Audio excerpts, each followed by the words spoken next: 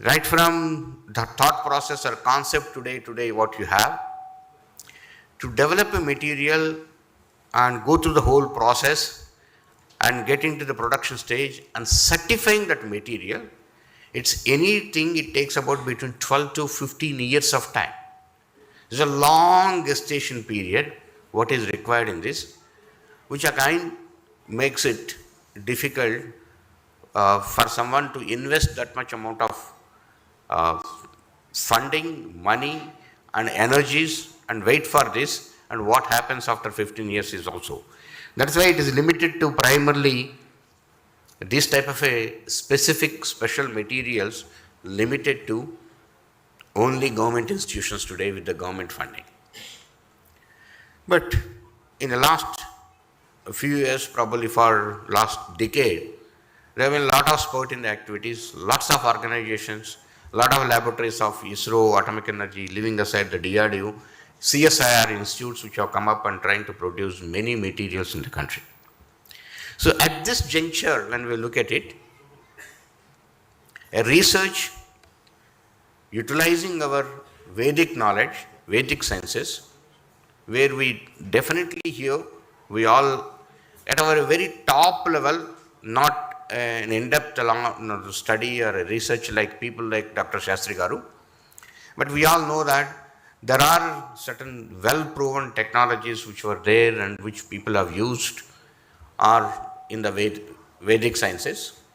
One is materials, and some of the technologies like techniques like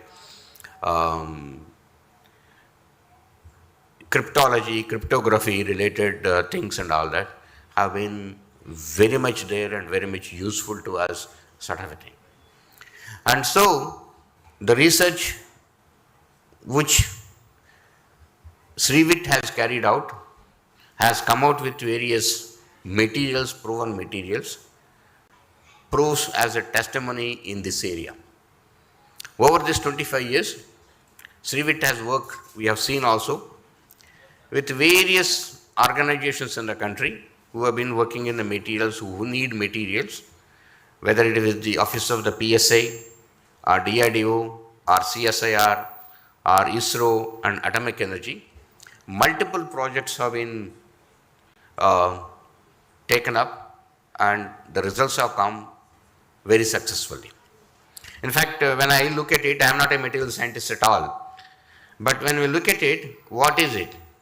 So I want, let's say, one particular material, let's say 10 micron size or lower than 10 micron size, or oval shaped nano copper materials or whatever it is, or any type of particles what are required.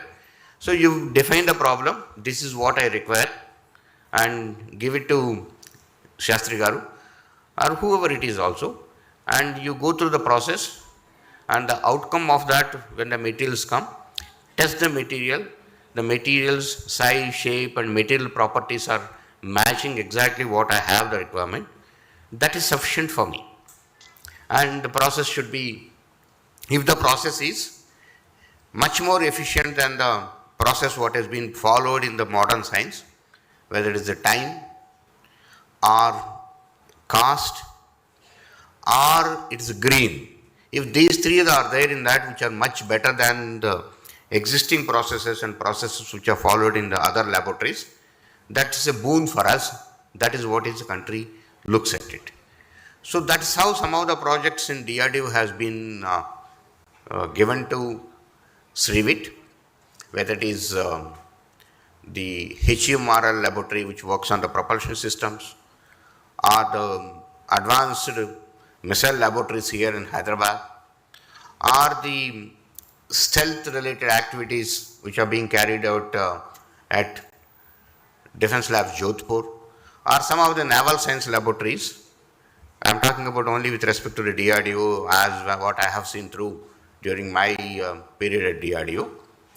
The projects which have been given, which actually through the processes of ancient science and technology, Shastri Garu has gone through and delivered the end product.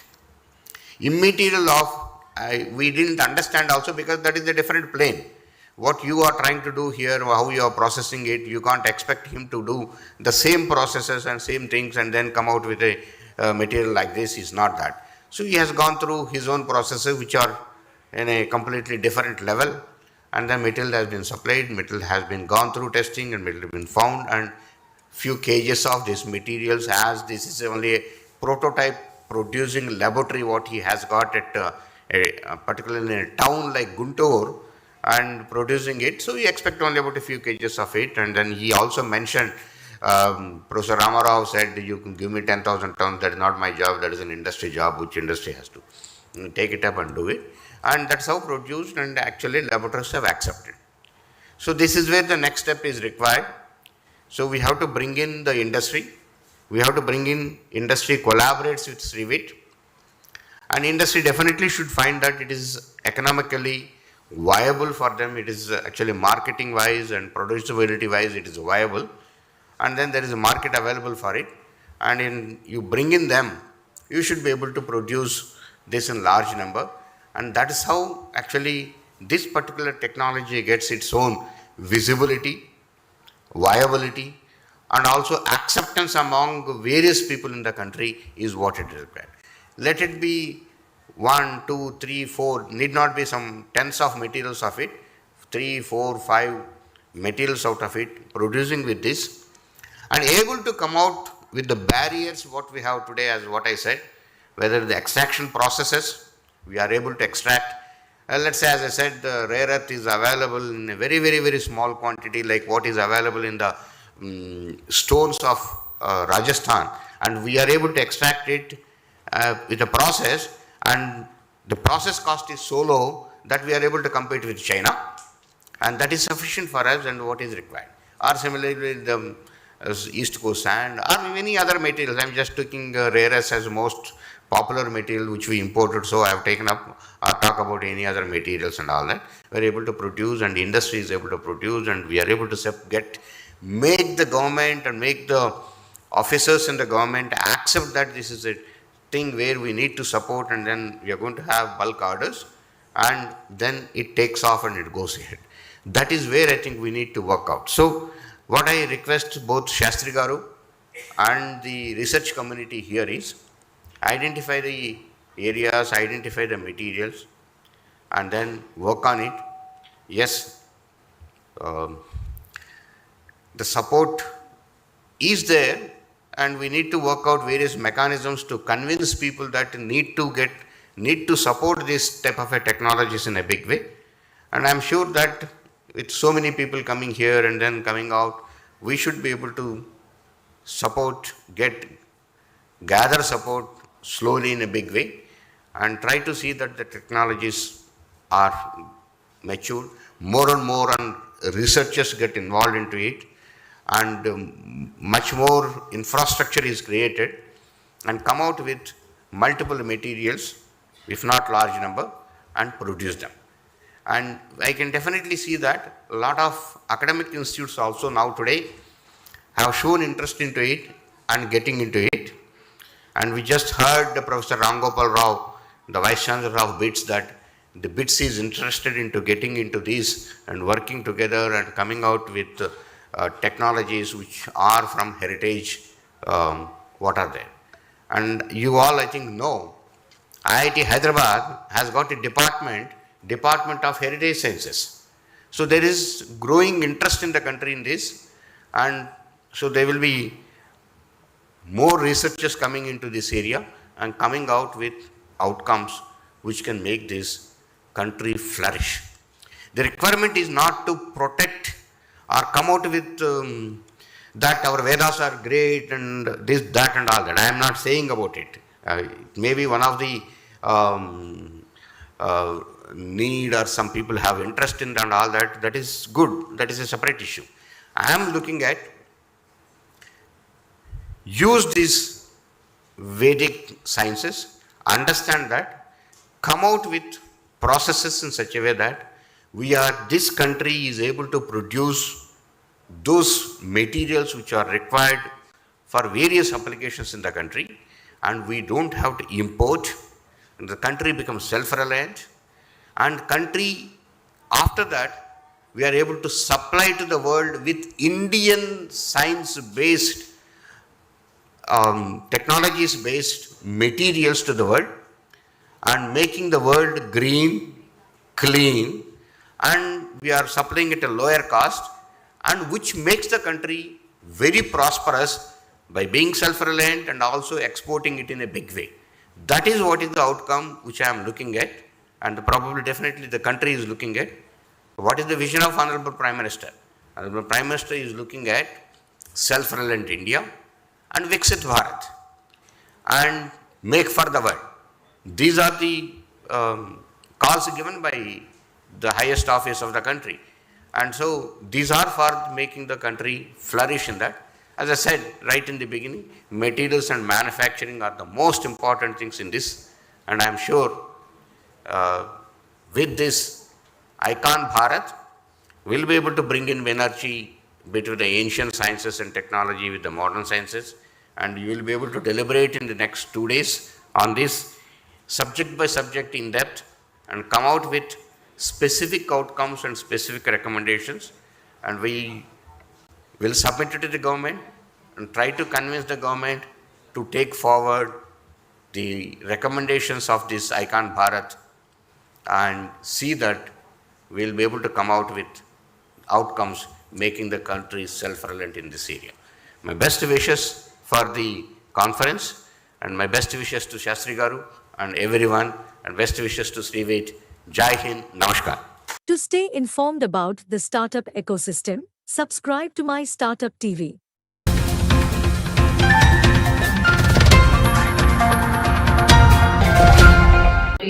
In Nadi Jyotish and his remarkable contributions to translating Sanskrit texts and validating ancient scripts.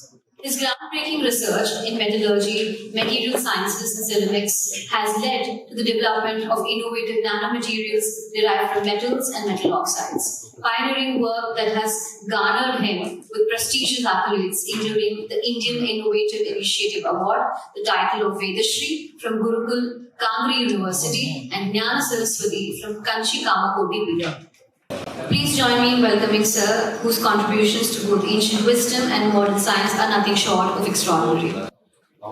Pronouns to everyone.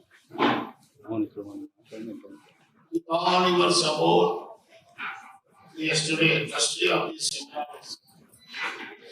grandly completed. And today is the second day. Welcome you all. And today's session is bridging gap between Sanatana and Sanatana, that is ancient and modern. Our first keynote speaker is Dr. A.K. Upadhyay, IPS retired from Bhubaneswar. Today is not only IPS. I used to say, when Kaki is failed, then Kashaya will be useful for the society. The crimes in the society because of without Bharatiya Samskruti, value-oriented education. So, what IPS police will do, the only use Rathi. But one Vedic researcher is a transformation to IPS to Vedic researcher. It's a very interesting story. Arun Kumar Upadhyay, born in 1952 in Ara, Bihar, is a distinguished scholar and author with a diverse and extensive background.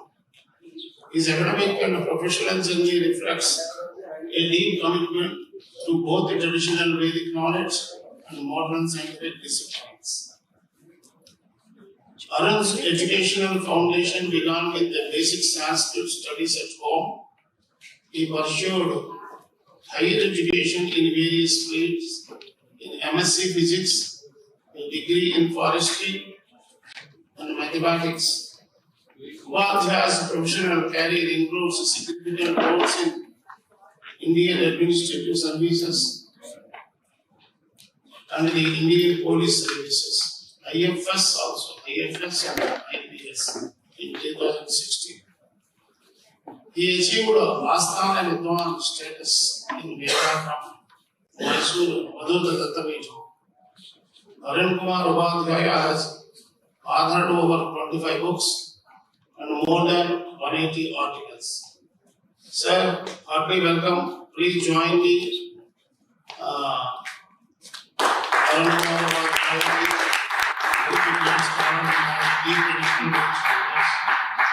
I request him to deliver his speech on ancient methods of time and space.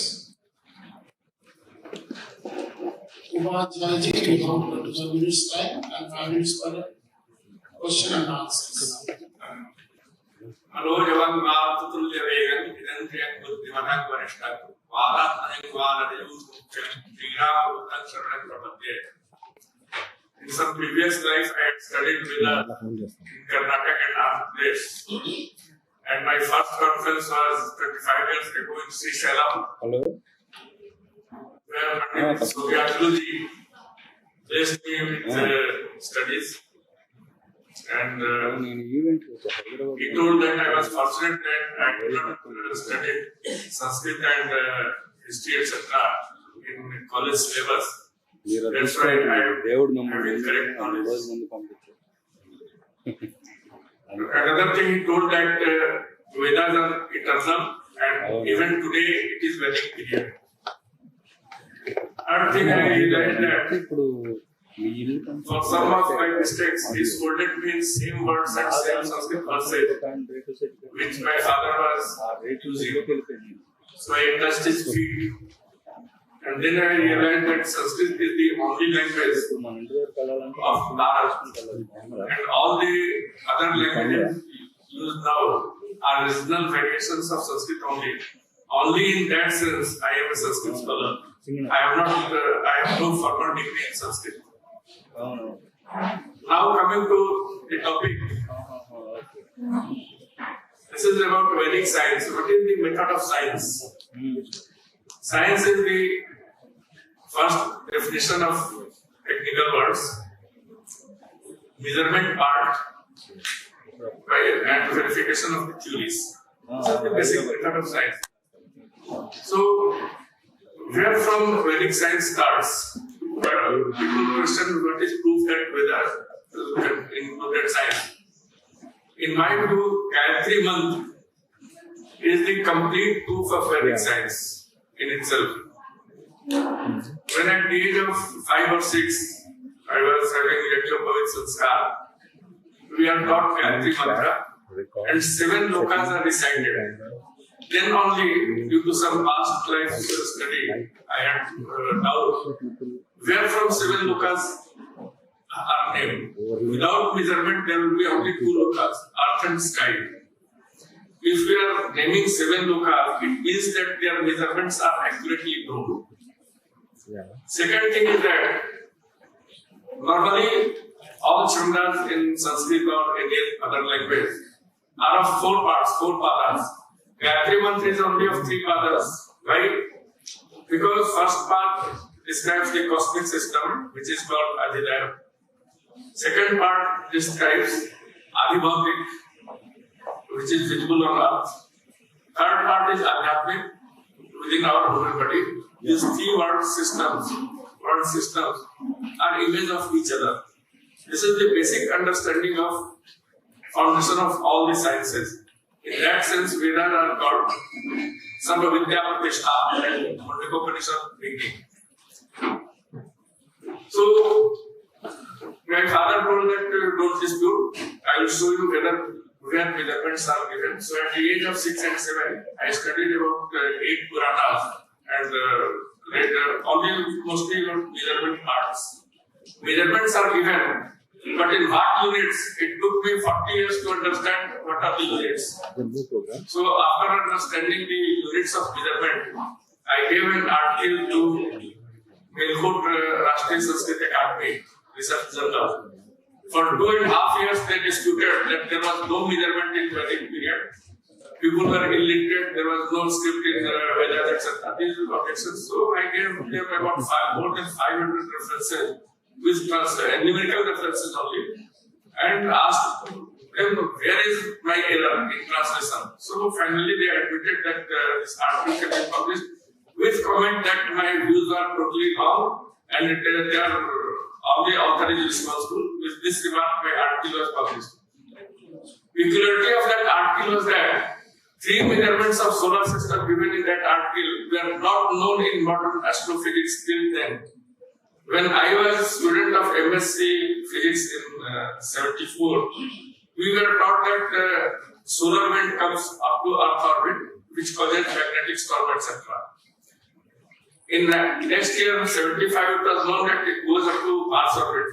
Still, against my own study, I wrote, as per Vedic literature, that solar wind goes up to Uranus orbit, which was confirmed 8 years after publication of my article in 2008. Second thing was that people might have known that Pluto was removed from the list of planets. Because in 2008, it was estimated by Cassini probe of NASA that there are 70,000 plutonic bodies of 100 kilometer diameter or more at a distance of 56 to 65 astronomical units.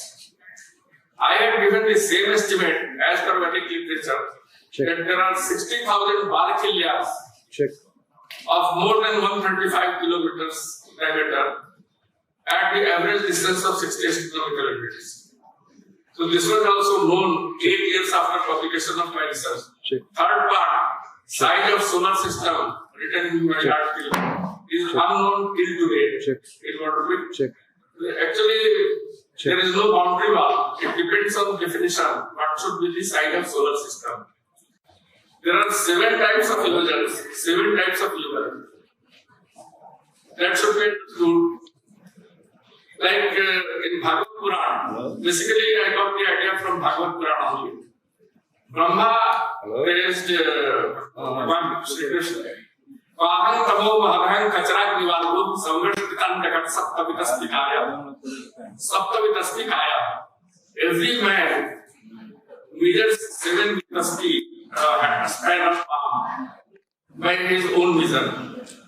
That is for human body. What is Brahma for the space? Earth is Bhulok, solar system is Swarlok, galaxy is Janalok. All these lokas are one Vitasti only.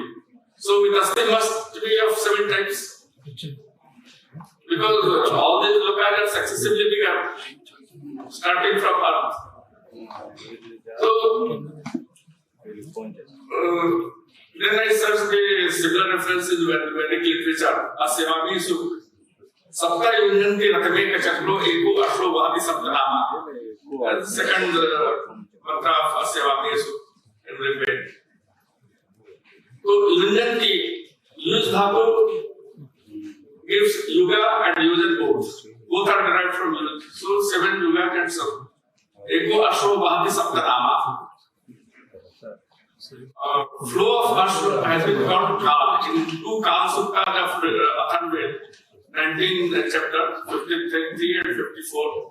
So, Kal is called Ashra. Motion of Ashra is called Kal. In modern physics also, the motion indicated is the return degree of Kal. Then, how to identify the 7 units of length? Firstly, we should think about the units of measurement in modern physics. That used to be the first part, first chapter of textbooks of physics. Now it is not so. There are different styles. Units and dimensions are used to be the first chapter in physics textbooks. Firstly, you come to meter. First measurement was foot, inch, yard, etc. That is based on human measure of human foot. Finger width, etc. Secondly, meter. Meter has 4 definitions. Part of Earth size is 1 crore part of the distance between equator and North Pole. Then there was some error. Then wavelength of light and then speed of light. Latest definition is that the speed of light. It was possible only when speed of light was accurately measure by curve-scale experiment in quantum physics. It is only about 40 years old. Definition. Surprisingly, Bhagavad Puran gives space according to speed of light. Skand 3, chapter 11.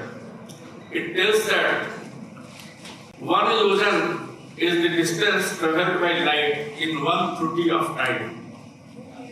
So this definition is possible only when speed of light is accurately measured. Then another peculiar thing, Sakala Paramanu Vay, Yobhunte Paramanutam. What is Paramanu of time? That is the time taken by light ray in covering the Paramanu of matter. What is Paramanu of matter? 7 levels of world are defined smaller than the human body. Successively 100,000 parts. Dhyanbindu Upanishad Balagra Shatasahasram Tasya Bhagasya Bhagina Tasya Bhagasya Bhagarthan Tat Jayatu Niranjanam. Reverse way, Rishibhya Pitaro Gata Pitribhyo Devadanava Devibhyascha Jagat Sarvam Charan Sthananu Purusha. That is in Manusmriti. So, Rishi is the smallest part, which is called string, modern string theory in physics. What is its size? 7 levels below human body, successively 100,000 times smaller. So, if average length and width of human body is 1.3 meters, then size of Rishi will be 1.3 into 10 to the power minus 35 meters. This is called Planck's length in modern quantum mechanics. And the time traveled taken by light to cover this distance has been defined as Sakala Paramanu by Yobhunte Paramanutam. Time taken by light to cover this distance is 10 power minus 43 seconds. That is also called Planck's time. And Stephen Hawking's book, Brief History of Time, that is popular science book, starts history of time from that unit only, 3 seconds. So this is beauty of measurements. I was surprised how this was possible to measure. So, like foot inch system, this Indian method also was based on human measurement only.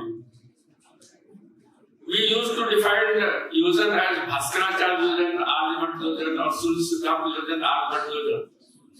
They have been described as if it was personal choice of Aryamat or Bhaskaracharya. No unit of measurement is personal choice of any person or any sect. There was dispute that Jain Puranas are against Veda, or Jain theory is against both Veda and Purana, Vedic philosophy. But for units of measurement, all are same. In same country, there cannot be two meanings of meter and kilometers, or kilogram or gram. So, a nation can work only if there is one system, irrespective of caste, creed, and philosophy. So, for this purpose, I combined Jain mathematics, Surya Siddhanta, Vedanta Jyotish, Purana, and Vedas all, without any hesitation that some parts may be contradictory to each other. This is my method and my logic that units of measurement cannot be different in same society, or rather same world. So, how this was missed? Because all the commentaries on astronomy were written by persons like me who have studied physics or mathematics as per the modern syllabus. We didn't bother to study the mathematics books written by Bhaskaracharya or others, Sripati, etc. Same Bhaskaracharya in his mathematics book Leelavati has used illusion based on human angul. According to that book, illusion means 16 kilograms approximately. Same Bhaskaracharya in Srikanth Sudamani defines illusion as according to the size of Earth. Peculiarly, he has given two sizes of user or measures of earth. He didn't understood himself what is the secret of two measures. First part he tells that this is the size of or quality of earth. Second part, Uladhyay, he tells that this is more accurate measurement. Actually, these two measures are ratio of polar circumference and equatorial circumference, which was not understood by Bhaskaracharya. He copied from the Agam tradition. At other places also he has given Bij Sanskar, this correction of mathematical calculation, in cycle of 12,000 years. There also Bhaskaracharya and Brahmagupta both have written that Agama eva pramanam nanyata vaktum samartham. So our historic yuga was of 12,000 years according to them. And in that cycle only calendars were calculated. This is the basic meaning of his Bij Sanskar. So here also there is a dispute whether yuga is of 12,000 solar years or 12,000 Divya years. For mathematical purpose and Panchang calculation, as per Bhaskaracharya and Brahmagupta both, yuga is only of 12,000 solar years. For astronomical or geological measurement, the yugas are of 12,000 into 360 solar years. That is the yuga. In Puranas also, it is written, Devi Bhastri Ya Oshadibhya Jana Devi Bhastri Yugankura. When the plants came on earth, they came 3 yugas earlier, different yugas. Here yuga means Manvantar. It cannot be Kalp, which is creation period. So next smaller unit is Manvantar. So about 1 crore, about 100 crore years ago, plants appeared on earth. This is almost a modern estimate also.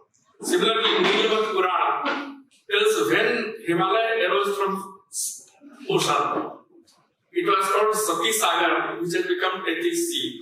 And Nilvat Purana has given the same estimate, which is the estimate of modern geology. It was Himalaya was born Pleistocene period. These are the measurements which are highly accurate. But in same way that, like Dirghitama Sukta, it tells that Dirghitama gave this Sukta or formula in 10th yuga of his life. So for human life, yuga cannot be 43,20,000 years.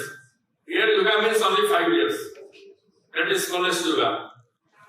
So Dirghitama gave this Sukta in 10th yuga means about 50 years of his age. That is the meaning.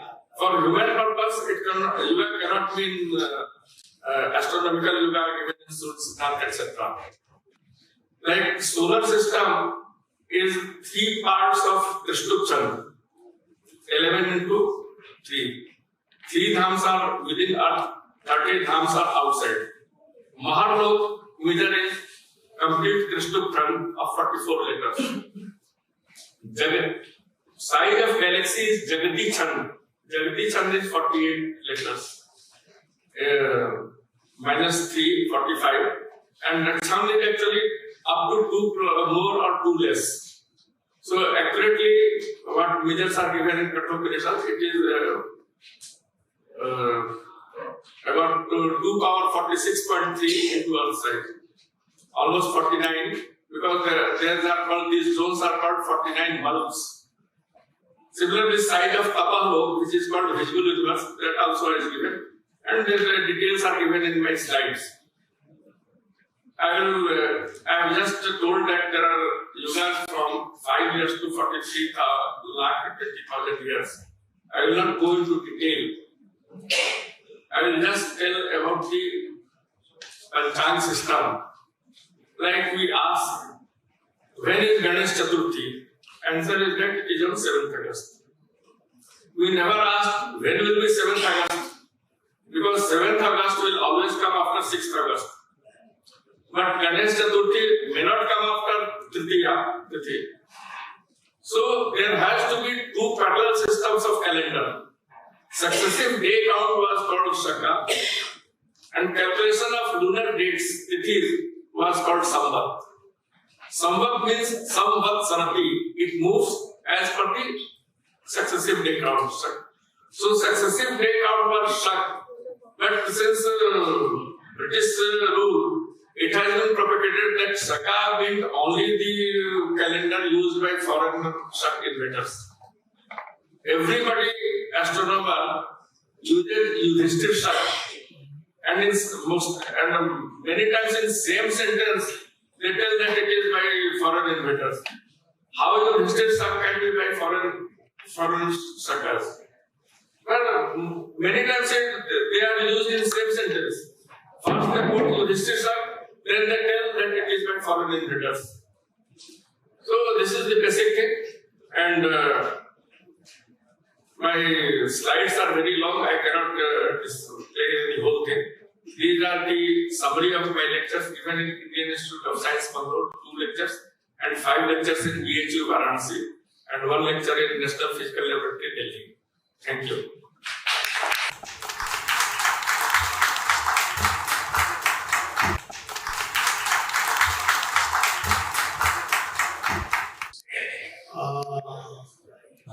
Dr. Sai Giridhar, designation CEO, Sri Shirdi Sai Samartha Trust, Haridwar.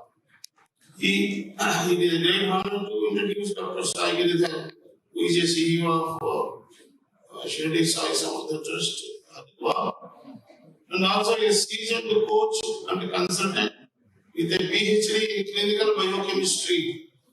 He blends scientific expertise with a spiritual wisdom to guide individuals and organizations towards personal and professional growth.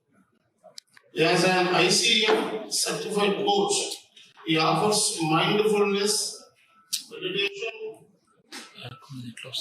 and wellness programs globally. His focus on human values and transformative techniques has made him a sought-after speaker and coach. Please join me welcoming Dr. Sai Giridhar with deep scientific knowledge. So I request you, keeping in the view of time, please make it in 20 plus 5 if possible, otherwise 25 plus 5. Please.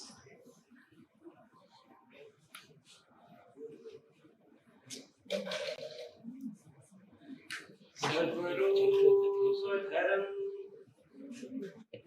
Shantam Sarvanamadaram Shivam Sarvarupadaram Shantam Sarvanamadaram Shivam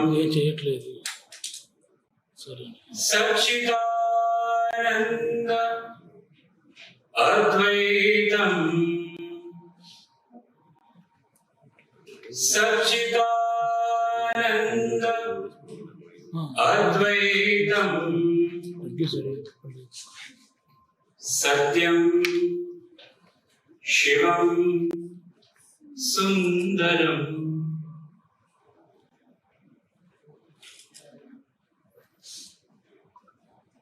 At the very outset,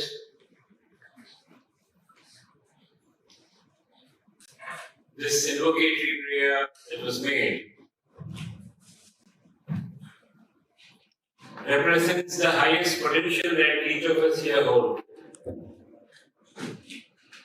The prayer says, Sarvarupadaram Shantam. I have assumed all the forms in the entire creation, and yet I am the silent substratum, the unassuming substratum. Sarvanamadharam Shivam. Since I have assumed all the forms, every form goes with a name, isn't it? For example, From the students, what is this? Youngsters, what is this? A podium. It has a form, it has a name. What is this? A remote or a pointer. It has a form, it has a name. Like that you see around you, including your own body. Anything that has a form has a name. Do you agree? I have assumed all the forms and therefore all the names are mine. And all names are auspicious. And yet, I am not many. I am only one without a second. This beautiful invocation actually is invoking the highest potential in each one of us here. As a transformational life coach, I see this time and again. That the potential that is available to each one of us is infinite and equally available to all. But then there can be clouds of doubt, disbelief, probably lack of effort in order to bring out that potential from within. But this infinite potential that the Vedas talk about, in Purusha Suktam, this potential is described in an extraordinary manner. It says, Sahasrashirsha Purusha Sahasrakshas Sahasravar Sabhumim Vishwato Vritva Atyatishtat Dashangulam Purusha Evedavum Sarvam Yat Bhutam Yascha Bhavyam Udamritattvasye Shanaha Yadannena Tirohati Ekavanasya Mahima Atho Jayagascha Purushaha Padosya Vishwa Bhutani Tripadasyamritam Divi. In this extraordinary revelation by the sages, they say that the potential that truth has, and they are describing truth as our own true nature, is Sahasra Shirsha Purushaha, the one with 1,000 heads, Sahasraksha Sahasrapad. What they are again trying to point at is the same thing, that we have an ability to tap within ourselves in such a way that all potentialities of the creation, infinite possibilities of the creation become available to us. And that is, again, I repeat this again and again, especially for my beloved brothers and sisters, youngsters there. This potentiality is in you. But then, if you're not face to face with this as yet, or at least not to its full extent, in today's topic we will be exploring ways in which we can expand our horizons. So you must understand, there were beautiful questions asked. Mananiya Upadhyay ji gave beautiful description of how the ancients did the measurements and calculations. I have had the good fortune of meeting some of the most extraordinary Himalayan masters who are not otherwise available in the open. And the kind of intricate knowledge they had about the creation is unparalleled. Some of the information, as Sir said, is still not available with us. But the question is, they don't have any advanced instruments like all of us scientists have. How did they know? And this question always intrigued me. And that is where I came across Kabir Das ji's beautiful pointing.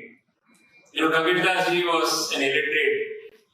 And there are many greats like that in this country. Ramakrishna Paramahamsa, another great master.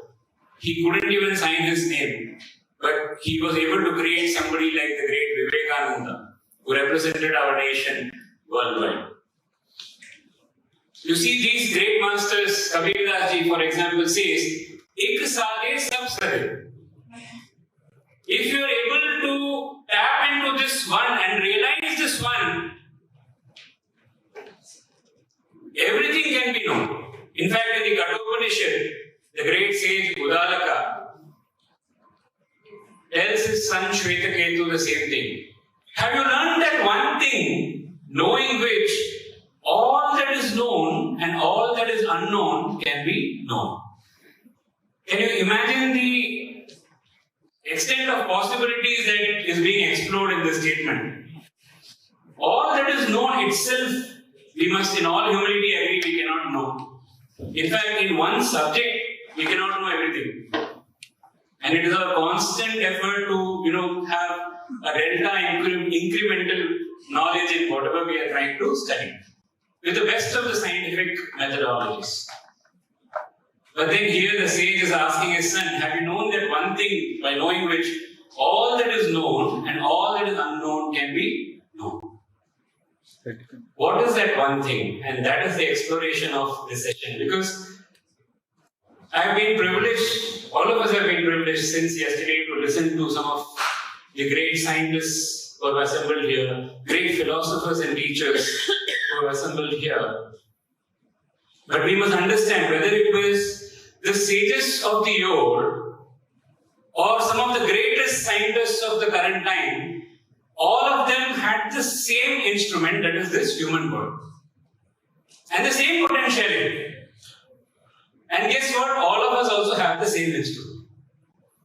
So what we are going to explore in this session is how can we enhance this instrument without limitation, and probably look at some aspects that do limit us. So one concept which was taken up for the G20 meet last year, it is not a concept but actually a truth that resonates all around us, and we need to see if we have the eyes to see it. And that will be one of the explorations here, and that is Vasudhaiva Kutumbakam.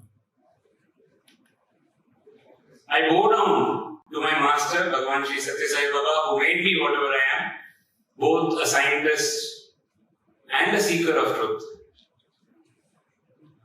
And I see that absolute potential in all of you. So before I begin this presentation per se, I take this opportunity to go down to each one of you as the highest potential.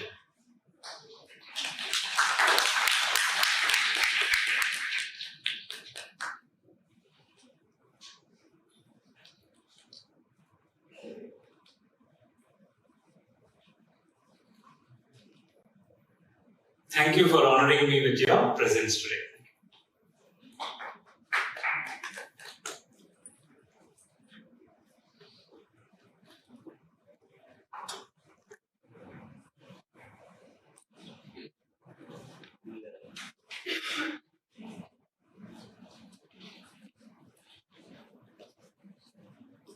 You can change the slide size.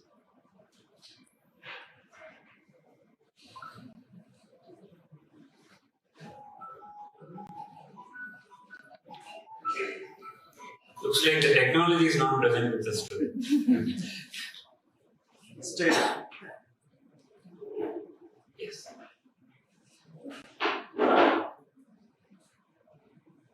Yeah. So, a broad outline, we are going to explore some absolute fundamentals in order to understand science and spirituality. And we take a deep dive into the topic. And the third point is of real interest to me. Being an academician, scientist, teacher, one day I had this moment in my life, I felt, okay, enough of talking to people, right? What is in my experience, can that be passed on to somebody else? That became my passion. So, experientially, let's explore how to change our experience of the world and to bring out the best from us, right? So, let's explore the fundamentals today. So this is a question to all of you. Can you all sit straight? Sit straight. So firstly, youngsters, sitting straight has got tremendous power. Just keeping the spine straight, but relax. Not strict and tight, but relax like a bamboo. On the base of your spine till the top of your head. Very good. Sit as still as possible. Sit as still as possible. unmoving. Wherever you are, sit as still as possible, unmoving. Very good. Now let's explore this question. Are you moving now? Yes. Breakfast nahi hua? Yes. Yes, na? You're moving. Then sit still, don't move. We are moving. Still you're moving. Okay, how are you moving? Okay, then at what speed are you moving? Okay, at the speed of Earth's rotation. Is it all? I mean? Okay, let's explore. No, that's my. You see, 1670 kilometers per hour is the rotation of Earth around its axis. You're sitting on Earth, so naturally you're moving at that speed as well, right? But that's not all. 107,000 kilometers per hour is the revolution around the sun. That's also happening simultaneously. And guess what? 828,000 kilometers per hour around the galactic center. Our entire solar system is moving. And we think we are still. Right? So you look at it, the way we perceive the world is a very personal story for us. It may not be the reality. This is a beautiful story that taught me this. There was this man who was, who had a fight at home. I don't want to say who. Depending on your context, you can extrapolate. It could be the husband, could be the wife, could be the brother, it could be the sister, whoever, right? But then he had a fight at home. And he wanted to be alone. So he went to the lake and got onto a boat and, he was rowing, he went somewhere into the middle of the lake. And he was writhing in anger and naturally blaming everybody else except himself. And suddenly, from behind, somebody came and banged into his boat. Another boat, right? In another boat, somebody came and banged into his boat. And all that was pending up within himself suddenly burst forth. Right? He turned around and shouted, "How dare you do this?" And when he turned around, it was an empty boat. An empty boat that just floated its way and hit his boat. And he was trying to see whom to blame, but there was nobody. It was just an empty boat. You see? And all his anger went puss. In the same way, in our life, we always try to find somebody to blame. Our perspective may not be the reality. But sometimes, if we have the courage to turn around and see the reality, then our life itself might change after. Another daily experience. What is in our experience? That sun rises in the east and sets in the west. Does the sun rise at all? No, we know that. So what we see as an absolute experience, nobody can deny that the sun rises. But it is not true yet, right? So this is something that I wanted to explore as seekers of truth. Now the seeking can be in the external world where it's called science, or in the internal world where it is called the spiritual science or spirituality. But the seeking is the same, of the same nature. So we have reality and we have experience. Reality is that which is. Whatever is as it is reality. And what is experience? That which is perceived. What we think is the reality for us is the experience. Now the reality is actually independent of the sensory input. Now the sun is right there. Whether we see the sunrise or sunset, the sun is there, right? Do you agree? But the sunrise and sunset is based on the sensory experience. Without the senses, without your eyes, you cannot see the sunrise, right? As simple as that. And the experience is based on these 5 inputs that we gain through the 5 senses. And if you see, all the senses that we create in science also have to cater to one of these for us to understand the characteristic of whatever we are studying. What is the shabda, sound, sparsha, touch, rupa, form, rasa, taste, gandha, smell.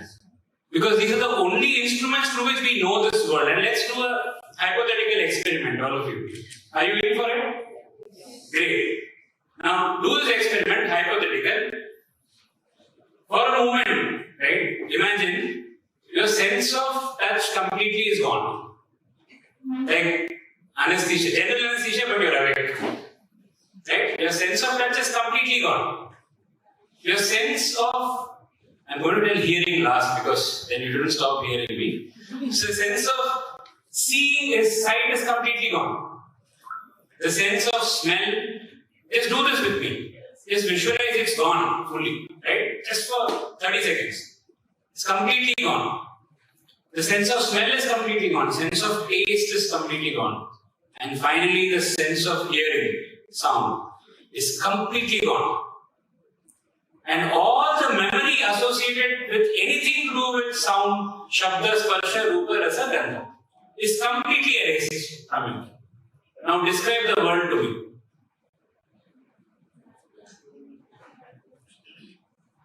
Can you? You see? There is no world of experience without shabda, sparsha, rupa, rasa, gandha. This is what the sages said, this you can actually check. Hypothetically, because right now you have all the senses. But in your deep sleep, for example, in Shushupti, deep sleep, you see that there is no experience at all. Have you experienced deep sleep? Yeah? So what was your experience in deep sleep? I don't remember Anything. Because there is nothing that was experienced, you see. So when there are no senses to evaluate the data that's coming through the five senses, right? When there is no mind, that is the software that absorbs all of these inputs, you don't know what the world is. What about the consciousness? We are coming to that. So, you look at this, your entire experience is based on these five senses. Now tell me, are they reliable? Are they reliable? Not really. Depending on whether you're wearing specs or not, what power it is. So I'm wearing a specs. Now I remove this. I'm not very sure in the 40s and 15th row who is sitting. I have eyes, but I can't see still, right? So I need some add-ons in order to see this. So all senses, our audibility is different. You know that animals and birds have different capacities in terms of these five, right? To us. So what we're trying to drive at is, first of all, we are perceiving the world through a highly limited instrument, a set of instruments, right? And they are not the same for everybody. They vary in their degrees of efficiency. And through that, we decide that whatever I have accumulated is the absolute truth. That is not scientific. You see? So let's give ourselves the scope to be true seekers of truth, right? So truth itself, is described in three ways. Satyam or truth is that which does not change with 3 periods of time. This is the absolute, the consciousness that we are talking. And the consciousness in the manifest world is called rhythm, which expresses itself as an order. You see the cosmic intelligence, there must be some intelligence in the world. It's impossible that the creation is happening like in a dumb way, like on its own. It's not possible. Just walk around and see the plants. What tremendous intelligence. You throw seeds into soil and it becomes a plant. It gives you beautiful flowers, the colors, the texture, unimaginable, right? It can't be a dumb thing. It just, I don't know what the debate is about really in this. Because the point is, we may say it may not be the intelligence like the human intelligence, that's true. But then, can we not open our eyes and see that something fantastic is happening in this creation? Not by you and me for sure. Right? So there is something there. So that intelligence, if you want to call it intelligence or whatever, it is called rhythm or cosmic order. But where the truth kind of overlaps with our daily experience is what is called as nijam or fact. The fact is something that may be true in a context, in deshakala paristhiti, in a context, in a circumstance and time, but it can change. For example, somebody is wearing a red dress today, right? So you say that person is wearing a red top. Is it true forever? No, but in this moment it may be true. See, that is a fact. It may not be true across periods of time, but in this given moment it is true. So that is a fact. So we kind of constrain fact to the box of deshakala parasiti, that is situation, time and space. Right? Now let's look at what's all this to do with the topic that we want to explore, that is Vasudhaiva Kutumbakam. This is a beautiful shloka, and we need to know the whole shloka, not just the phrase Vasudhaiva Kutumbakam, in order to explore this. It says, Ayam Nijaha Paro Veti Ganana Lagu Chetasam Udara Charitanam Tu Vasudhaiva Kutumbakam. What a beautiful shloka is. See, this is mine or not mine, calculate those with a small mind, it is. Is those who are only tapping into their limited potential. You know, this is me, this is all that I know, the whole world is just about what I know. You know, that is small mind, Lagu Chetasa. And it says, such a mind would only say, this is me and this is not me. This is mine and this is not mine. You know, then it goes on to say, those with exalted character, Udara Charitana, those great beings, whether they are scientists or sages whom we extol, you will recognize this quality in them, that they are able to see the whole world as a family. The whole earth is family. I have a slight variation to this as an interpretation. Say, those with exalted character indeed see all as family, as is nature. Nature is like that only. Nature is so beautiful that if you take an axe to cut the tree is still giving you shade. The tree is, you know, if it's a sandalwood tree, it gives us, even the axe it gives the sandalwood fragrance. The whole nature is constantly working to support us. We pollute the nature, but still the trees are trying to, you know, take the carbon dioxide and make it as compatible as possible for us to survive. Yes or no? If the nature does not support us, can we survive? It's impossible, you see. So in nature does not consider human beings as alien to itself. No, though we behave like that. But human beings who's very much part of the nature, but bestowed with a unique intelligence aspect, is unable to recognize this, that actually we are just part of the nature.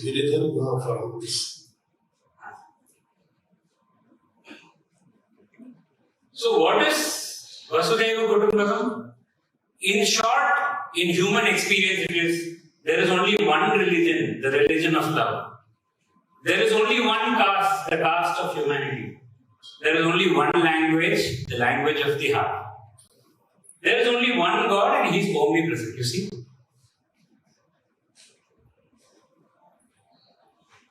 This story is quite famous. I am not going to go into it because of the time. But you know how the Parsis entered India. All of you are familiar? If not, Google it. You will know. But the point here is, it is the culture of Bharat to always include everybody. It has never been for us to exclude people in our life.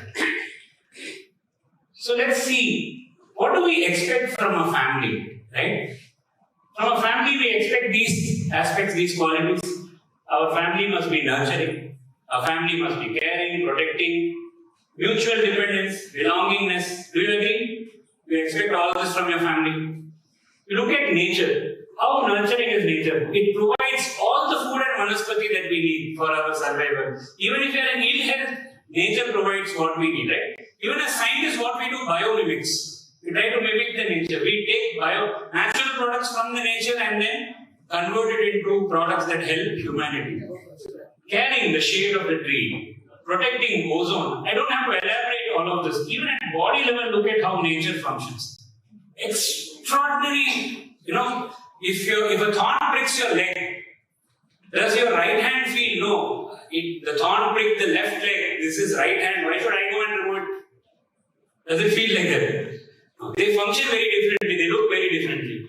But the whole body functions as a family. You see that? That is how nature is. And we are nature. So this is a very interesting study that happened in Rayalaseema, Puttaparthi, the place where I did my studies. This study was of course done by one of my teachers. So there is high fluoride content in the water. And look at how nature works. Because of high fluoride content, you know that when they are cooking with the same water, that fluoride can get into the system and it can cause fluoride toxicity in the body. And guess what helps eliminate fluoride toxicity? High protein diet, tamarind. These are two things that help eliminate fluoride from the system. And guess what? In this region, which is very arid region of Rayalaseema, the two crops that grow naturally, the farmers don't know the science. It just grows there when they make it. They are making their living out of it. You know what are the two crops? One is groundnut, another is tamarind. You'll find so many tamarind trees. You'll find groundnut growing so freely. Especially if you go into the rural areas of Rayalaseema, you'll see these big, bullock carts with groundnut harvest, huge. And you'll find all these kids running around there and taking free groundnuts from there and going. Nature takes care like that, you see. So our entire journey as a seeker is this. It's literally this much. From Lagu Chetasam, that limited mindset, from a small mindset, we must gravitate to an exalted character, Vishala Bhava. And that gravitation happens through awareness. So how do we make this awareness happen? Two aspects. You expand your heart. Vishala Bhava. Include as many people as you can. As much part of the creation, all animals, plants, in your heart, you include them. So that whatever you work, yesterday sir spoke about intention. And that intention is so powerful. You see, we have Vishala Bhava. And the second aspect is Ekagrata, absolute focus. In fact, you will find these two qualities in the greatest of scientists and sages. They had Vishala Bhava, inclusive nature, and had absolute focus in what they did. You see, these are the two qualities that I would encourage all of you to nurture. And how do you do that? That is the important part. Very simple exercise I'll give you as a life coach. Every morning, wake up. Write down in your note, have a note next to your bed. Write down in the note the 5 people you can remember without whose efforts you could not have gone through your day. Right? It could be the milkman, it could be the dhobi, it could be your mother, it could be anybody that comes to your mind. But write the names of the 5 people. 5 is the minimum, you can go on with the list, right?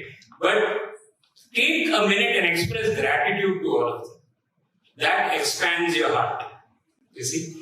And gratitude is shown to also lead to great levels of wellness, scientifically shown. That those who practice this gratitude, the feel-good hormones in them are in much higher levels, and therefore they are much more, better states of wellness for them as well.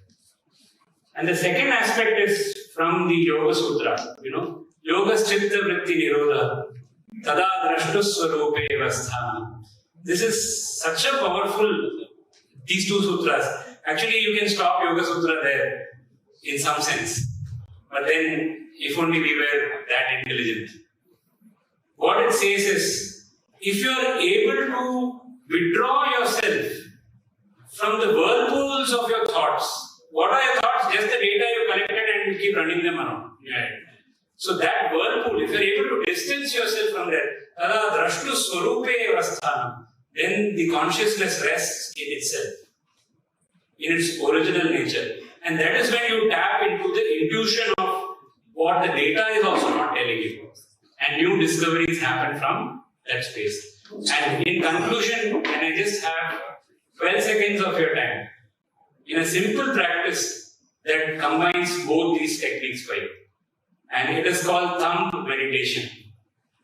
Thumb meditation. You all have thumb. So it's easy. You need your thumb and you need 12 seconds of time wherever you are. Right? What you need to do? Sit straight. Hold your thumb in front. Okay? Just look at the thumb. Don't have to do anything else. Just look at the thumb.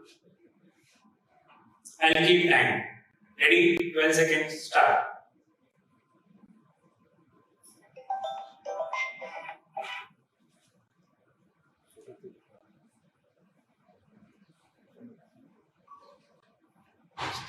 Stop. What is happening? You see, some of you may have thoughts running around, some of you may have felt absolute stillness. already, right? Depending on how you are now. But you see, this is probably the easiest way. So 12 seconds of this practice is one dharana, means concentration. 12 into 12, 2 minutes 24 seconds of continuous undeterred attention is one dhyana, not meditation, contemplation. And into 12, which is around 27 minutes and 42 seconds, is one samadhi, which is called meditation. You see? Just focused attention, don't involve with any thought. With this simple practice, you can just extend the time as you feel like. Do it as often as you can through the day. You have a study to do, you have work to attend to, just pause for a moment, focus for 12 seconds at least, and go ahead and see what difference it makes in your life. So, two practices, what are they, students? Gratitude, and second practice? Meditation. Make this part of your life and see how it changes, how you start discovering your potential more. Thank you so much.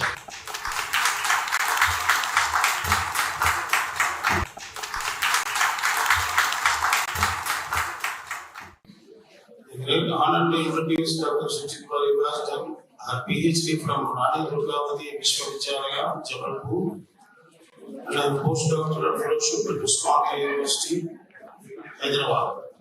With over 16 years of experience in teaching undergraduate and postgraduate classes, her future research interests include green energy, desalination, membranes, and 3D printing materials. Dr. Tiwari has a strong publication record in international and national journals, has authored educational books, and actively participated in conferences, reviews, and manuscripts of various journals. She is recognized for her excellent communication skills, teamwork, and commitment to mentoring and education.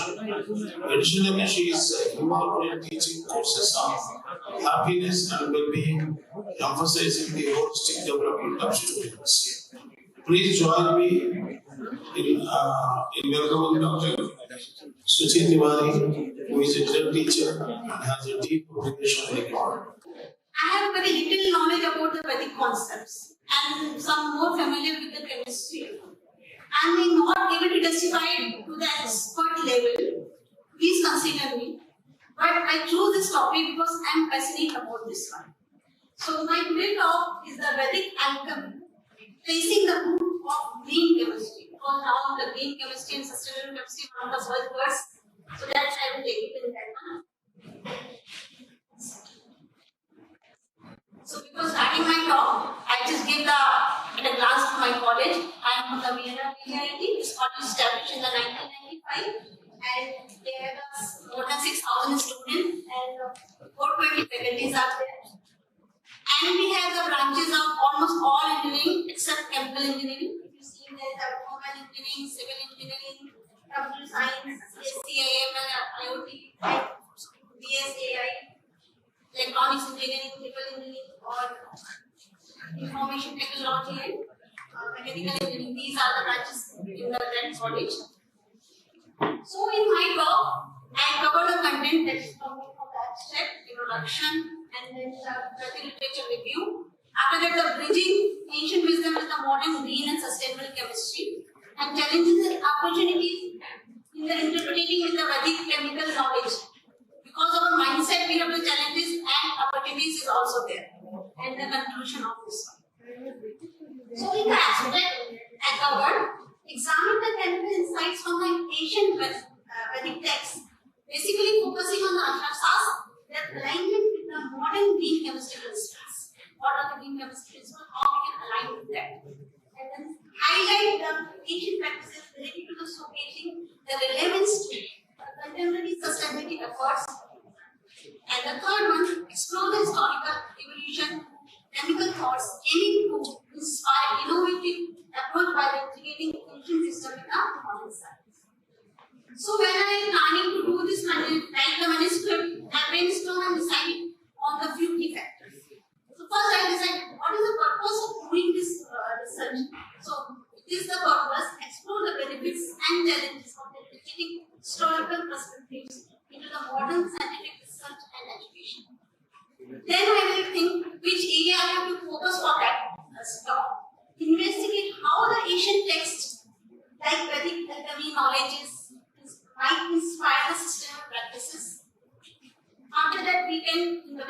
context, we have to do this thing. Interest in the combining of Asian wisdom with the contemporary science to address environmental issues. Then, what is the basic objective of all these things? We want to bridge the Vedic chemical insight in the modern green chemistry principles. What are the doubts? What are the things that we have to be combined with that Vedic concepts as well as the modern chemistry principles? Then we are going to the analysis, compare the Vedic chemical knowledge, the contemporary green chemistry practices. Then we go for the more insight and more deeply, determining that if ancient wisdom has the influence or the anticipated modern system of chemistry, that thought or that belief we have, then only we can do the work. Then what is the final goal of that? Nurture the interdisciplinary understanding, not only the chemistry, there is a physics, biology, law, all these things are coming. And identify the historical roots in the chemistry for informing a modern scientific and environmental ethics. So based upon that one, I have prepared some few questions that will be give the shape of my talk. First question: what is the chemical knowledge can be derived from the Vedic text, and how does it connect to the principle of green and sustainable chemistry? Then, how do the alchemical practices described in the Vedic text align with the goal of contemporary and the sustainable developments? Then, does the study of the Vedic text contribute to a broader understanding of the historical evolution of the chemical course and its effect on the modern green chemistry? And last, what are the implications of integrating ancient chemical wisdom with the modern scientific research, particularly in the green and scientific chemistry? So, after that, if you see from that one, that Vedic or Vedic concepts almost cover all the fields. It will be not, and we know the Vedic text of the India written thousands years ago. When it is written, that is not known, but 1,000 years ago, and it will be cover all the branches. It will be cover physics, chemistry, zoology, archaeology, whatever the branches we have, A to Z, all the branches it will be covered. Then if we coming from the holistic alchemy, in the holistic alchemy, in the Vedic concept, integrated transformation of both material as well as the spiritual aspects of the existence, and sensing balance and harmony with the universe. And this ancient approach combines the knowledge of the natural elements with the spiritual practices to achieve overall well-being and alignment. And third one, I will take the example which is from the Vedic text directly. Zinc metallurgy processes are there. So for this, there is a texts are available. They give the innovative sustainability. Ancient texts provide alternative perspectives and the solution to the modern sustainability challenges and enriching in the field of green chemistry. It is engaging challenges translating the ancient practice into the modern context, demand a carefully consideration of the historical cultures and scientific factors. Alchemical chemistry Vedic practices offer the valuable lessons for the contemporary science, highlighting the origin of the sustainable practices and inspiring the future research.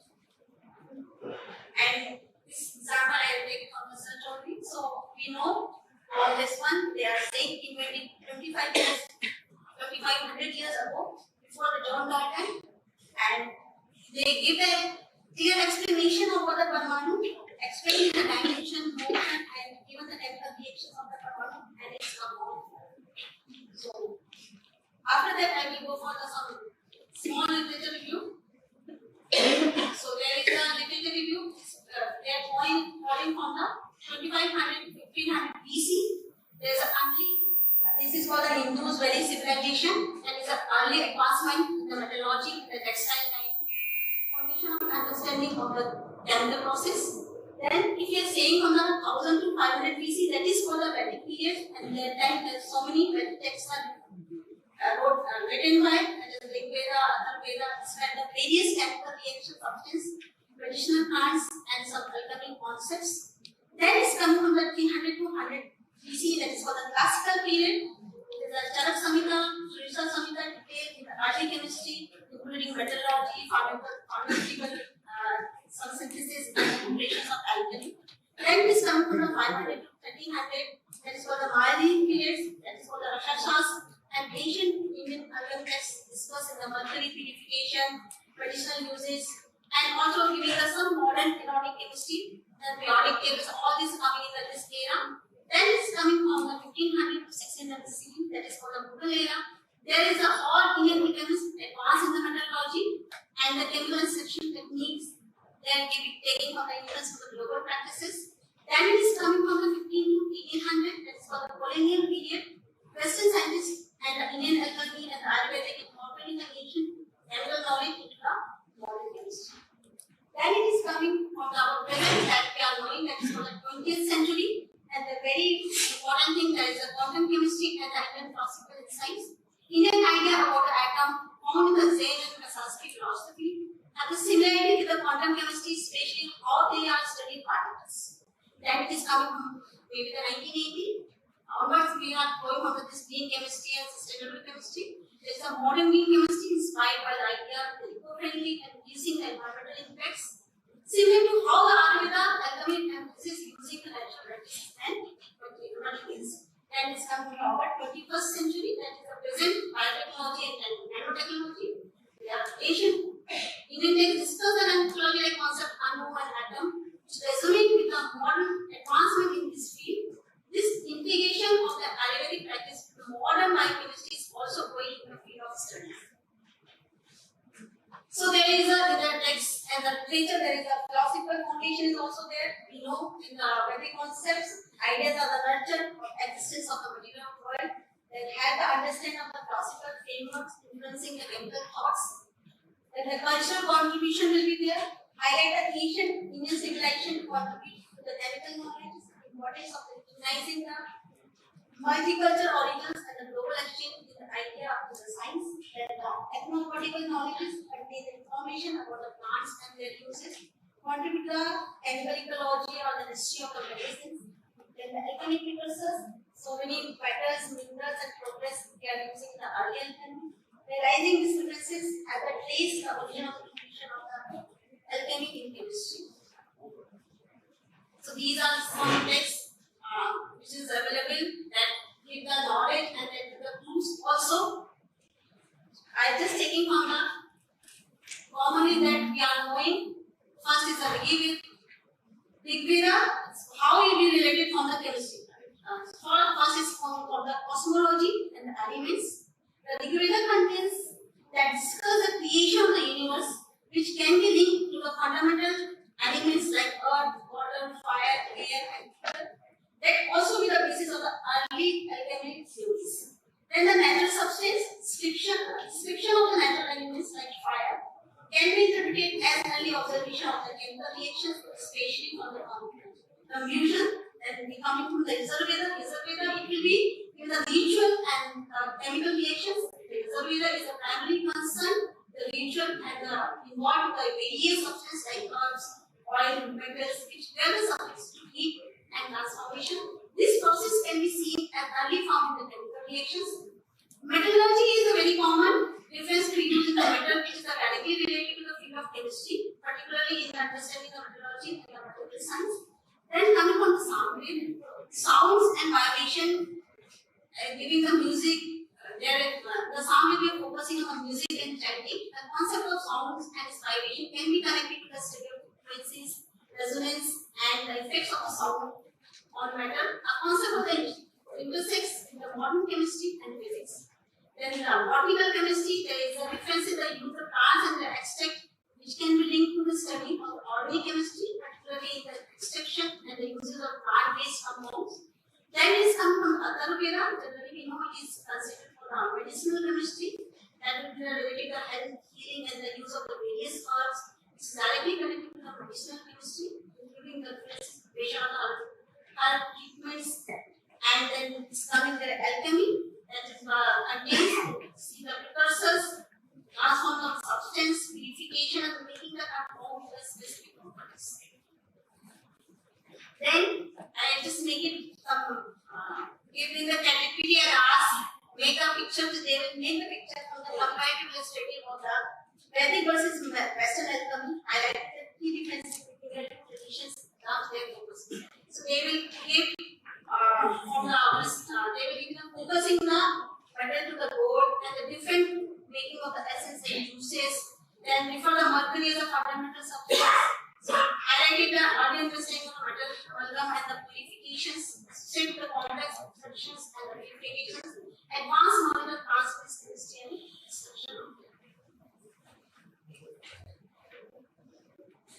Then, what is the chemical inside in the Vedic? We already discussed the Rigveda they mentioned different metals, gold, silver, copper, and iron. Indicated advanced understanding of these metals and properties. Describe the various alloy. We know that Priya, it means that the three metal alloy. So the early understanding and the combining the metal and its properties. The knowledge influence the development of the advanced metallurgical. Dr. Sushi, 3 minutes. Daily iron pillars, that is example of this one, and then the urban medicines already Atharvaveda, they are saying in a very broad manner how we can use it. We are not saying the name or they put it the very authentic. Then the environmental are also giving a very good results. Connect with the Vedic because it will be something and peaceful, greenery, all the systems is coming here.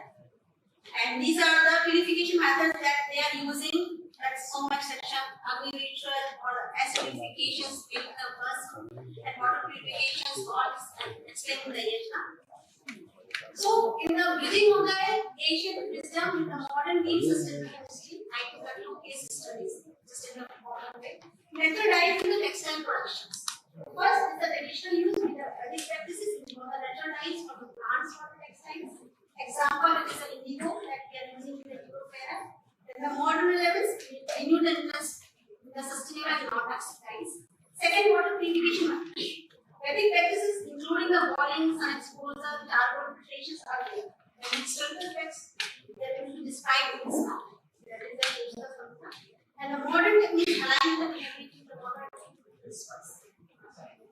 So these are the challenges we have. The important challenges of terminology, what we know and what we are understanding. We know there is a very big debate for this Loha, it will be correct or not correct. It is up to you that time. So for that, things are there.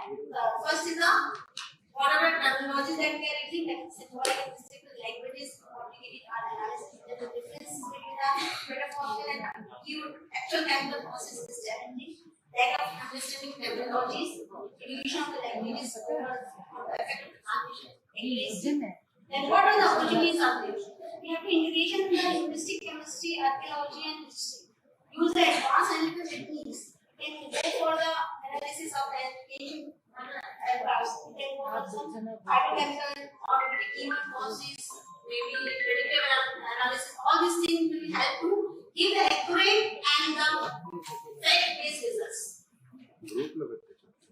So, after the last, I will try to, whatever the Vedic chemistry, what is the green chemistry, that I will try to align with our SDG goals, Sustainable Development Goals. I saw all my principles are aligned with the Vedic chemistry as well as the SDG goals. First, you can see the prevention of the waste. Then the Yajna will be there. There's a 2 goals are SDG 12 and 16 coming. Then atom economy, that will be Russia SAS will be explaining very well. They will be correlated with the SDG 9 and SDG 12. Then it is third green principle, that is the best gas chemicals. Naturally, in the Vedic concept, they are doing all these things that will be covered or correlated with the SDG 3 and SDG 15. Then design and the safer chemicals, that is also the will be there, and that again this will be correlated with the SDG 3 and 14. Then the safer solvents, that is also utilize the water and milk solvents in the ritual and conventional, that will come to the Vedic side. So here we have the clean water and sanitation, SDG 6 and 12. Please conclude. Yes, these are the design and engineering. All these are SDG goals are connected with this. So, for the conclusion, I will say, with this ancient wisdom and the modern chemistry, definitely there is a connection between there. Exploration of chemical insights and text. Relevance of the metabolic chemistry will be there. Using the ancient modern, if we are doing the work, we are able to do it, finish it up this one. We can go for the potential and innovation work, and we can already synergize with the 21st century or other things out there. These are the generals. And this is, if we are making the alignment, then definitely we can come for the sustainable world. Thank you so much.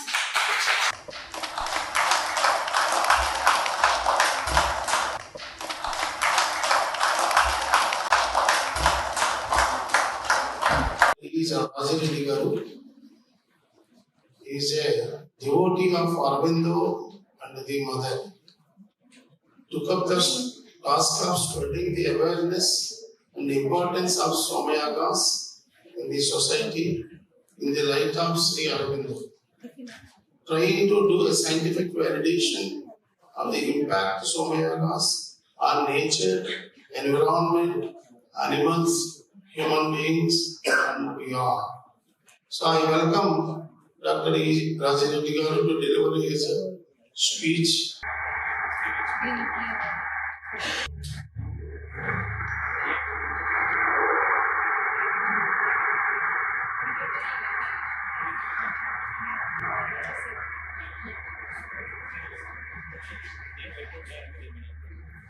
How do you acquire the knowledge? Because so many people are there, students are there. I'm saying what students are sisters. How do you acquire the knowledge? Can anyone tell me? By reading or learning from our ancestors. By reading or learning from our ancestors. Or So reading means books. somebody's experience. Books. So just now our earlier friend told me people you acquire knowledge through senses. Indulging in knowledge best. Best of knowledge. See, first what he told you people is you acquire knowledge through your senses first. Sabda, sparsha, things he told you people know. And next, he said there are limitations of that's called Pratyaksha Pramana. What he told next is no, they are not reliable. So your Pratyaksha Pramana is not reliable. What is the next one? Okay. Somebody told you, or something you experience, there is fire. And the fire gives smoke. And when smoke is there, the inference is there is fire. That means another explanation. It's called Anumana. Through Anumana or inference, you acquire knowledge. Next comes Upamana. That means example. You say some cat is there. You have seen say tiger in the forest. So how do you explain to an unknown person who has not seen the tiger, but calmly will see this cat? By showing the cat, you will say, okay, tiger is like this. Okay, this Upamana, this is also knowledge. But next one is Shabda Pramana. Shabda Pramana for Vedas, for us, Vedas are Shabda Pramana. What do you mean by Shabda Pramana? Okay. For a child, her mother word is final.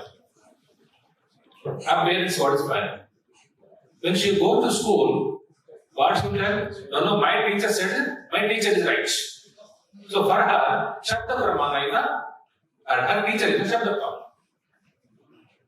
Here, Vedas are Shabda Pramana given by our ancestors. That means there is no point in questioning it. If you can learn out of that experience, it is well and good. If you do not want, that is a different matter. So that means to acquire the knowledge, the four Brahmas are given. Now, so many others. Because the what you call invasions of foreigners, our social system is totally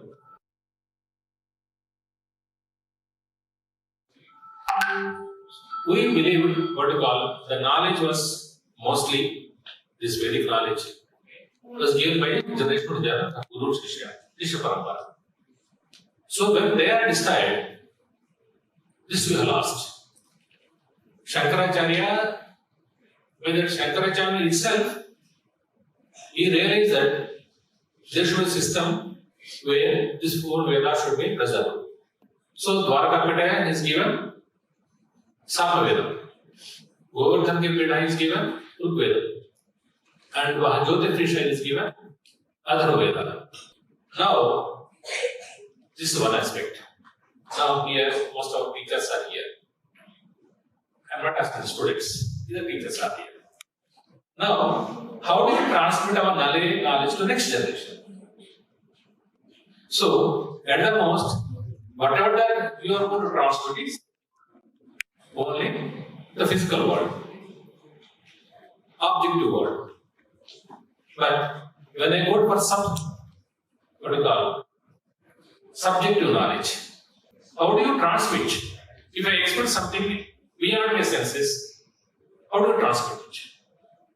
So, the rishis who have realized things beyond our senses, beyond our physical reality, the subjective reality, they wanted to transmit the knowledge to the next generation. How in what way? The Pratyaksha Pramana. What does science say? If you want to be a universal truth, it should be experimented any place, anywhere, anytime. So that type of Pratyaksha Pramana is a Somayaga. Those subjective knowledge which they experienced, they transmitted to the common people through Somayaga. For example, I will tell you. Why one Somayaga? Yesterday, another scientist, the philosopher, what she expressed, Nasadi Sukta. Hardly 7 verses are there. How many people could comprehend it? What Nasadi Sukta is there? What does it tell? Question mark. There is no conformity. But it is very difficult to understand Nasadi Sukta for any philosopher. Not easy, easy one. But our Bhakta Potana says, they read Baba, what is that?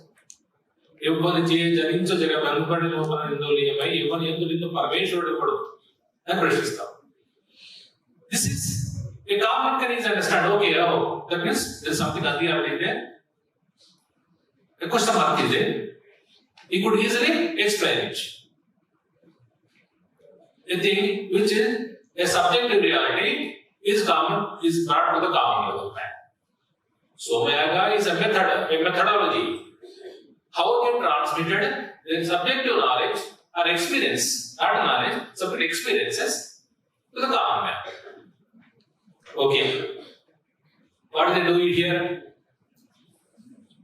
Who has to do? Who is eligible for it? Here 4 Vedas are required. Veda Tattvas are required. The first one. A Yajaman is required. Who decides who take? What is eligibility?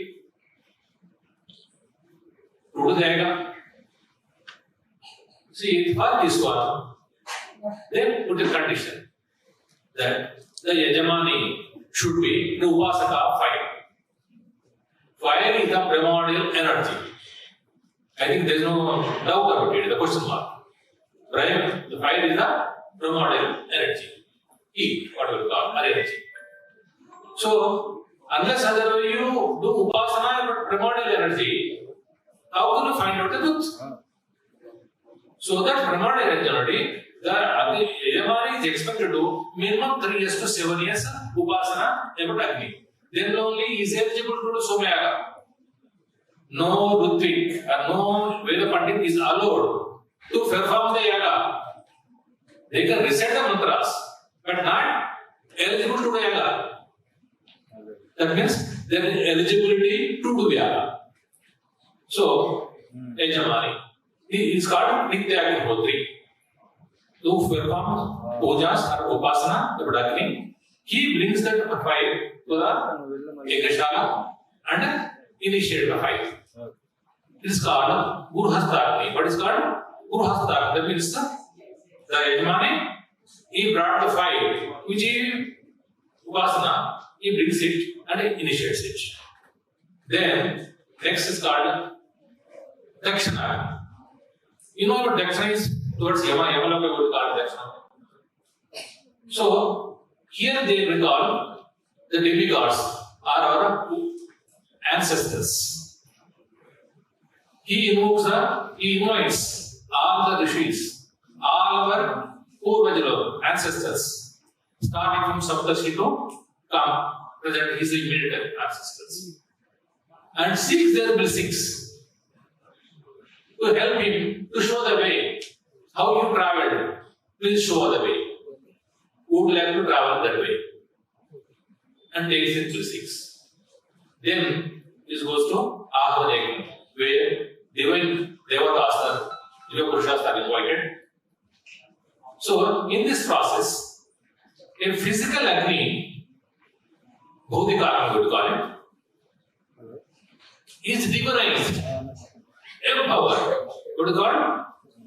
Physical Agni is not in the portion to Urdhalokas, the higher realms of life, or Padiyati. So, he has to be divinized. Can you expect? Agni is there, fire is there. What do you mean divinizing it? How do you transfer? What is the transfer method? Is there such concept in the world? In the sentence, right? Here, the fire is energized so that he can travel to the Urdhalokas. That's what Pravatya, which we have shown, is called Pravatya. It's divinized, activized, what will be converted terminology. Then, all these three Kundas, after this thing, after energizing the fire, it's taken to the Vedi. It's called major this thing. There you perform the other pujas and invite the gods and sense all these aspects. Why you are doing it? Igna? Because of you are seeking help from the divine. So these are our desires, please fulfill it. Here comes the problem. What is it? Whose desires? Is there any common denominator? What do you want to do now? Here they realize this thing. There is always a struggle between the positive energy and the negative energy in the world. When negative energies take control or they increase their power, there is an imbalance is there. To bring the balance in this diversing forces, you require to these somayanas. They are not calm yajnas, not for your individual desires. In Srishti, when there is imbalance, you have to bring the balance. That's why the Mahavedi is called 5 layers are there. That way, Rikstama, the concept of this one, there are 5 layers are there. When each yajna, that is no, each brick is invited. A god is invited to sit at the yajna. Totally, 1,000 bricks are put there, 5 layers. In each thing, each brick, a divine energy is invited. After that, the first layer, what I asked the things. Sir, who do not know, but say Aravinda gives explanation for it. What is it? No, the first layer brings the balance in the earth. The second layer is to bring the balance in the air. The third layer brings the balance in the space. The fourth layer to bring what are the benefits the Yagna that Yajaman is asking for it. The fifth layer is for universal peace. That means every brick is used for a particular purpose. Every instrument is used for a particular purpose. That knowledge was lost. Unfortunately, now, even if you want to do it now, there are hardly 30 Nitya and Hotis are there. 30 to 40 at the most. 30 to 40 at the most. But there were earlier days where almost every house, the 5 that Nitya and Hotis were there. Now we have lost that tradition. And it's mainly preserved by Kerala people. And because of my inquiries, I have traveled all over the country. So, now the problem is, I think not maybe, Kanchi Paramacharya, he counted this thing. During his time, there were hardly 120 Shaitas were there. That means about 70 years or 60 years back, there were 120, now it has come to 30. And if the arrangements come, that means they will know what who is eligible to do exam. And the 4 areas are there, 4 what you call weathers are there. Some is almost lost. Only some related verses are there which are using the Veda in this yagas. That means there is a danger of losing this tradition. You see, who took the Olympics? Where are the Olympics were written? So that Mata would seek our blessings. They were rejected to come, but requested in the game. So what she told is to them, you are doing in secrecy. When do you get the freedom? When you are coming out. If this is a thing, how the society is going to be benefited? Our knowledge. This knowledge should come out. Then I thought that, okay, this should be spread. Yagna should be present protocol. This knowledge of Somyaga should be spread all over the country. And what is the reality today? We have protocol, small Rudroham, Chandi Home, etc. presently. We have Vratas were there. But this concept of Somyaga should be there for world peace and to bring the balance in this thing and to invite the divine to take birth. Sri Ram was born because Bhadrata was conducted. And so many experiments we conducted. My friend will explain you. If I have not almost with this vertical technical aspects, we will express you. My friend is Shekhar Reddy. He is also in the last 10 years. So this Shekhar please come take part. Thank you. I would like to ask Session Chair Dr. A.V.S. Shastri Garu to present memento shawl to our speakers.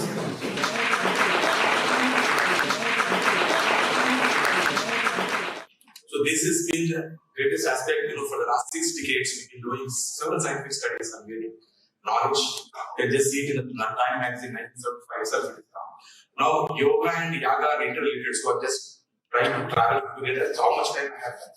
So this we had last January, we had about 138 countries participate. Sandhya Devanathan, Hyderabad. So this is the medical research estimate 50% of it is stress related. So we are going to measure, we have been doing this, measuring of ordinariness, EEG, and how the brain mapping, the root of all our thoughts, emotions and behaviors is the communication between neurons within our brains are produced by synchronized electrical pulses from the masses of neurons communicating with each other. So this is how you measure it. So each alpha wave, there like the meditation one, there like the sleep one.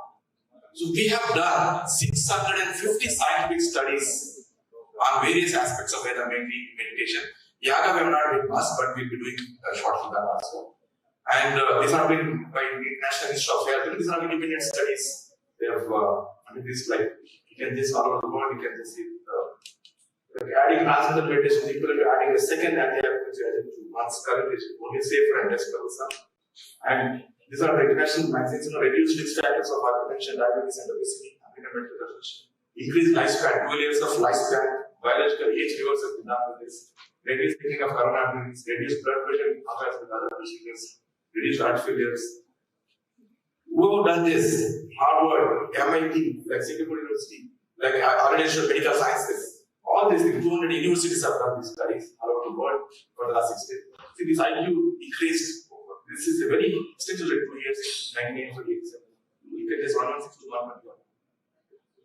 And stronger immune system. As you can just see P value of 0.05, that means very near to this. Then you can just see everything, decreased hospital admissions, just for the childbirth. Everything is like, now we see the alive is P 0.00001.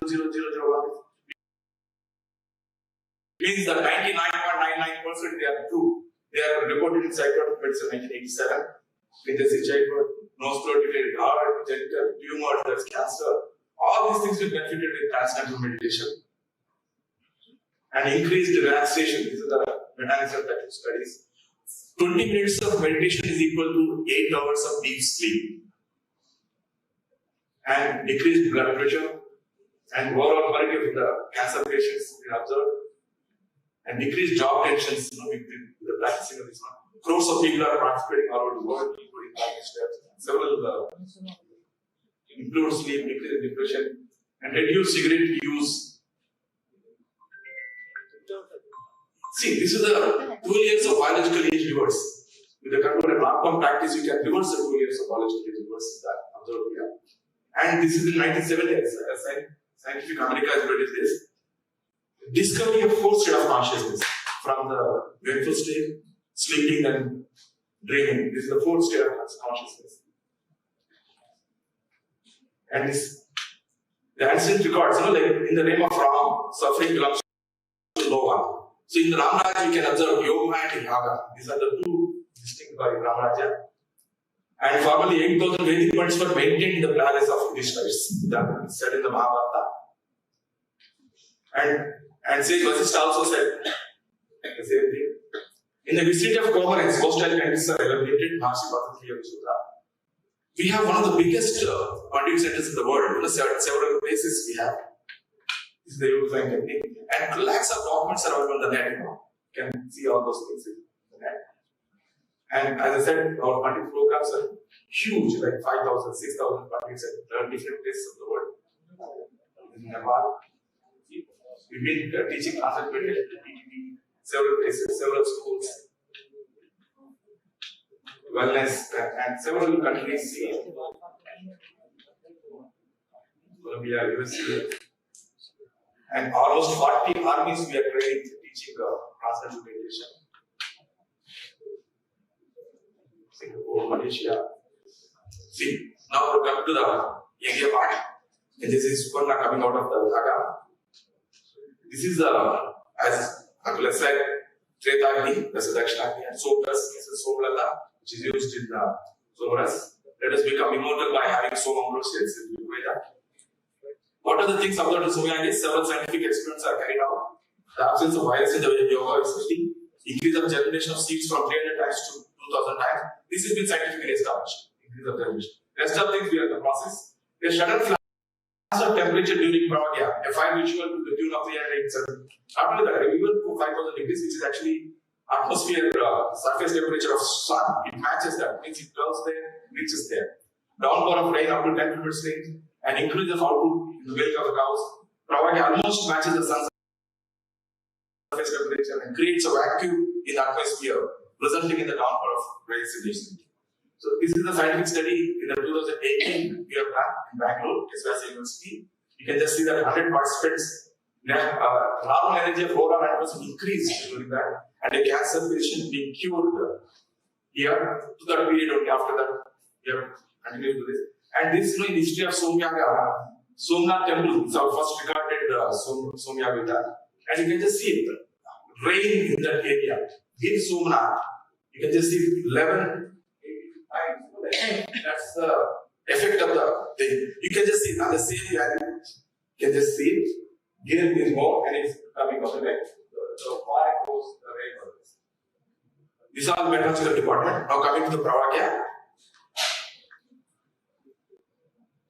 So this is study done by Vyagati Chakati and the president of Vedas World. This was done we did in Pragati Resorts in 2020 during the Corona time. So this is Kelvin color temperature. Depending on the color, you can guess what's the temperature like. See, the Pravagya, the color code 4,209 degrees reached and to 4,260. 5,446, the color range. You can just see it, what have been added to this? Nothing. Ghee, 50 grams of ghee, heated, and cow milk is poured in. No chemical, nothing. And we are producing 4,000 degrees, 5,000 degrees centigrade. A great scientific process generates enormous amounts of temperature, closer to the temperatures on the sun's surface for a shorter period. So like a flash it comes. In the Pravagya process, due to high temperature, the organic compounds in cow ghee, cow milk, and goat milk are likely to be excited to a higher state and quickly drop to a lower state by releasing ultraviolet radiation with wavelength in the range of 350 to 400. These ultraviolets destroy COVID-19 like viruses and other harmful bacteria covering larger areas surrounding the Pravagya location, providing immunity. So, thousands of people attended this during that Corona period. Nobody has got Corona during that period. Almost 20 days we were there in quality results. And these are the other evaluations there. Like you can just see PM 2.5, the 6.4, then 7.9. These are, you can just see the effects of Yaga here. No SOx and no sulfur dioxide, nitric oxide, carbon monoxide, nothing, not found. See, this is very important. Oxygen, why I am showing oxygen is, we are pouring in the liters of ghee, but there's some misconception that you fire 1 kg of ghee, then 1 ton of oxygen release. It's not true. We have to project what is correct, what is real, what can be scientifically tested. See, this is the unique with Yagna. Yagna is equal to mathematics, botany, medicine, quantum mechanics, psychology, consciousness, environment science. Mantras amplify the energy of Yagna and spreading energy through air. And see, these studies are not to the extent of Maharshi's body studies, but people are, but we are going to do it in what we did to the Ayurveda, to the transcendental meditations. We will going to do this one, but as for now, there are some studies that have been done, like Gayatri Mantra, chanting here, generate here, activity awareness, study. Yagna causes good rainfall. Research and expert study on Vajpayee Somyaga, cleansing atmosphere and boosting immunity. And medicinal smoke reduces airborne bacteria and can enhance science and wisdom of Yaga therapy with herbs having immune boosting and antiviral properties aiding the fight against COVID-19. Effects of smoke from the medicinal is the ocean. And again, Yaga therapy has supportive care in cancer patients and improved quality of life. This is our study on in the Bangalore. And management of epileptic please. Thank you.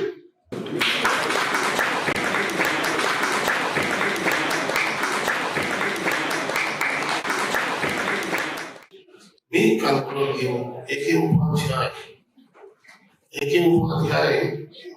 Dr. A.K. Upadhyay, he is the, I know, as per my understanding, he is the asset of ancient Indian knowledge. Because I have gone through so many names and attendees.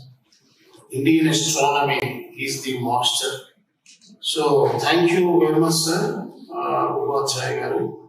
Do you know how many granthas giving so much of knowledge, subject-wise, field-wise? If you go through lakhs of granthas, all the students are asking why we are not finding those names because of Macaulay education system.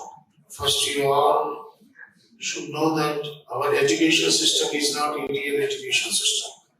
This is Macaulay education system, initiated by Macaulay, because he has given to the, at that time, Emperor, British Emperor, he has given report. As long as Sanskrit is in India, we cannot rule the India. So we have to abolish all ancient Gurukula's Sanskrit education, everything. In the place of Sanskrit, we have to implement English. Then only we can do Bharat. So that we have to do. Because all these things, someone asks about measurements, time, everything was well defined in certain matters. And so, Upadhyay, very sorry for the short time, and we will be definitely utilize your knowledge and experience in further. I will discuss with you and we will form a group. Then how best we can do in future. Let us see. Every student should know that all these first year lesson about granthas, treatises, Devavati, Kaushitaki, Brahmana, and the Siddhanta Siromani, each every field, there are numerous, we can't say.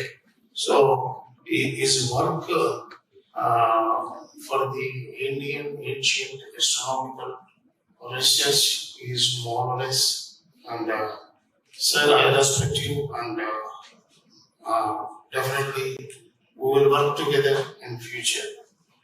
And number 2 is Sai Girdhan. Next, Sai Girdhan. I appreciate because he's very young.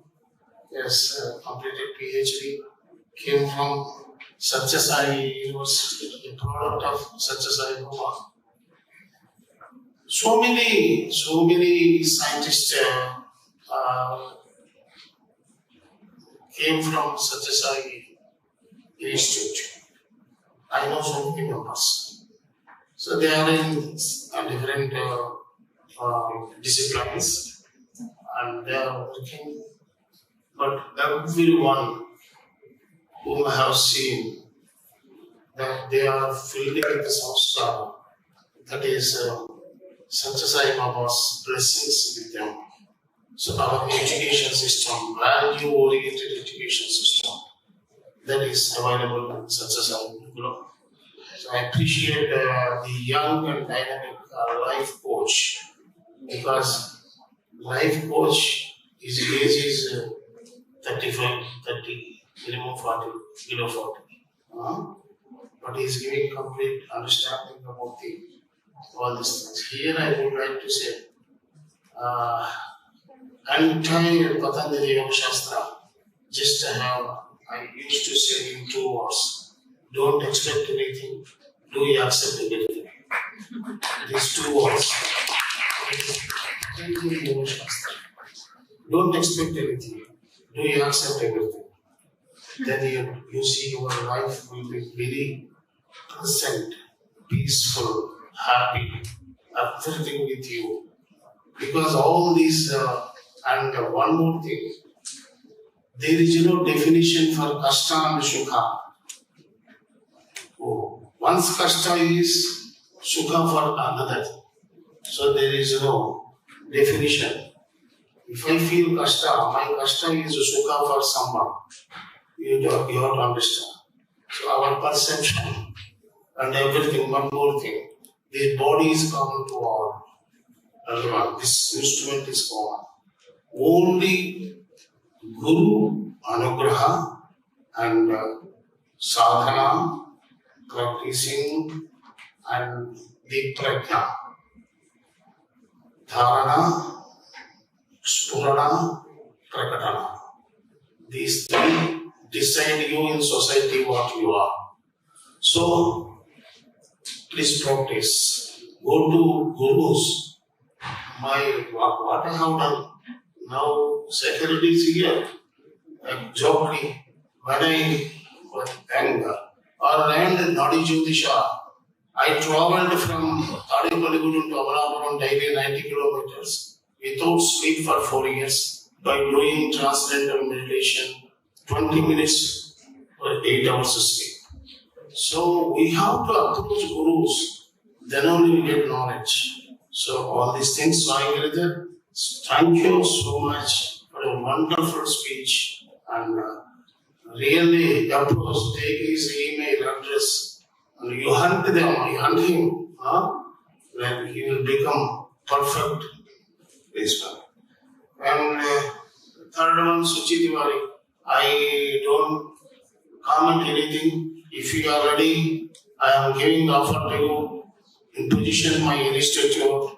Can you come with high respect and high salary what you are getting now? No comments on your speech. If you are ready, tomorrow I will send the offer letter to you. Because you are working on definitely you can add value to my work and you can minimize my so much of work and pressure also. So think well, I will provide everything to you. Come control. Otherwise you ask me, provide place for the Srivita, I will come to Hyderabad. Because I need like you people, really, what the world is looking for green and sustainability is only available in Vedic knowledge. So like alchemy. So thank you, Dr. Suchiti. And your work is very excellent because this work is very important. I congratulate. And one more time I am offering you. Good position. next to my position. Thank you. You are my successor if you are willing. Thank you so much. And last but not least, Somayaga, that Pravaraksha, that Homa is nothing but now what government is planning, totally world scientists are researching, that is green hydrogen project. That is green hydrogen project. If you observe, even 4,000 degrees centigrade, that Yagashala is not happening any burning or like that. So you have to observe these things. That is the green hydrogen production with the 50 grams cow ghee and some goat milk. Cow milk. Cow milk also. Somewhere goat milk also use. Both options are there. First we do cow milk, then we do the goat. So you have seen, you witnessed how much hydrogen evaluated. That is green hydrogen project. But we have to do a proper, how to catch it, how to do it, everything is scientist responsibility. We are also there. So I have tried it. And next thing is impact on environment. We have conducted in Boinapalli. The ISRO scientists have come. We have conducted Homa. We have recorded the particulate this thing before Homa, during Homa, and after Homa. The radar, they got one radar and they have calculated 1.5 kilometer radius. Before Homa, 100%. During Homa, 60%. After Homa, 0 pollution for 3 hours. And the scientists exulted, sir, let us take on moving one bullet, take one truck, and we will establish everything, Homa, everything. We will all around Delhi, where pollution is there. And nothing to say, Yajna effect on environment, human life, everything, all living. So Homa is Agni is the main important. So that is the thing to say. And one more thing last, I will conclude. How many here, how many people you know that Bhopal is dead? Bhopal is dead. Poisonous gas leakage. How many you know? Do you know one more thing? There, only one house is protected from the Vishwa. Do you know that? Yes. Do you know that? Whoever doing continued Nichak and Hotra, that family was protected from that family was the center of the city. But this Vishwayu would have entered into that home that was published in so many papers. It's not a gossip or nothing. So all our heritage, they are the scientists. They are the scientists. Our Maharshis are the scientists. They are the global scientists, not local scientists. So they are the people, they are the Maharshis are the only torch bearers of complete knowledge. Satya means, Shastra means Trikala Pachya Satya called Shastra. Shastra means Trikala Pachya Satya. Trikala Apachya Satya. Because Satya means past, present, future, it won't change. So Shastra, Indian Bharatiya Shastras are Satyas. So I thank you. Great speakers, eminent speakers. Only problem is time. I go down. Definitely, this is CBT's first international conference. So from next time onwards, definitely we will segregate and plan accordingly. Definitely minimum 45 minutes to 1 hour. We have to give these as speakers. then only they can improve their knowledge to the public, then only public will understand the values of Indian heritage. Namaskar. Thank you so much. Now, I would like to invite Dr. Kavya Dasgupta onto the dais, the session chair of this plenary session. Dr. ABS Shastri Garu, could you please help us with this?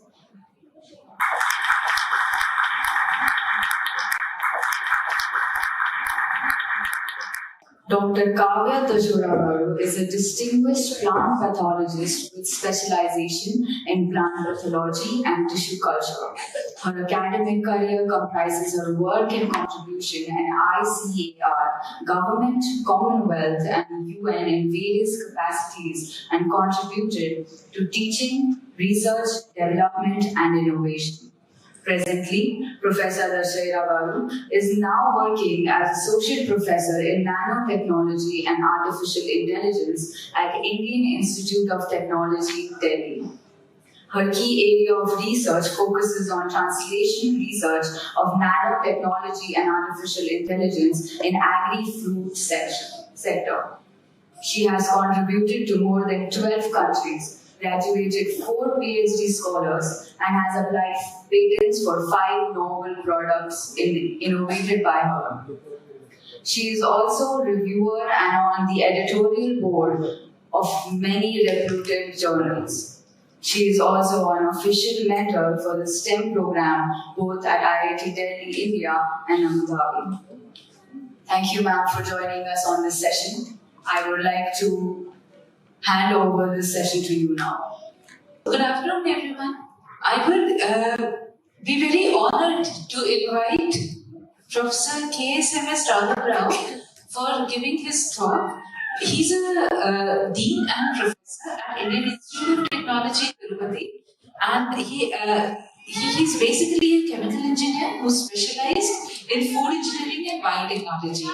So he has obtained BTech from Andhra University and a direct PhD, which is in his student life extremely prestigious, BTech to direct PhD from ICT Mumbai, and after completing his PDF from USA, he had a brief tenure at MIT Warangal before he joined CFTRI Mysore. So he retired there as a director and a very dynamic director. He served as Dean of Admin and Finance and Professor of Chemical Engineering at IIT Tirupati, and he has guided 25 students and currently supervising 9. In 2023, he received the Lifetime Achievement Award from International Association of Engineering and Food in Nantes. He has worked for Nasi Reliance, Vasvik Award, holds National Fellowship like FNAE, FNSC, FNAS, and has over 170 publications, 28 international patents, and 55 Indian patents. So it's an honor to welcome you, Professor Rao, and we are just looking forward to your talk. Thank you, Chairperson, for your kind introduction. Sabhaya Namaha, Sri Gurubhyo Namaha. So at the outset, I thank ICON Bharat International Conference, Bridging Heritage, Ancient Research and Advanced Technology. This conference organized by Sri Maharshi Research Institute of Vedic Technology. So I am grateful for this opportunity to share with you. So as such, we are not directly exposed to the Indian knowledge system over the years, but we are fortunate to get this opportunity for the past 2 years to work in the Indian knowledge system related work through a project at IIT Tirupati in association with like-minded people like this. So Dr. Naren Singh is my collaborator in this project. There are several mechanical engineers and professors of chemistry also in the team. We are nothing know about the plant because one of the objective major work is regarding the plant. We have a plant scientist from Dr. Reddy from ISR Tirupati. Then in Sanskrit, we are not even equipped to read and decipher the technical meaning of the Sanskrit literature. So we had a collaborator from National Sanskrit University. And one of the objectives was the ancient arts in the name of Kalankari. So Dr. Niranjan So he is fourth generation artist in the same area near Kalahasti. He is our collaborator because this Kalankari art is very ancient, but British people discouraged because it is giving a serious competition for their textiles. So they stopped this and they discouraged, and the stories goes that many of the artisans are not even allowed, they are punished for pursuing this. So, but still he is on his own, he is continuing that. We are glad that we could hire him as an artist in residency at IIT Tirupati.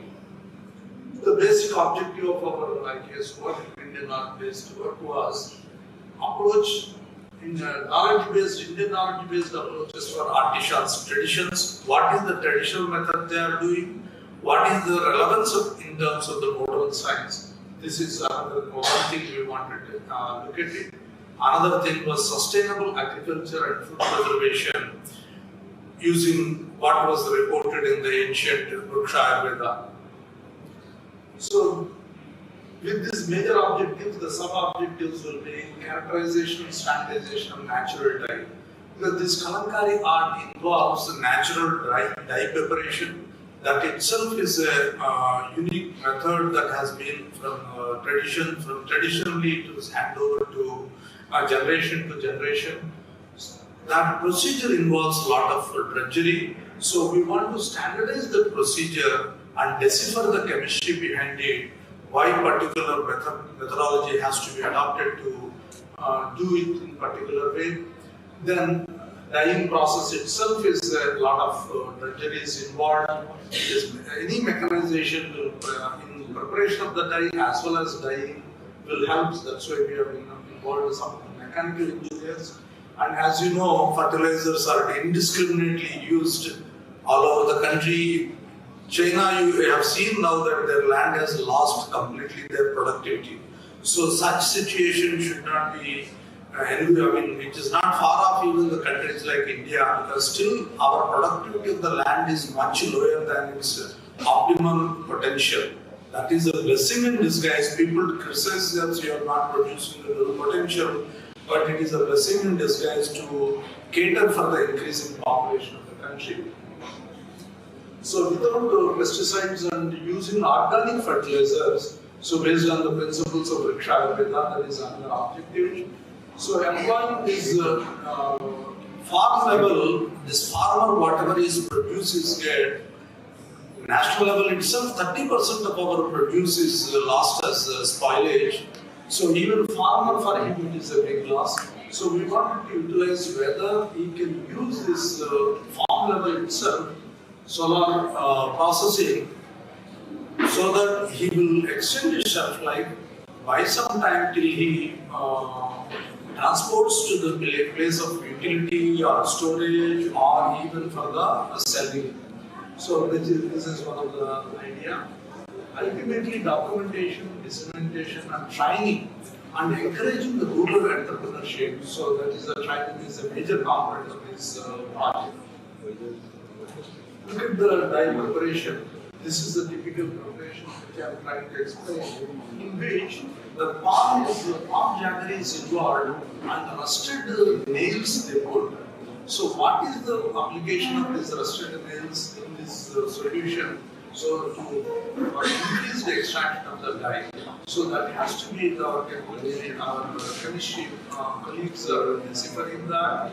So perhaps it is changing the pH or even bioavailability. When you consume honey for its iron, to increase its bioavailability, we add citric acid. Lemon also will squeeze, so that increases the bioavailability. So similarly, perhaps something for the ferrous it is doing here. So still they have not come out the final result.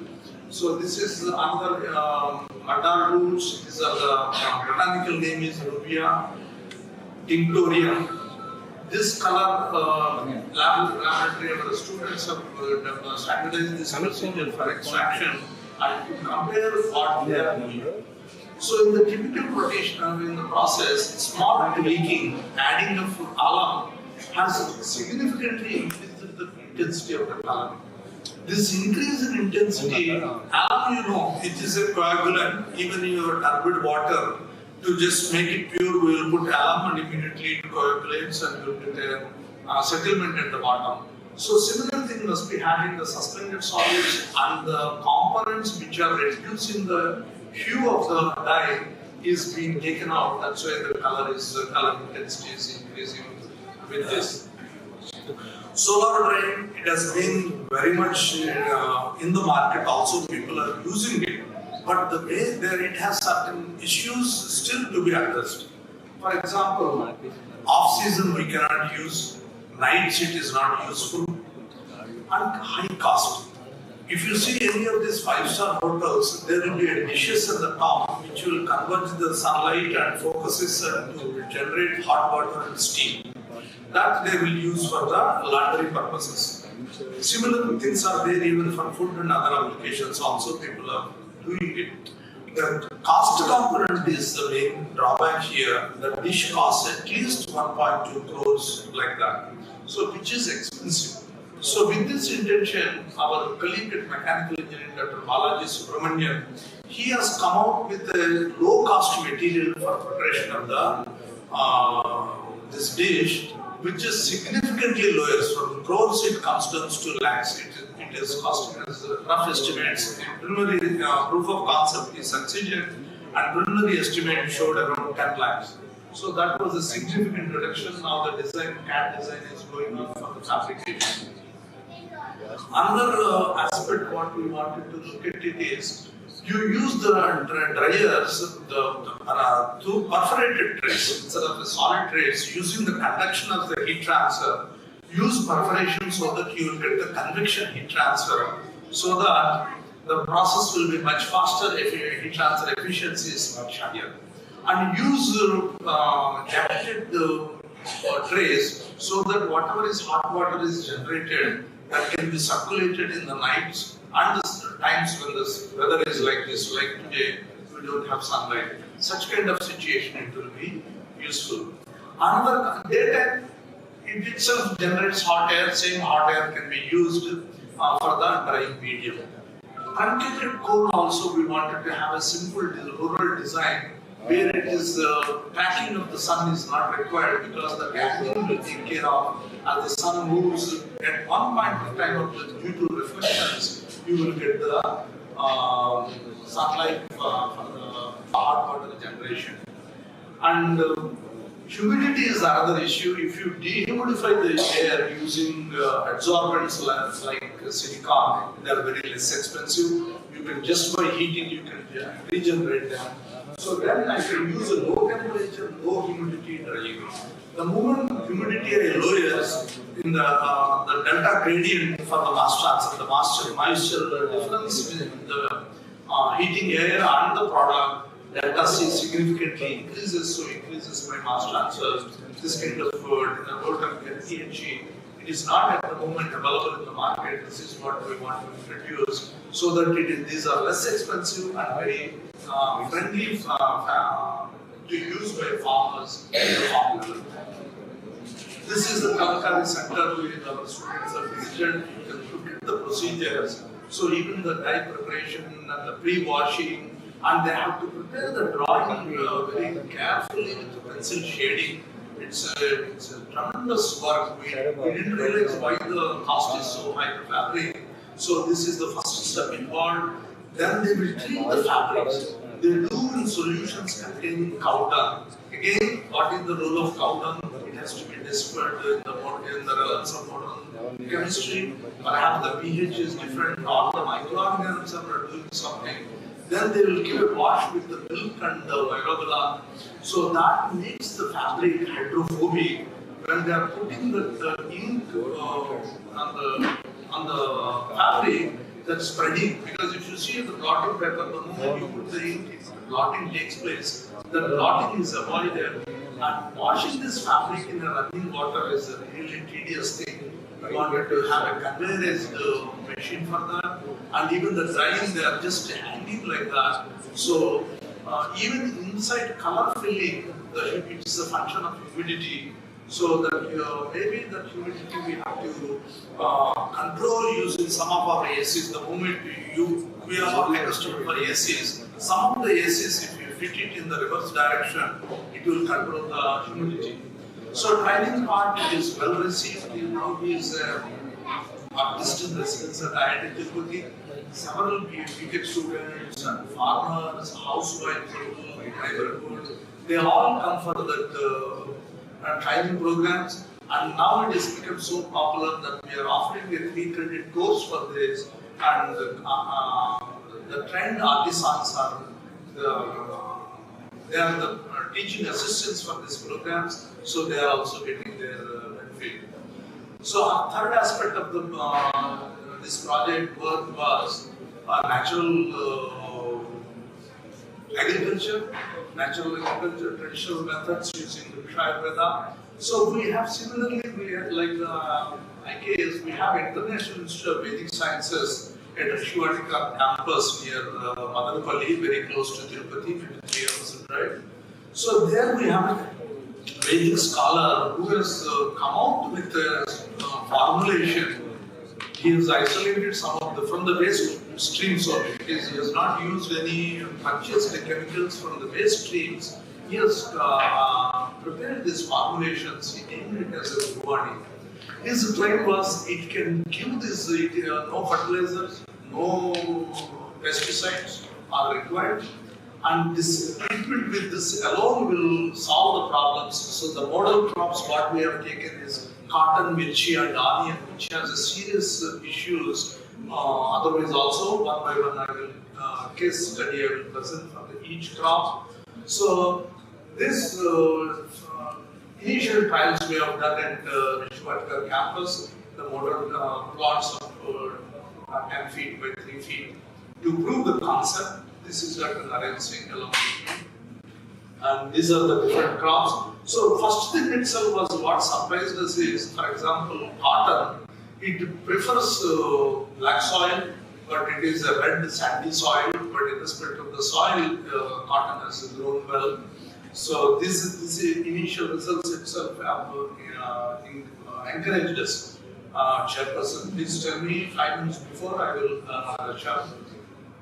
So these are the different things we have taken in the model plot at IIT because we want to do it at pilot scale. So IIT has given us about 3 acres. We made the weeding, cleaning and preparing the benching. All this preparatory treatment was done.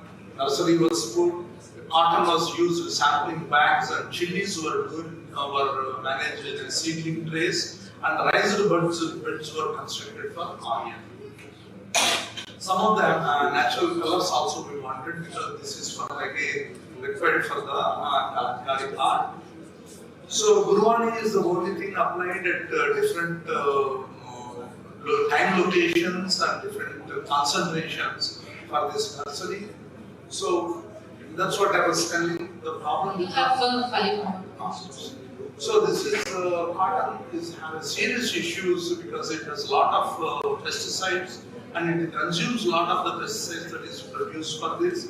This is the germination stage. It is about 105 days. So whatever issues have come, the only treatment what was done is the Guruvani, and you can see the improvement in the plant. So this is about the cotton and even the mechanical thing. See, because of the stem being very weak, because it was not able to withstand the wind. Again, even such mechanical issues also when it is treated with the Guruvani, the issues were sorted out. See, Chile, Guntur is a very popular area, as you will know. There, they found an issue with this mirchi last year, 2 years back. That time when they referred, we took up the challenge and the plot which is 1 acre plot, which is among the neighboring plots, we treated with Guruvani and it survived. That means not only prevention, even the curing is possible using this formulation. That was our observation. This is the IHR sample in the trace for the chili. Even in the case of chili, only treatment will, even nutrition problems were overcome by giving this treatment, nutrition deficiency also. Onion is another crop, as you know, Maharashtra elections are also lost because of the onion. There's a national commission was formed on onion. Incidentally, I was requested to chair the commission, the mission, national mission. So 14,000 crores is the annual loss for the country because of the spoilage of onion. So that's why we have given, I selected several team along with me, and we funded the several institutes across the country, research projects. We are also one of the applicants, but I being the chairman, I opted out. I will not take their financial support. So this is what we have done for the onion, our model plot, and all the issues again were solved using just Guruvani only. You can see that either pests or disease or deficiencies, everything was overcome. Then after the nursery, it has to be transplanted into the real situation. That was done after 60 days of germination. Immediately mulching was carried out because moisture content is very important, so that it will retain the moisture around the root. And cold temperatures and rain, drizzling day was selected because it gives a shock for the plant when you transplant it from the nursery to the near real plant. Now this is the mechanical arrangements was done. Alternative lines we have put chili and cotton, and spacing was given. Good amount of spacing required for this cotton as well as this. And in between we have put this onion plants. And this is the large scale, and drip irrigation was used so that to consume that is the carbon what you are seeing is the nursery. And we have an incubation center, food processing center also has come. This is the research park of 18 acres away from the main campus of 540 acres of IIT Tirupati. In this, we are utilizing this space. Whatever is produced immediately can go. So you will please join them, sir. So this is the, what I was very excited about it is, it looks that we are almost about to solve this major national problem of this natural agriculture using this Guruvani. So then there's what Kudali Mutt in Karnataka, they have given us 100 acres as a model plan to go for the next stage. So if that is proved, then we want to approach the government of India for putting into the ICAR or Ministry of Agriculture for the large scale implementation. I request Professor Sudhankar Shastri Garu to kindly come and felicitate Professor Rao.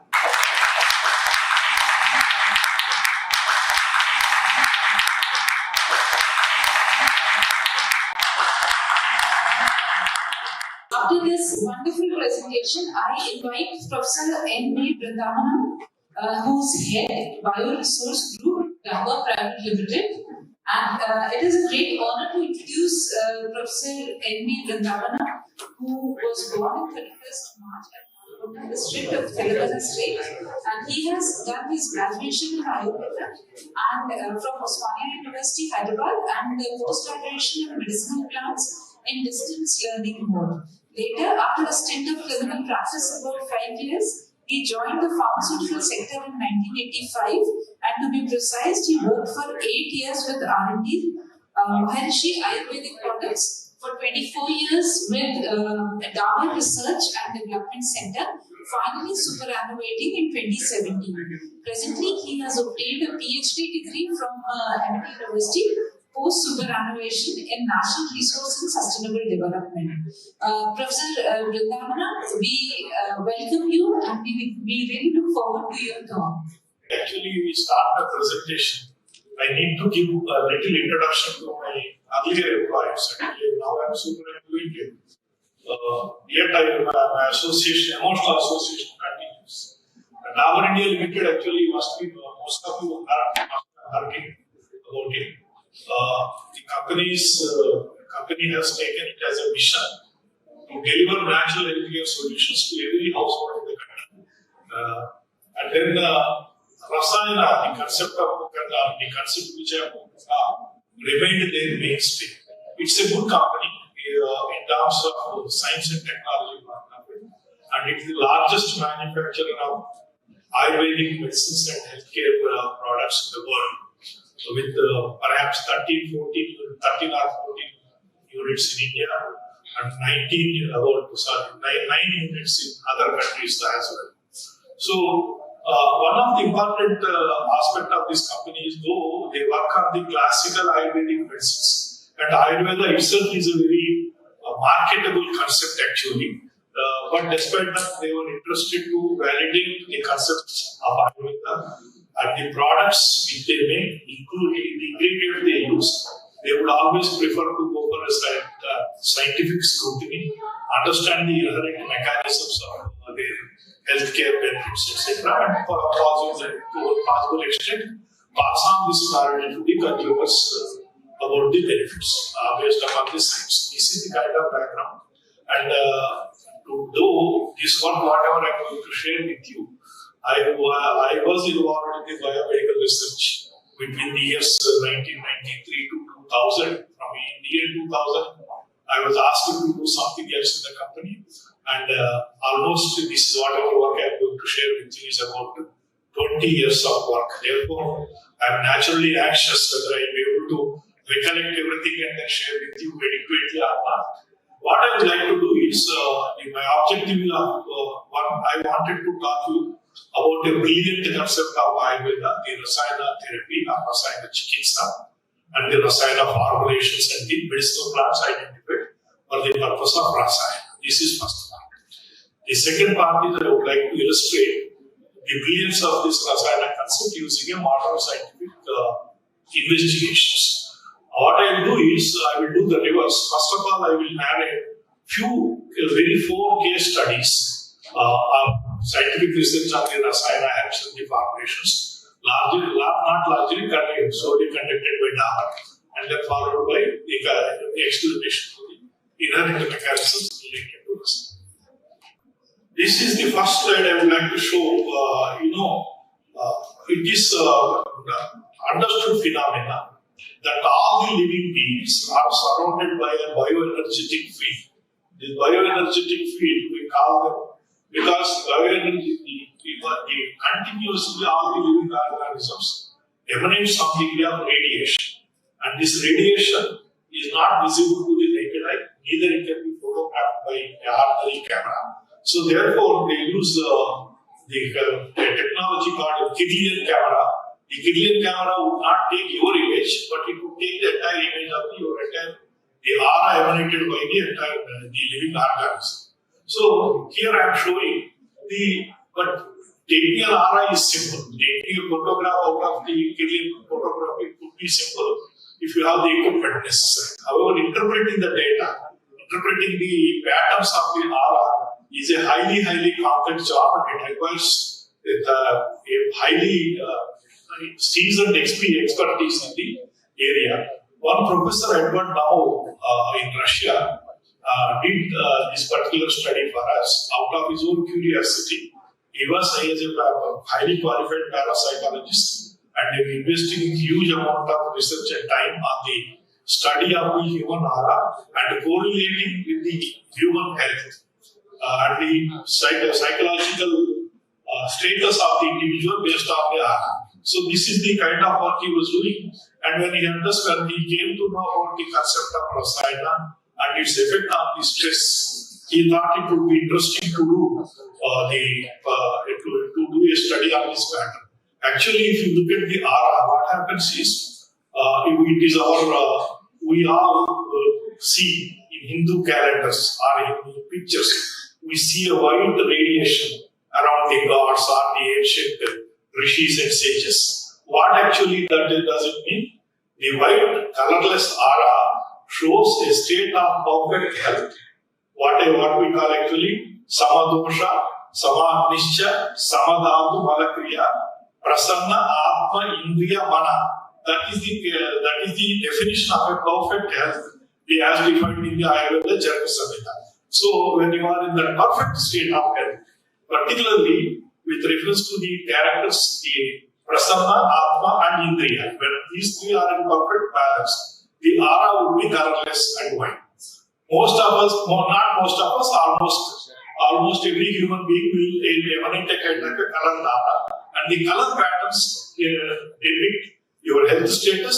It also shows your psychological status. For example, if you take my aura now, it will show highly, what I call actually,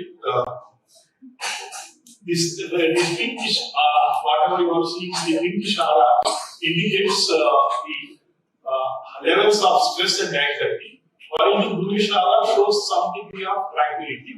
Now, this is the after 10 days of treatment of a rasayana product called Shilajit, the asphalt, and then after 15 days of treatment, you see the intensity of the pink aura has reduced and the blue aura improved, and that is what the Professor Edward Namu interprets, that actually the therapy in 15 days of therapy with Shilajit reduced the levels of stress in the individuals. This is the picture of not the kidney, this is the picture of the aura of the thumb. Actually, the thumb was placed on the camera and the aura was captured in this particular picture.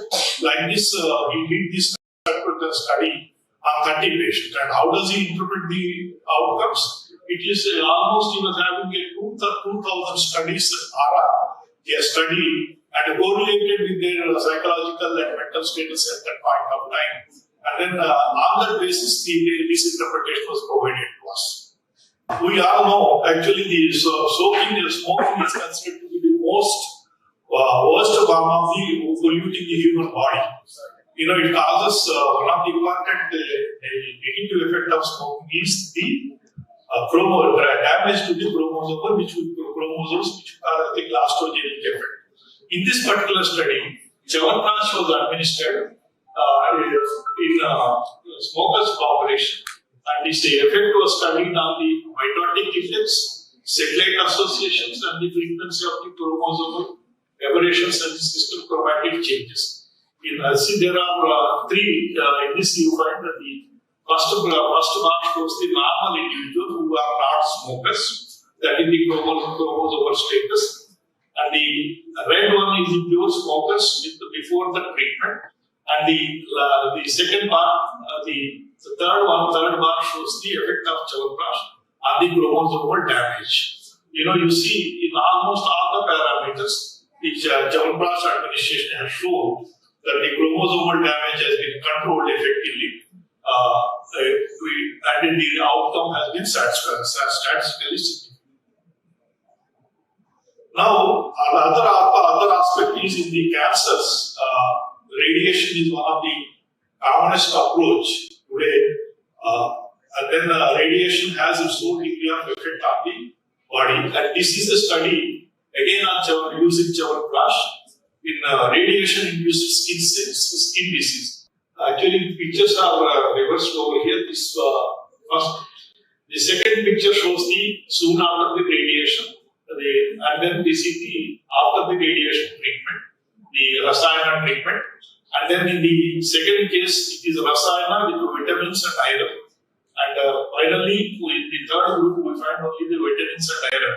As you see, the level of injury, radiation injury, Chyawanprash treated or Chyawanprash with vitamin treated, the radiation lesions have been substantially lower.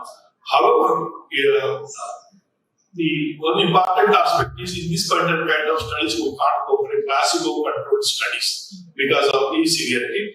This particular effect shows that Chyawanprash exhibits a marked cytoprotective effect on the human body. The next case I would like to narrate to you is the administration of ashwagandha in ashwagandha extract on the generalized anxiety disorder. The study was done by Professor Mahansha. In this particular study, the two groups of patients were administered. One group received the ashwagandha extract capsules. The other one received the placebo, equally matching placebo. And they have used three different criteria.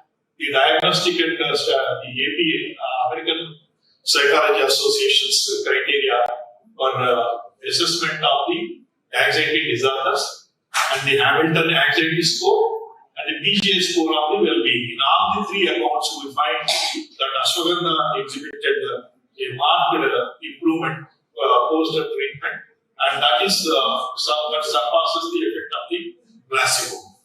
These studies indicate to you, these studies bring out a fact that Rasayana administration of the herbs or the formulations designated or identified as Rasayana have a promotive effect on the health. They improve the well-being for all the well-being factors, whether it is during the radiation injury or during a stress condition. So this is the advantage of that. Now, if you look at that, these are only four. It's only tip of the iceberg I have shown to you. There are over 1,000 papers on the biological activities of the Rasayana. The concept of Rasayana attracted the attention of the health researchers way back in early 60s, mid-60s onwards. There have been a number of scientific studies to establish the biological activities of the Rasayana.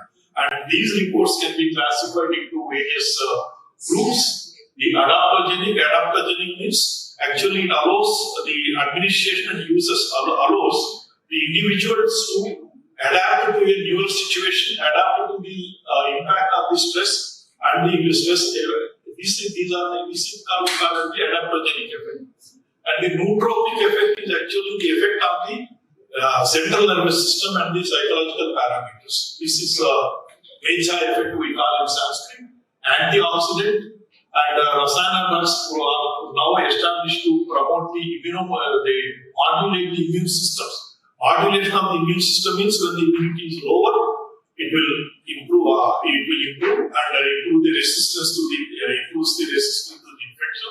On the contrary, when the immune system is working aggressively, causing to be autoimmune disorders, then it has a positive effect by reducing the level of by tone down the immunity functions and make it more intelligent and then anti-stress and the anabolic effect. These are the 6 effects that have been widely demonstrated. And of course, now I come to the. So now the concept of Rasayana in a nutshell. Basically, Ayurveda does not require any introduction over here. The Rasayana actually is Ayurveda has a specific mandate. The first mandate being the preventive health care. Preventive promotion of the health is the first mandate set itself on the Ayurveda. And Rasayana, it aims at the promoting health and quality life. And there are 3 different modalities of Rasayana treatment. The dietary modalities, behavioral and drug-based modalities. That is what I have described on the drug-based modalities. And with both Ahara and the Dravya Rasayanas, they have immense potential for innovations in the nutraceutical sector. So this is the basic concept of Rasayana as described in the Chandra R. Dirghamayu, Smriti, Medha, Arogya, Karuna, Vayaha, Prabhavarnam, Swarodaryam, Dehendriya, Palam Param. Vaksiddhim, Pranatim, Kanti, Labhatena, Rasayana. These are the benefits of the Rasayana treatment. And the mechanism. The mechanism is Labhopayam hi Shastana Rasayana. The one, any kind of intervention which will improve the circulation, which will improve the quality of the nutrition or the rasa part of it. And then that is called Rasayana treatment. So whenever the rasa formation is the first part of the metabolism, cellular metabolism, and once that is done, the rasa circulation is ensured. Then these two, rasa formation and rasa circulation, these 2 factors hold the secret of the positive health. This is what actually Ayurveda aims at. And the benefits of Rasayana, they promote longevity, memory, as described in the Ayurvedic literature. It promotes longevity, memory, intellect, youthfulness, etc., etc. And the mechanism is as simple intervention in the cellular nutrition. Rasayana drugs make an intervention to the cellular nutrition. That is the fundamental underlying mechanism. And actually, what is the nutritional and intervention? Anna is the food that we take. Anna is the time we consume. And once it gets digested, the essence of coming out of that, the nutrient of emanating out of the macro level digestive system is what is actually Anna. And that Anna goes to the individual cells and promotes the cellular nutrition. That is the part of that. That is the second most important part of it. Anna is common, the digestive fluid flow, but the nutrients that go to respective tissues, they are tissue-specific nutrients, have to go, and this is what exactly Rasayana treatment does. So this is the I finish just 2-3 minutes. So this nutritional intervention is a continuous process. It is incidental as well as the intentional. What is incidental? For example, it has a tremendous emotional factor.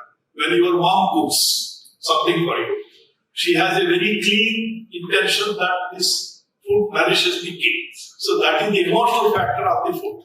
That emotional factor itself produces a high quality of rasayana. So therefore, that is how we consider home food is more healthier than outside buffets. So this intervention, as I mentioned, Anna, the ahara is the food per se that we consume, and the parinama bhava is the composition and the processing. In this parinama bhava, only what the kind of spices that you have, the way that you cook it makes intervenes the quality of the rasa that is produced in the human body, and the quality of the agni available in the individual, the jataragni or dhapagni, and then rasayana is the one which can intervene in any of these three factors. Rasayana is a component which can intervene in any of these three components. So, and there are unique applications of rasayana as described in the Ayurvedic literature. One we call actually purposive and promotive rasayanas. The other is the naimittika rasayanas. For example, the Vayasthapana, anti-aging, or the nature rasayana, future rasayana. These are there. Sometimes the naimittika rasayana is the biological response modifier of the cytoprotective agents which I have narrated in the cancer research part of it. So these are the illustrative list of these species. In the Nightus you find different sets of terminology. Rasayana is a general health tonic. Nature rasayana is the one which promotes your intellect part of it. The nootropic or intellect part of it. Vayasthapana, anti-aging, these are the different plants and based upon the negative descriptions. Rasayana, nature, rasayana and Vayasthapana, this is the combinations of them. And there are some organ-specific, future rasayana. Consumption of Arjuna improves your cardio, acts as a cardiotonic and it helps as a heart health part. Tvacha, Manjishta, and Rubia carnifolia, and I triphala, like Sandhya is actually for lactating mothers. The Jivanti is considered to be an important character. Now, in the present case, now I come to the conclusions. What is the importance, or what will be the importance of rasayana? For that purpose, we need to understand the present healthcare scenario. The infections and infant mortality have come down substantially with thanks to modern healthcare approaches. And the lifestyle-related diseases, unfortunately, is going up. Autoimmune diseases are also going up. And another part is the iatrogenic problems, like the way radiation therapy. I told you these are the iatrogenic diseases are the diseases induced by the doctors and induced by the medical treatments. So then the nutritional conditions we find it. Diametrically opposite scenarios, there is malnutrition and also there is a overnutrition. Now last. This is last. Now, I would like to touch upon the nature, rasayana, and the cellular intellect. In this particular part, as I mentioned, in Ayurveda we consider volitional transecretion. The intellectual mistake is one of the important factors for the disease. We know overeating is a problem, overeating is not good, but we continue to overeat. This is an intellectual or volitional mistake. The same kind of mistake would happen. This is at a gross level. But at the cellular level also, volitional transformations may take place. The example is, the cell fails to discriminate between a friend and foe. So therefore it goes to autoimmune disorders. Then so it forgets the optimal multiplication needs. When the cell forgets the multiplication rate, it becomes a malignant and causes the cancer. And sometimes it fails to recognize the foreign proteins. Therefore, you are prone to infections. These are all the mistakes that happen at the evolutionary transcription at cellular level. But the question today is whether the major rasinas can promote the cellular intellect. This is a question mark. And these are my conclusions and suggestions. The nutritional effect, I don't have to explain all those things. What I would like to suggest upon is concept of rasayana provides broader avenues for the innovations. The formulations for the immunity care, specialty nutrition and performance enhancers like sportsmen and athletes. And also we can design disease-specific nutraceuticals for quality of life in malignancies, renal diseases, organ transplants. These are the opportunities that we have out of the concept of rasayana. And thank you very much. Let me share with you. I knew the institution CVP for only a few months, and somehow or other, Shastriji reposed a lot of faith in me, and he encouraged me to dig out into my past experience. As I said, these are the works I started doing sometime in 2001. So he encouraged me to dig back into that and share these experiences. And I thank you for your patience for that. Thank you, Dr. M.V. Brindavan, for your insightful speech. I would like to ask Session Chair Dr. Kavya Dashura Garu to present memento, shawl and certificate to our speaker.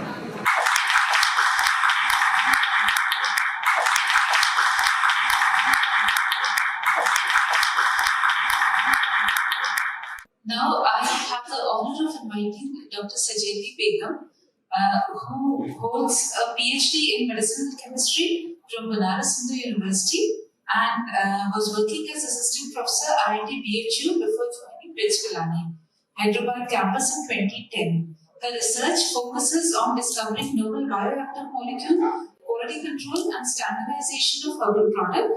She has received DAD fellowship for research in the University of Tübingen and INSA visiting Scientist Award in 2008. She has guided 7 PhD scholars and currently supervises 5. She has managed projects from various funding agencies and publications and has 3 research patents. I'm also very much thankful to the director of Sandhya and also the organizing team, for giving me this opportunity to share my views, particularly to share some of the basic strategies towards driving international recognition of our Indian traditional knowledge. Yeah. So, my childhood days were very pleasant and I'm very much grateful to God for that. I always, cherish the memories. One of the cherished memories, would be drinking of kashayam. So, most of you may be aware of this kashayam, which is a traditional Siddha formulation made out of herbs. So every Sunday morning, without fail, my mom used to give me this kashayam made out of certain herbs like neem shoots and then dry ginger or rasambu and nutmeg, all these. So before I got introduced to these medicinal plants by learning the course pharmacognosy or advanced pharmacognosy during my bachelor's program, I just got introduced or gained some knowledge about these medicinal plants through particularly to know about the chemical constituents that are responsible for the activity. Because parents, when they are giving the food or any kind of herb or leafy vegetables, they say that see, if you eat this, it will give you this benefit. But how does it give the benefit? What are the components that are present, that are responsible for this activity? That is not properly clarified to a kid. Yeah. So the Indian traditional knowledge, I strongly believe in this, and it has gained a popularity worldwide. but still, you can see that it has not attained the complete acceptability as of the allopathic medicines. Because allopathic medicines, are considered to be well regulated, and there is a very stringent regulation on controlling the quality and the safety of those medicines. So when the Ayush products, or dealt, people say that they are not very well regulated products, particularly about the chemical constituents, or the formula are not well clarified. So now when I have always wondered that, why, even though, the Ayush products, have gained the popularity, but why does not gain the international acceptability? That's again, was the question, that was bothering me. I have referred to the English and also discussed about this with the experts. So what I understood is, my is, if we give a scientific validation, or scientific evidence for the activity, of the Ayush product, or a scientific proof for the traditional claim, it will be acceptable. So the traditional knowledge, has to join hands with advanced technologies to build the trust, and this will give the international recognition. Right? So through this, we are going to give a patient safety. And always, people ask that of these medicines for patient safety and scientific evidences. Why do we have to bring out proof or a scientific validation using these advanced technologies? Because it's going to give the identity for the medicine. Because there are several herbs, which have very synonymous names. The regional names are very much similar. But what is that exact herb that is used, for making the formulation? That need to be identified clearly, and also to get the consistent quality of the medicine. Not to have any kind of batch-to-batch variation, during the Ayurvedic or any Ayush products manufacturing, because we have to have a control. So for this also we have to use the modern techniques to deliver consistent quality medicine, and also particularly to make sure that there is no toxicity, of these herbs that are used in making these formulations. So safety and efficacy of the medicines are very important. And regulatory requirements, conforming to the regulatory requirement is again very important. There are European regulatory agencies, and also recently CDSCO, our regulatory body, has also come out with certain improved regulations for the Ayurvedic or the Indian traditional products. So we have to conform to that. For this again, we have to give the proof. So for the overall improvement of the health and the well-being, so we have to work together to bring the scientific evidence. So there are some official resource materials published by the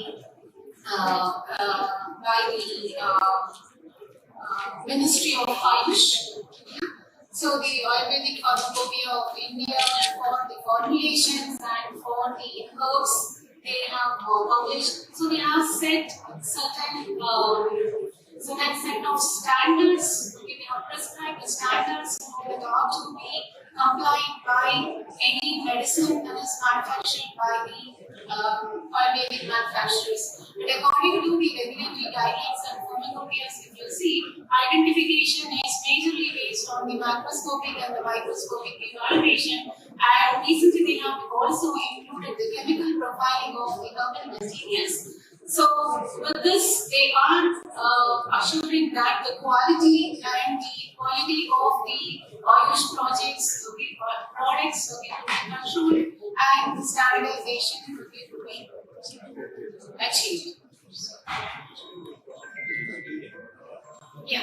So what are the major challenges related to these medicinal plants or the herbal preparations? So there are various resources for the herbs and their chemical complexity. And we need to make the right identification of the herb, and we have to have a quality assurance of the starting materials that are used for making the preparations. So that's going to contribute to the safety and the efficacy of the final product that we make. So this is again going to validate the traditional knowledge.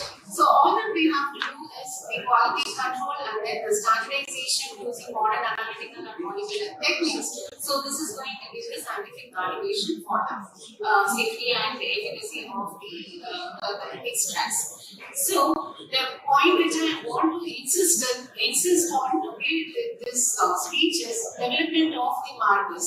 So using a marker compound, particularly the bioactive substances as markers for the standardization of the extracts is very, very important. Okay? If we want to make our market internationalize. So there are different types of markers that are used by companies. Okay, so DNA markers are used, and this can be extracted from the fresh or dry plant tissue, and this can be used for identifying the genetic variation, medicinal plant breeding, and also for the authentication of the medicinal plants. And the second type, biochemical markers, and these are proteins or the enzymes. This again can be the enzyme pattern can be used to distinguish the closely related species. So we have to identify the specific species that you want to use as a raw material for your herbal formulation. And chemical markers. So authentication of for the authentication of the genuine species. So you have to use a chemical marker. Okay, and these markers again are useful to come out with the substitutes for the herbal materials also, because there are many species which are found to be endangered. Okay, so if you want to bring the substituent to any of the herbs, okay, then definitely you need to have a chemical marker to prove the activity, or the bioequivalent activity, of the herb. Okay. So I will just describe the general procedure, how we can develop these chemical markers, and you can use them for the standardization purpose. So it's not an easy task to isolate or purify the individual constituents from the complex extract and develop them as chemical markers. Right. So there are several extraction procedures that are in use. Okay, so you can use either a solvent extraction method, or a substrate-based extraction method, or microwave-assisted extraction method, or ultrasound-assisted techniques, or microwave supercritical fluid extraction, or a simple distillation or hydrodistillation method will also be used for extract preparation. And when the crude extracts are prepared, then you can take it forward for the enrichment process. That again can be done with the help of the solvent partitioning method, or the fractionation method, or absorption chromatography can be used, or membrane filtration techniques can also be used, or solid phase extraction methods can also be used for this purpose. So now when you want to develop a marker, you have to isolate the individual components, particularly the one that has the biological activity. So for that, we scientists are majorly dependent on the various chromatographic techniques, like preparative HPLC method, or the high-speed current techniques can be used. Or simple, sometimes, if a plant has a particular constituent in major amount, then a simple crystallization method would also be helpful. So, to get a very pure molecule, sometimes you may have to go for the multiple times doing the chromatography. So if you are focusing on to the bioactive components, then it is advisable to use the bioassay guided procedure for the isolation and the purification purpose. So you can have the extract that is prepared using a range of solvent, from the non-polar to the polar we can have, and then you can subject it to some simple cell-based assays, so to identify which solvent-based extract is found to have the activity. So once when you have identified that, then you can go for doing the fractionation using different solvents, and all these fractions can again be subjected to a bioassay. And then identify the specific isolate or the fraction that is found to have the activity. So now only this fraction, you can take it forward, for the chromatographic methods. So this is again going to have the bioactive substances, and these bioactive substances, isolated, can be subjected to various structural elucidation methods and can be further developed as the marker molecules. Yeah. So there are several structural elucidation techniques that are known and that can be used. So traditional ways of the chemical methods, and the modern ways you can for the modern ways you can use various spectroscopic methods. So UV-IR spectroscopy, proton, NMR, and the carbon NMR techniques can be used. And there are some advanced nuclear magnetic resonance techniques used. So one-dimensional and two-dimensional techniques are available, and that can be used for the complete structural characterization or the structural elucidation of the molecules. Yeah. So in the pharmacopoeia, there are some complete information. They say it is complete information, but in some aspects, the information or the standards described in the pharmacopoeia are completely incomplete. It is again my personal view. Yeah. So about the complete information about the therapeutic uses of the drug, and identity, purity, and extract, all the information and the limitations are prescribed in the pharmacopoeia. So here I have given one example, that is Raja. So very popular Ayurvedic plant. Yeah, available as a single drug-based or single herb-based formulation, multi-herb-based formulation. So prescribed for various therapeutic uses, as mentioned here. So the point I want to explain here is, so the identity, is recommended based on the TLC method and also based on the HPLC method. But if you carefully look at the HPLC chromatograms that are presented on the right side, the figure A, B, and C, if you see there carefully. Yeah. So it's only that one compound that is present in this extract has been identified and quantified, which is phenylolactone. But if you look at the chromatogram, there are multiple peaks in it, which comes as an evidence that this extract contains other constituents also, but which are not characterized. So, although the lipid is set based on the one component, that is phenylolactone, this extract contains several other components, which might be contributing to the activity and also the toxicity, isn't it? So those need to be again quantified. One more example, that is the extract of this solanum insurgens or the xanthocarbon, which is a very nice shade fruit. The whole plant again is recommended for various therapeutic uses, as mentioned here. So here also, sure. So here also you can look at the HPLC chromatogram. This is just an extract from the Ayurvedic pharmacopoeia. The reference I have given below. So you can see here again the identification has been done for only one constituent, that is sodium. Yeah. But the fingerprint, the HPLC fingerprint, if you see, there are several components, they were not at all characterized. Yeah, that would again give a significant contribution to the activity and the toxicity. Right? So we have to bring out the scientific evidence for the presence of the major constituents. At least the major constituents, I'm saying. So if you look at the histogram, there are peaks, which have the intensity very much equal to that of more than that of the solacetone, right? But those have not been characterized. So those are some I would say, those again can be covered by using some modern techniques. So here I have a case study, where the standardization of a single herb-based formulation, that is 92, and the standardization has been done based on the bioactive components Q, viscosins, A, B, and C. So how the characterization of this Q, viscosins, A was done using various spectroscopic methods. as there is shortage of time, okay, I will not explain how we have done it, but at least the techniques that we have used for the characterization of the complete structure, okay, that I will say. Please allow me 2 minutes time.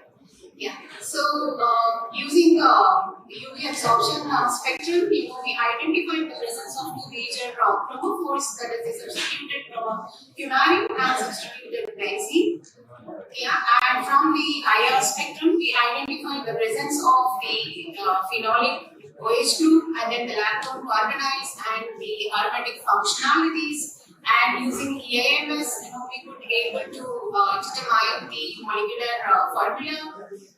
Yeah, and we went for measuring the proton NMR spectrum and the carbon NMR spectrum, okay, to know about the types of carbons that are present, okay, and also the different types of hydrogens that are present in the molecule. Yeah, so we got the proof, for the presence of the binary nucleus, okay, and the aromatic nucleus, and also the oxygen and oxygen protons. And but we could not get the proof, for the oxygens, okay, that we could identify from the mass data. Okay. So we could go for doing some simple chemical conversions, okay, to confirm the presence of certain functional groups, okay, and we could arrive at determining the part structure of the compound, and a simple double bond length calculation in identifying the presence of an additional ring, okay, that connected the fumarine and the phenylchlorine nucleus. Yeah. So, and the presence of the dioxine bridge again was confirmed based on the mass spectroscopic analysis, the various fragmentation, and this compound we could isolate in good quantity, so we could do some chemical degradation also to determine the complete structure. So once based on the spectroscopic techniques, we identified the groups and then we built the structure. We finally had a confusion whether the isomer A is the structure or the isomer B is the structure. To resolve this, we went for carrying out the two-dimensional NMR analysis, that is the electronuclear decoupling experiments. So irradiating some specific functional group and the sharpening of certain signals, identify the linkage, and we would determine the structure. So we can use all the modern spectroscopic techniques to characterize the structure and to develop, we can develop the markers. So this will again be helpful for the identification of the adulterants and for the differentiation of these vital medicines with the multiple sources, and also for the determination of the best harvesting time, and also for the confirmation of the collection sites, and even to optimize the processing methods, and also to hold the quality of the herbal product, particularly in terms of the stability and the identity, its concentration. So everything we can do with the help of this, and we can even link this traditional knowledge to the natural products drug discovery. We can discover drug lead molecules, and we can even develop them into an allopathic medicine also. Right. So, phytopharmaceuticals recently approved a type of drug by the Indian Regulatory Agency. So, this represents a fascinating intersection between the traditional knowledge and the modern science advancements. So, it is nothing but a unified standard fraction with defined number of the phytochemical compounds, minimum of 4 components need to be quantified, identified, and quantified, and prove that nucleic components are responsible for the activity of this phytopharmaceutical. Then you can get an approval from CDSCO, and you can market your product. And so here I would like to please, we are really running out of time. Yes, thank you. So these are some of the novel compounds that were discovered in our lab, only from the plants I have presented here. And in our lab, we are even working on exploring the bioactive molecules from various natural sources, from the microorganisms and also from the marine sources also. We are trying to explore the drug molecules. So I'm not going in detail to it. Yeah, so we have all the facilities, to develop a chemical marker. Okay, so in this forum, there may be some startup company, or some researcher who will be looking forward for researchers to collaborate, particularly for the standardization of the herbal extracts. Again, herbal extracts, or complex materials will definitely have a share of components. If we have all the facilities, in our institute, if anybody is interested, you can contact us. I have given here my contact ID. Thank you very much for your patience.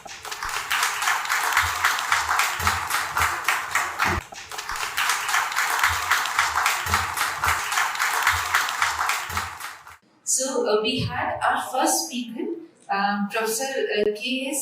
M.S. Raghav Rao. And Professor Rao spoke us, excited us about the IKS-based approaches and artisan traditional for Kalamkari-based dye, and also we spoke about sustainable agriculture using traditional method called Gurwani.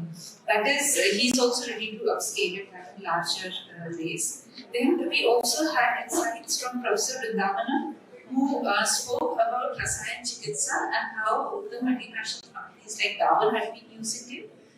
Then we had Professor Sajali Begum, who gave us a wonderful insight into pharmacopoeia and development of markers, biological markers, chemical markers. The bioassay process was explained in great detail. Thank you so much for your patient hearing, and I thank all the speakers for taking their time and giving us such detail about their work. I would like to ask Professor V. Ram Gopal Rao Garu to please come on the dais and present our session chair with memento, shawl and certificate.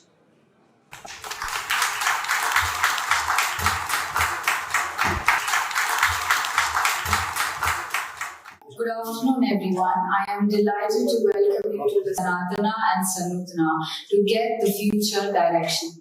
Today, we gathered to explore the dynamic interplay between Sanatana, the timeless and eternal principles, and Sanutana, the evolving and contemporary expressions of these ancient traditions. Our discussions will focus on how we can harmonize these perspectives to guide our future in the world that is rapidly changing yet deeply connected to its roots. By examining both the steadfastness of our traditions and the adaptability required for modern challenges, we aim to find a path that our traditions and that honors our heritage while innovatively shaping the future. Let us engage in this new meaningful dialogue and uncover insights that will help us navigate the journey ahead. With that, I would like to invite our session moderator, Padma Shri Prahlada Ramarao Garu, onto the dais and request Dr. A.B.S. Shastri Garu to facilitate sir with Upavastram and a plant.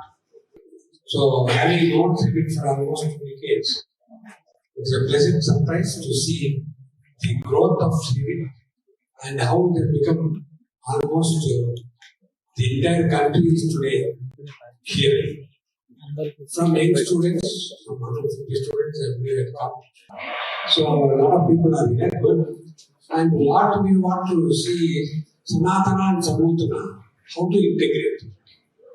And the number of lectures we have heard, and number of people have presented both Sanatana and how it is related to Samutana. Though these are Sanatana Dharma and Sanatana Shastra, but presentation by Samutana people only. So they all understand the current science. So it is interesting. Now idea is how do we take it forward? Everybody knows India had big culture.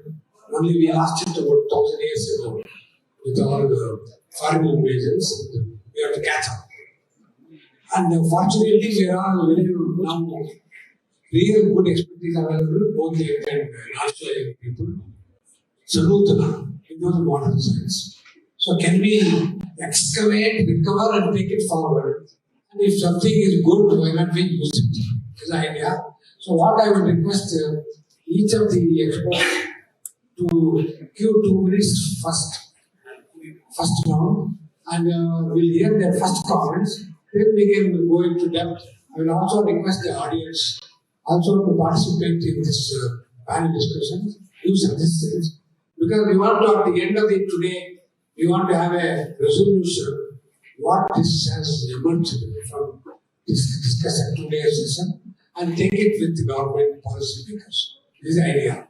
So please suggest something which you think we should do, not missing the Sanatana and catching up with Sanatana right away. So I request now each one of you kindly share just 2-3 minutes, then we will allow the people to give their reactions.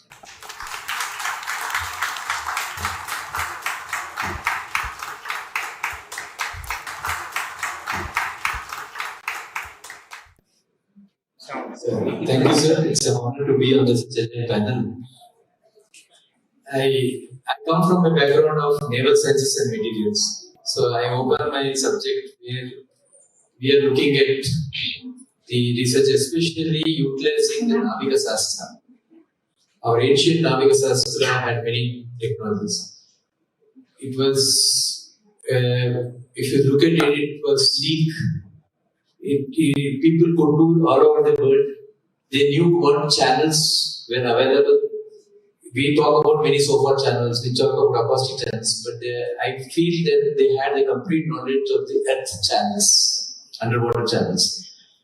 They had the knowledge of communicating under it, so acoustics-wise also, because Sabda Sastra was very much prevalent there, and many of which is not known today.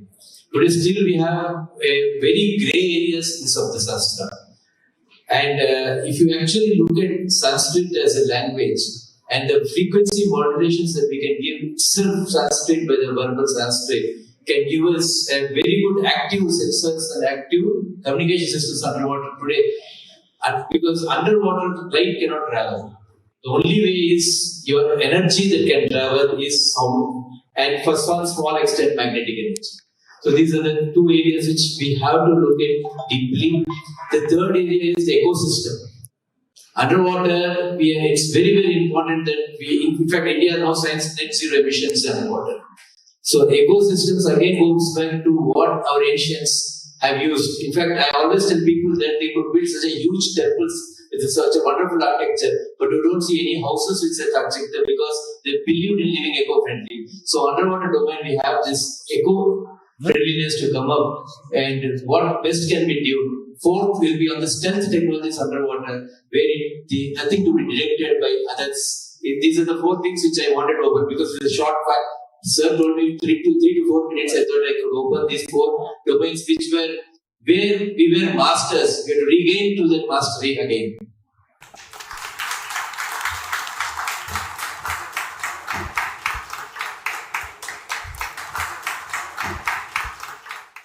The systematic validation of the traditional knowledge that we have in terms of safety and efficacy is not done. In order to gain the global acceptance, we need to do that. And as part of that, I have been working in association with some of these Ayurvedic companies where we have taken specifically with the support from National Medicine Plan Board with the Vrindavan representing from Topper, where we have characterized the drug functional of the medicinal plants, and then we have shown the safety and efficacy of these drug fungible medicinal plant systems, and then came up with various molecules. Some of them were in fact introduced into the market, some of them are in the pipeline. So the rich heritage in terms of academic institutions, it has to be taught, and today we have seen is a revelation that the kind of traditional knowledge that we have, it has to be communicated to the next generation. A forum has to be provided along with the government representatives so that appropriate actions could be taken up to move forward and then pass on the traditional system of knowledge generations to them. And globally, we could also bring the acceptance and market also from the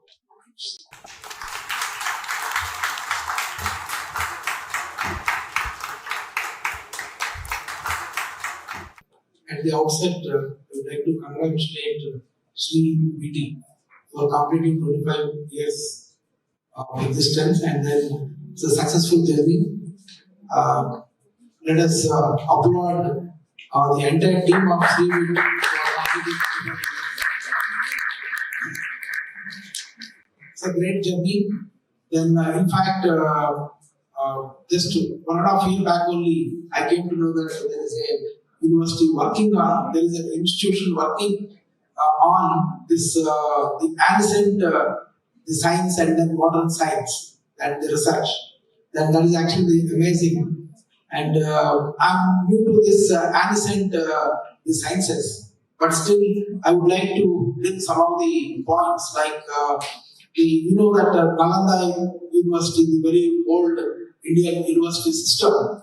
Then it was started way back several years back, and then there actually the relation between Guru and Shishya, that was admired in our history. Then slowly that is actually depleting. That means the relation between Guru and Shishya for effective dissemination of the knowledge and for effective learning, that is slowly missing. Therefore, in the education system as university, we need to bring ethics and values into the curriculum. That's what, apart from the technology side, apart from other emerging areas, we need to bring the ethics and values also mandatory course, so that the students will know what exact, I mean, how they should respect and what are the ethics, and then how they should live in the society, how they should help with the society, and all these things. Also, there should be a subject on this, on ancient science, what exactly happened 200 years, 300, 400 years back in India, and how that can be correlated to the modern science. That kind of subject also, at least one course or some module should be there in the curriculum. That is missing right now. Right now, what we teach is we don't talk anything about the history of India in our particularly in engineering and technology side. But might be in history and other places where the universities offer those courses, there might be some teaching happening. But technology universities, technological universities, nobody teach about those things. Therefore, something that has to come. And apart from that, of course, by 2047, India should become Viksit Bharat. And for Viksit Bharat, there are so many things. Like the GR of the country should go up to 50% by 2035. Then this is what actually the present government is aiming. And the new education policy in 2020, that also should be effectively implemented. Then we can take the India to the next level with the ancient science and the modern science put together, blended together. And then university should take the India to the developing country to developed country. Now, beyond as educational institutions, we have the role to play, the major role to play. Because if we see the developed countries, the GR, gross enrollment ratio is always 80, 90, 100% also. But whereas India, it is still very low, only 28% right now, GR, gross enrollment ratio, that has to be picked up. And then India will become the developing country to developed country by 2047. There are many points we need to, as educational institutions, we need to discuss.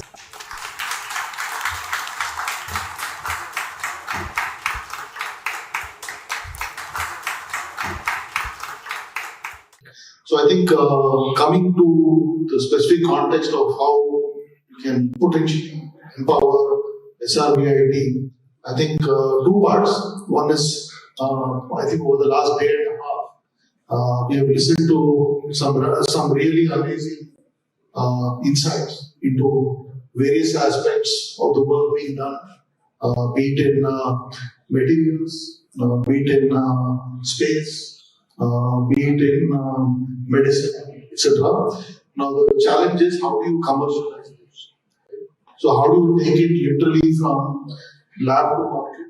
That is one. Second is how do you bring the industry engagement going? Third is how can we get some level of market access? Fourth is how do we get funding made available to these to these ideas? And fifth, of course, is how do you build a set of mentors who can support these ideas to become basically market validated, and also combining traditional knowledge with scientific. This thing can be also scientifically validated. So I think methodology, market access, mentorship, helping access to capital, and also building communities. How to bring all these communities together. So that's where I think there's work to be done, and which is where I think I was delighted to see such distinguished people on the dais. We now have to figure out how to convert the intent into execution, and how can we leverage the collective will to make something really substantive happen. So looking forward to that.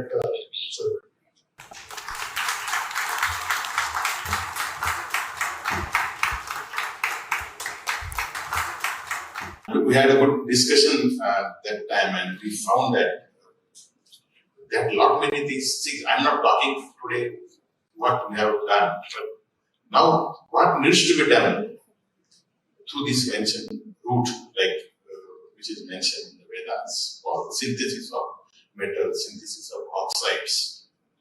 So what today's requirement is whether we can make high purity silicon using this method, high purity germanium, because we need electronic grade silicon and electronic grade germanium, which is really required for your quantum technology and other things.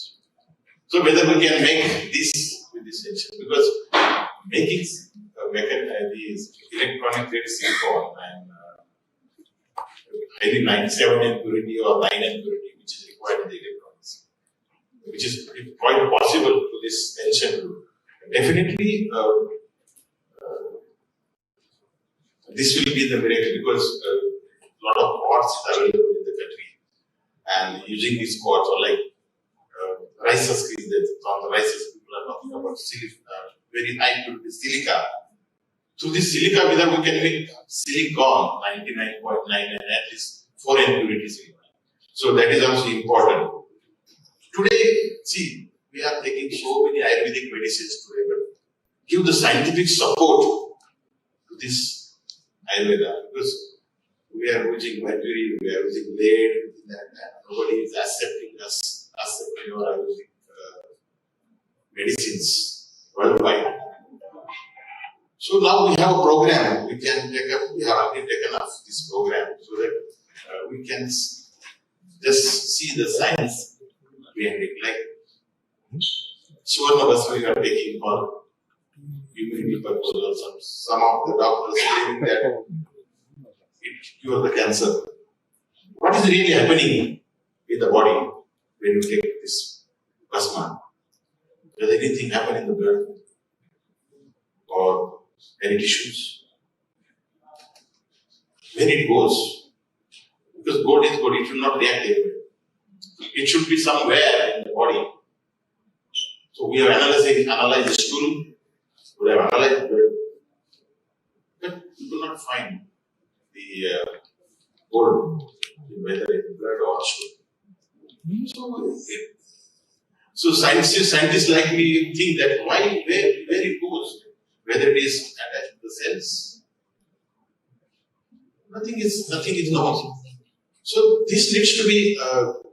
So we have to think this way, whether all the youngsters are here, whether we can make efforts to do more experiments on this and see we can club with medical doctors, because we are already doing that now.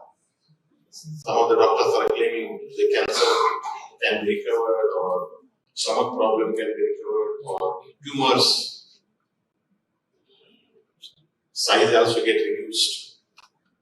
So these things will be happening using this Parabhasma and this Suvarna Bhasma and or Silver Bhasma. So what is really great is that what they are really affecting in the body, that needs to be scientifically proved. Otherwise, people will not accept our idea. So this is very important R&D in future we have to do, so that then we'll get recognition in Ayurveda. So this is very important concept. And another is, anyway, we are going for quantum technology, we are talking about quantum materials and quantum technology. So these quantum materials are also very difficult to make synthetic, like two-dimensional materials, whether it is MOH2, whether it is graphene. If it is large scale, you can make this tension method. Definitely, this will be very, very important for this technology. So these are the new things coming in now. So we should also look into this synthetic approaches, whether we can make such kind of materials. So these are my views. I don't take much time because I'm taking a lot of time. And definitely, if Shastrika wants some help from us for these new materials and for the new technologies, definitely we are there with you, sir.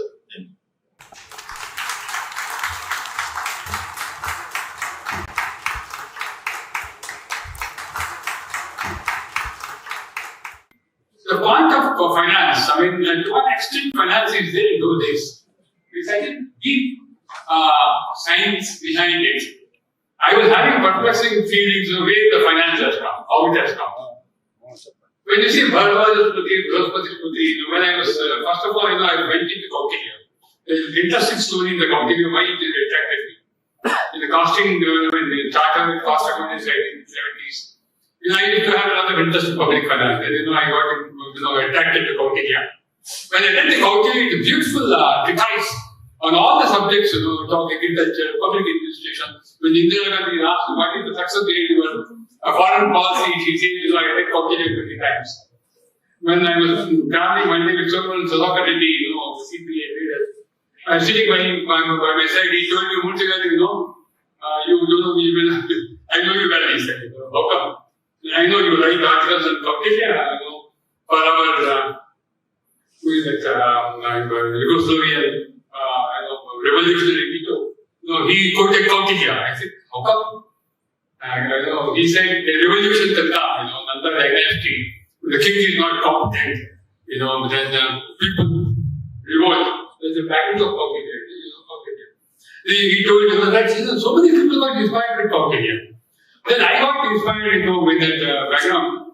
In fact, in 80s and 90s, I got into this. I went in deep.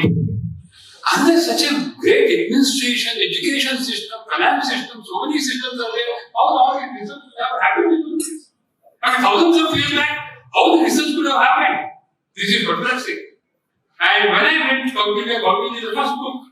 So we got, I have seen Bharadwaj Putri and Rospati, I wish people should go into it. They have talked about do's and don'ts. And little bit, but Kautilya has defined everything. It is 350 BC. And everybody's surprised. You will see administration, governance from villages to central level, agriculture, industry. In those days, unified card would be there, like Aadhaar card now. Any person coming into the country used to give the identity card to Bangalore. They said 2 Bangalore, something like that. So, they have to give it, when the person goes out of the country, he has to give it a card. So, the system used to be there. And industry maximum taxes were 16%. And VAT was there. The surprising thing in the industry. And legal system is so pakka. You have courts, do's and don'ts for judges, you have to the court, whatnot. Then you have finance and budgeting. And accounting, and your annual public finance. Public finance was exactly dealt in the county detail. What we surprised is the 3 universities which were there, Takshashila, Nalanda, and in those days, so the 3 universities were very popular. Is Takshashila, Nalanda, and Ipsita. The 3 universities, the education system, Tarka, Ganitam, the subject starts are amazing, and metals, metallurgy, lot of subject and metals. So what I was feeling, is, this is a subject which everybody should focus it, and we should bring back when I was, of course, I report my experience with Chandra R, when he was doing in 1999, when he was doing with tech labs. I surprised. I asked him from where you got the concept. Then Ipsita Dasgupta was process secretary, was saying, sir, he keeps complicating his lawyers, sir, he's reading all that I can say. So tech labs is the concept came in those days, these self-help groups, tech labs, women empowerment, and all these things were built in complicated days. And what I want to say is, since I am asked to talk about finance and budget, it is really surprising that interest rates were given in the budget. In the financial system, the taxes, property taxes, how much rates have to be there, tax governance, and there are various types of taxes.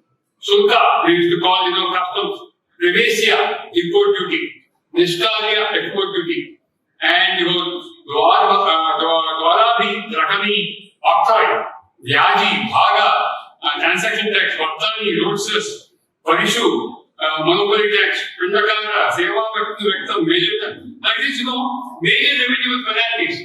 Very surprising, the penalties for not doing good was major income. That's why Dharma was there.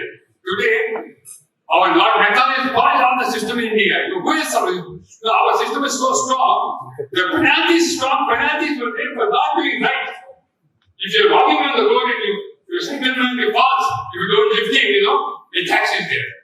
So penalties for not doing good is a major income in the community. That's what the budget, major income is penalties. So we know this, that is the subject, like the great culture we have, civilization we have. No surprise, the Vedas got such so much work has been done to giving science to it. Without that subject, without that social structure, education system, finance system, government system, so much research could not have happened in those days. This is very surprising, sir. I think a lot of work has to be done in this. I wish you will carry on the work and have a, you are doing so much work on the metals and metallurgy and nanoparticles. I wish you should keep a subject on public administration, public finance, and all the things also which are there in those days, which are got spoiled, thanks to Lord Napoleon, we have got spoiled, the whole thing got destroyed. Thank you very much, Chandra. I hope you wanted me to talk. Okay, there are a lot more to talk. It will take 1 or 2 hours to think on this subject. Thank you very much.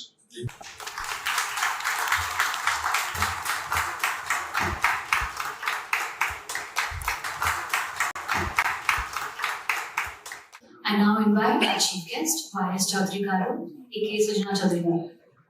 As a layman, I don't understand how they were produced and all those things, because it has got its own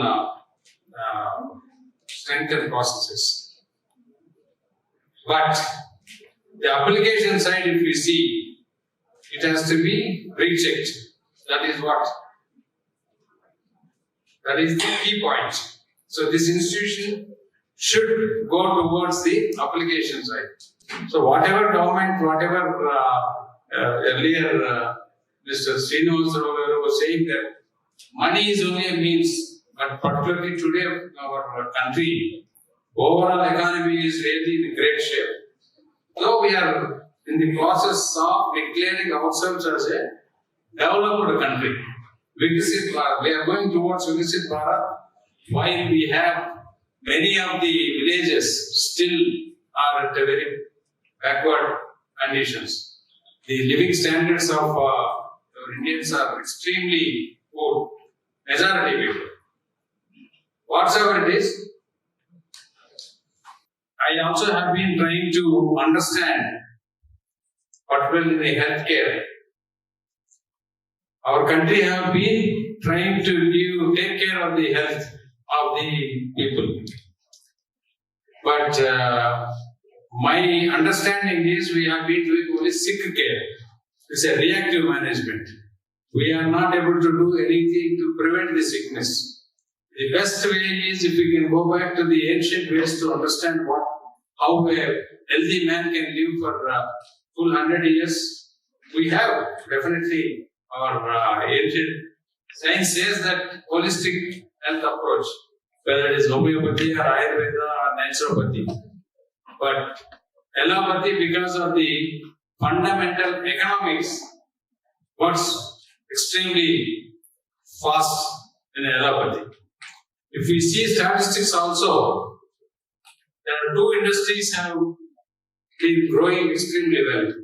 One is food industry, the other one is hospitals, healthcare. Because the quality of the food human beings have been consuming eventually making people to land in unhealthy conditions. That is why these two industries are doing extremely well worldwide.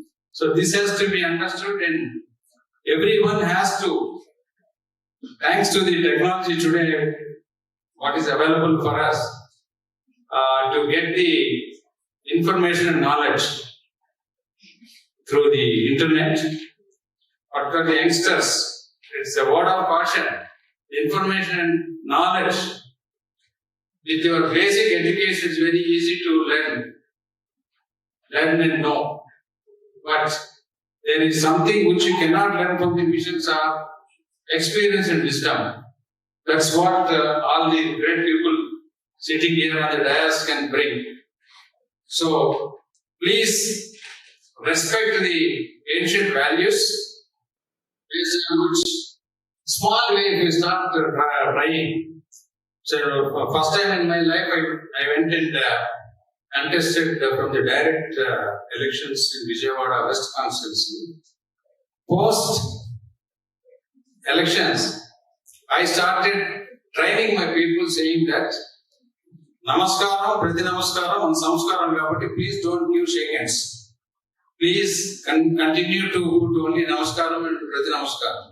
Which half of the 3 lakh population, I think, if not half, 1/3 of the people in 3 months, they have already started getting there. So similarly, you start getting into the ancient knowledge and technology, it's very easy. Easy means once we start practicing. So, today's challenge what Mr. Sandhya will be talking is how to make use of their research and how to commercialize and scaling them. With little understanding, I also see a lot of benefit towards the environment. If this can be produced without much and without getting into mining of basic minerals, that also helps our environment, and that is also a big answer to our global warming, which the entire world is facing. Sometimes the tsunamis, sometimes the cyclones, all these things we are facing mainly because of the global warming. So, it's the game between Vedic science and the modern science. That's a very big subject. It's not that easy. Any number of programs we conduct from Science and Technology Ministry or your Defense Ministry, etc., etc. But it's a very conscious approach. Government can do very little, in my opinion. Every civilian, every citizen of this country has to focus. But at the same time, how can youngsters can focus on that because their livelihood is very important for them. So I heard Shastra saying that though he has been working hard for the past 25 years, last 10 years, things have started moving. Am I right, sir? So that's probably I give entire credit to the great coronavirus. Because of the virus, people started looking at our ancient things. Why it is coming, what it is, and our people wanted to try many ways and means. Because many of the allopathic doctors whom I have interacted, many of the doctors doesn't know first of all how some people have survived, why some people have died, what kind of medicine they have given. It was only a trial and error method. So that has definitely looks like helped our Indians particularly to start thinking about our ancient strengths. We are living in people also will live in future, but how to improve the quality? You know, none of us have got infinite life. We have a very finite life. And only thing is, none of us knows about the expiry date, but everyone knows that there is a date. So thereby, during our life period, whatever best is possible based on the ancient sciences, we should respect, try to focus on that. Today we are talking everything is IoT and AI. Artificial intelligence is nothing but we are only training the missions. Before, whatever we train the mission is acting upon. It's a byproduct of our own human brain. So we also have technology to do the gene editing, which I think it was banned. Otherwise, once if gene editing goes on, whole system collapses.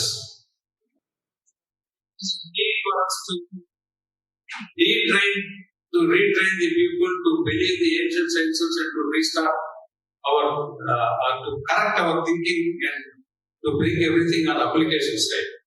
So everyone knows that our globalization definitely brought lot of maybe positive things, but many negative things to our country, particularly whole our giant family system has collapsed. That is also one of the main reasons for getting out of track from the ancient sciences. So earlier days, everything is a cooperative system, Sarkar Sangal. So people used to use the ancient ways and means how to run kitchen garden. That is how they used to have the healthy food. We all know rocket science, definitely. But definitely none of us requires to leave rocket speed of life. Today life has become so much of speed. So if we go back to the ancient thing, life will go on, heaven will not fall on earth. So we have to titrate ourselves to how to go slowly. When he has mentioned so many things, the major problem also in our slokas, so many meanings are there, but unfortunately they are all in Sanskrit. That is also the biggest problem. We go to a temple, but Purohit will recite so many slokas, we don't understand what it is. So there is a good project if you can convert all slokas into Telugu language and English language, so that for youngsters also will understand how important are they. So that is one important point. In any case,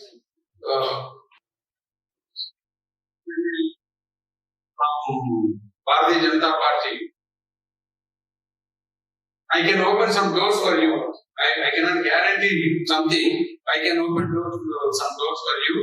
So you are most welcome for anything I can be of any help to develop this institute.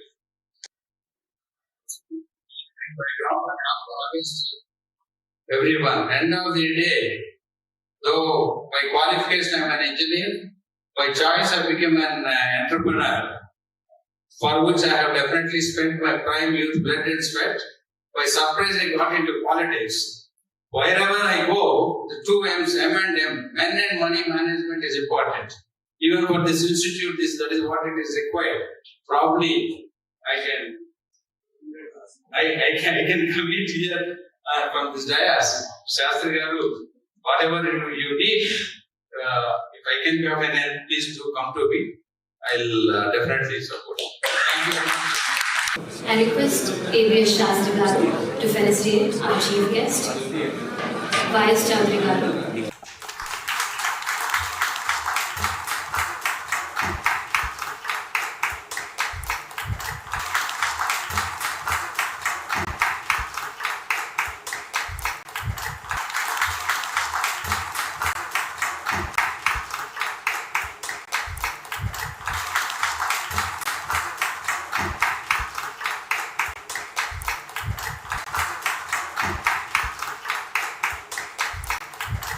It is with great pleasure and deep respect, I also invite our guest of honor for today, Dr. V. Narayanan Garu, Director LPSC, ISRO.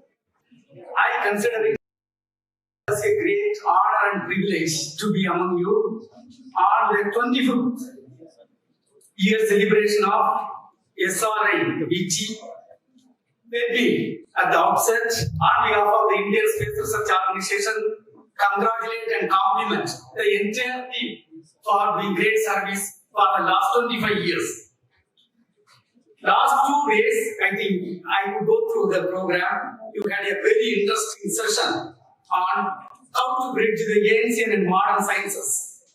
I think they were excellent topics. Lot of transactions which has happened. I happened to see the book what was given to me. Today we are developing launch vehicles, satellites. In the ancient day, you all know, and India became the only country and first country to have the successful landing. And dear friends, India when we got independence, 1947, you know, before we got independence, our country was a very great country, rich country.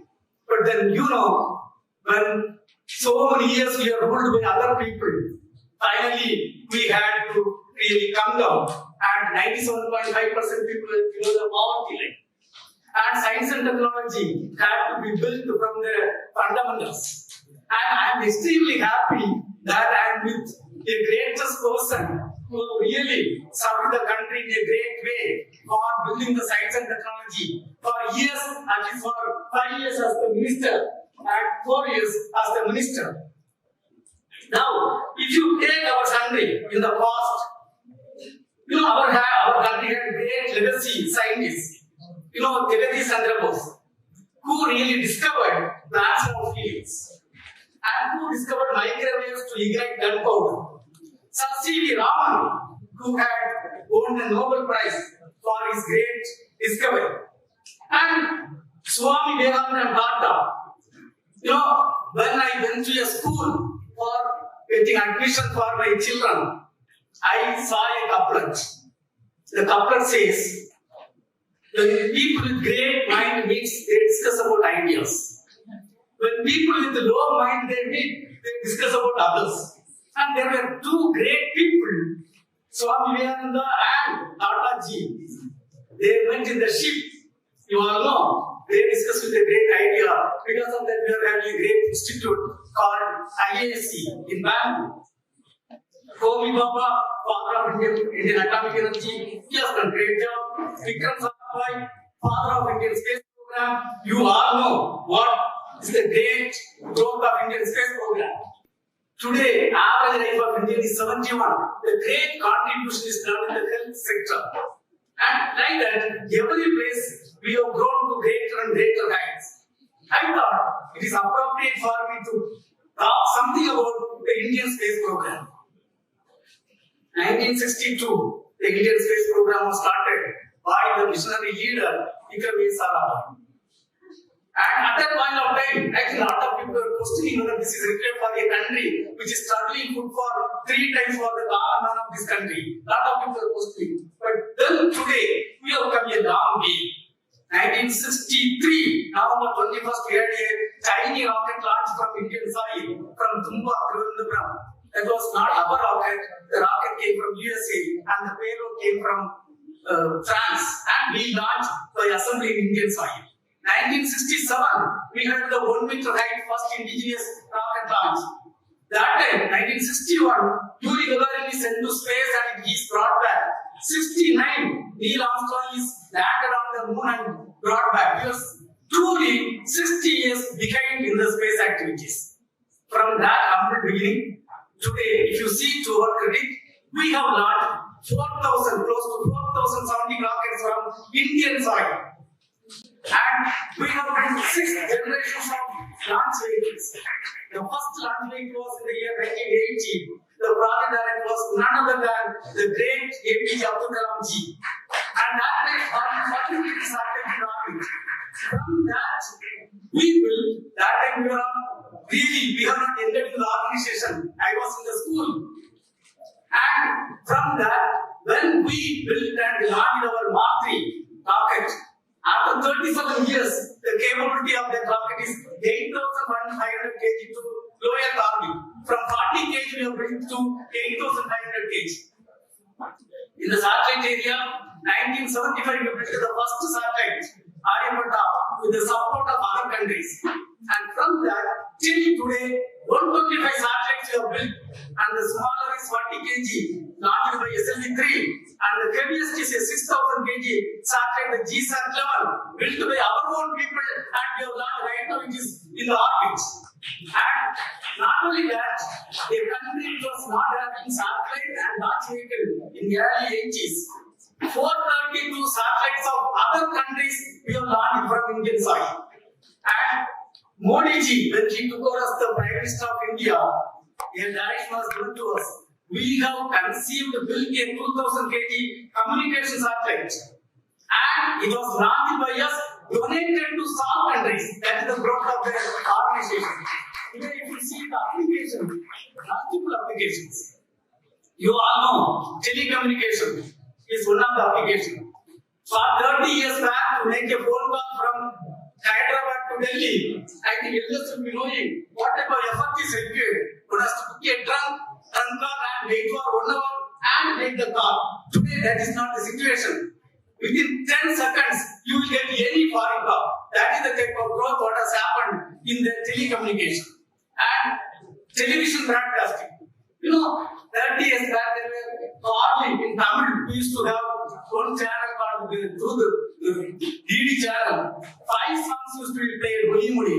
Same case with any regional language. Today, so much growth has happened, like so many channels. Like that, lot of sector, lot of contribution is there. If you take one of the applications, potential fishery zone. India is having 7,500 kilometers sea zone. And we locate fishing zone and we inform to fishermen.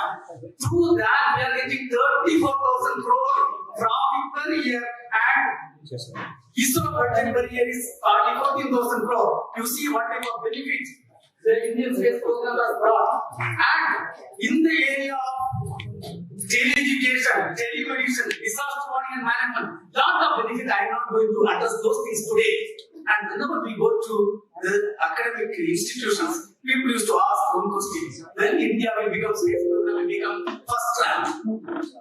Very easy to ask the question. When we started the program, we were 60 years behind. But I would like to tell a couple of things. Chandra R is the first interplanetary mission. We succeeded, and India is the first country which got water molecule on the moon. And we placed our vehicle through Chandra R, a moon impact probe, and we have reserved landfall all Indians in moon. And Chandra R, even though we could not succeed the soft landing, we are having a orbiter revolving in the moon, having a high resolution camera called on-orbit high resolution camera, and sending thousands of photographs. That is the best camera available in the moon orbit today, developed by Indians. And dear friends, Mars orbit mission, you already knowing Mars orbit mission. We have to travel 66.6 kilometers. You know, with a simple trigonometry you calculate with 0.1 degree error. If you travel, we cannot go to Mars, we go somewhere else. And we have succeeded that mission, the first attempt, and India is the only country and first country successfully accomplished Mars orbit mission in the first attempt. None of the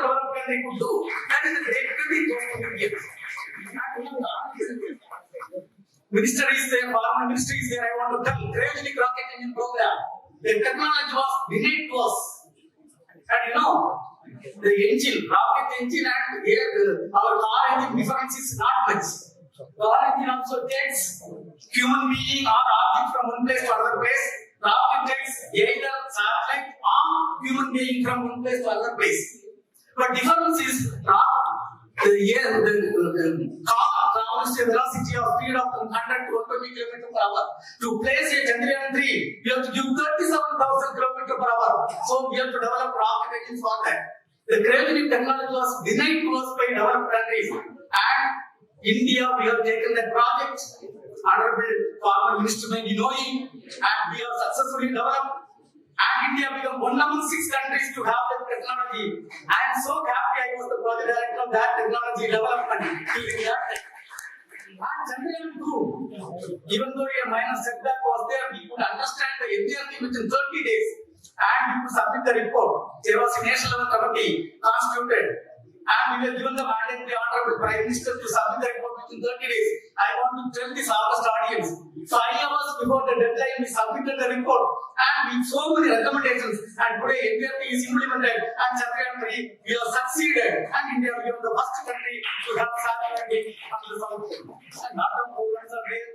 And again, we are going to send our own Bhadrara system to space and bring them back safely by 2026. Honorable Prime Minister has given a lot of direction and guideline, and we are working towards that. And we are going to build our own space station by 2035.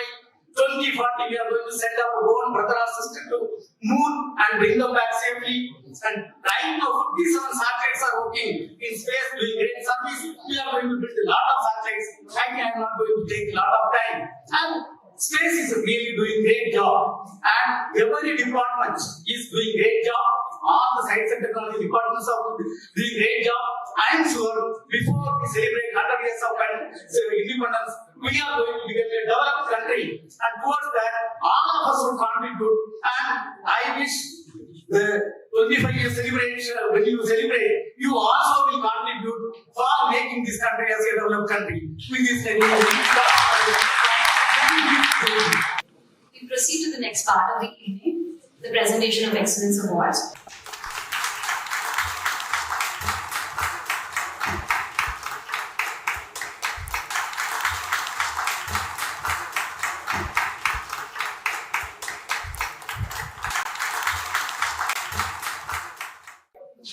ABB Sharma to receive Sri BVR Prasad's Memorial Award.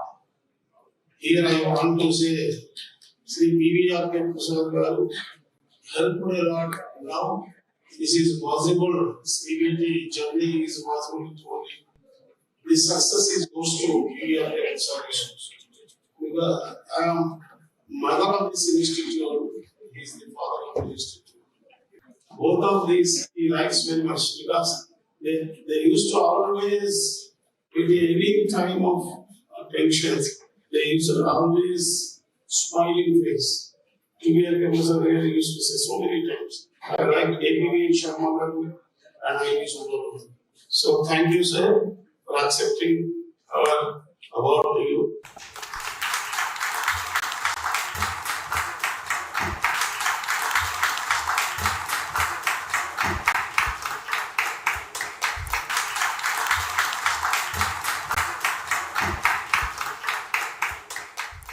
Chief guest of the evening, Srikanth, distinguished scientists of the dais.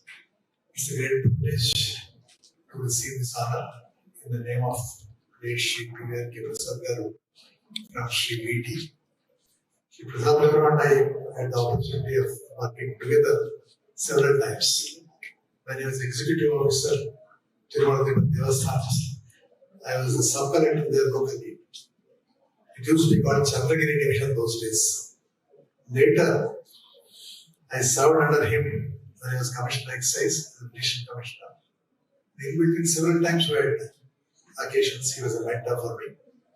And when I was Executive Officer, TTD, much later, Sri Prasad Garu joined as an advisor to the Dharmic wing of the TTD.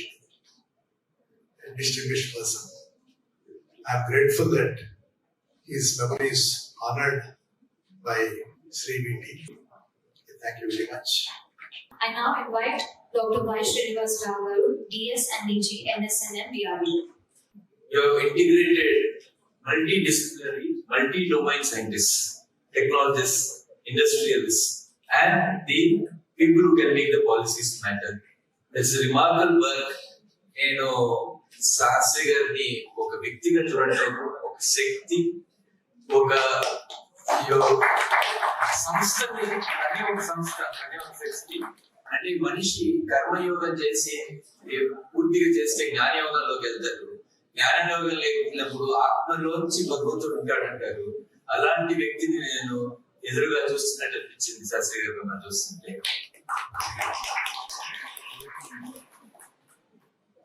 నేను DRDO గురించి ఎక్కువ చెప్పదలుచుకోలేదు.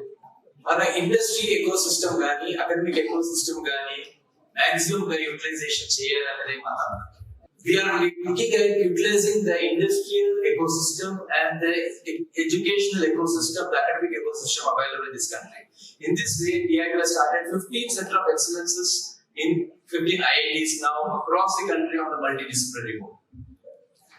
And with the drive that this Prime Minister is giving to us today, and especially the present government which has put us on a different pace, we are able to connect to all the startup industries today. DIU has started a technology development fund where we are promoting about 50 crores for industry coming with ideas that can be utilized for our defense sector. We are funding level up to TRL level 2-3 systems, 2-3 science and technology projects at academic institutions through ER and IPR, and through the academic center of excellences. Money is not the limitation.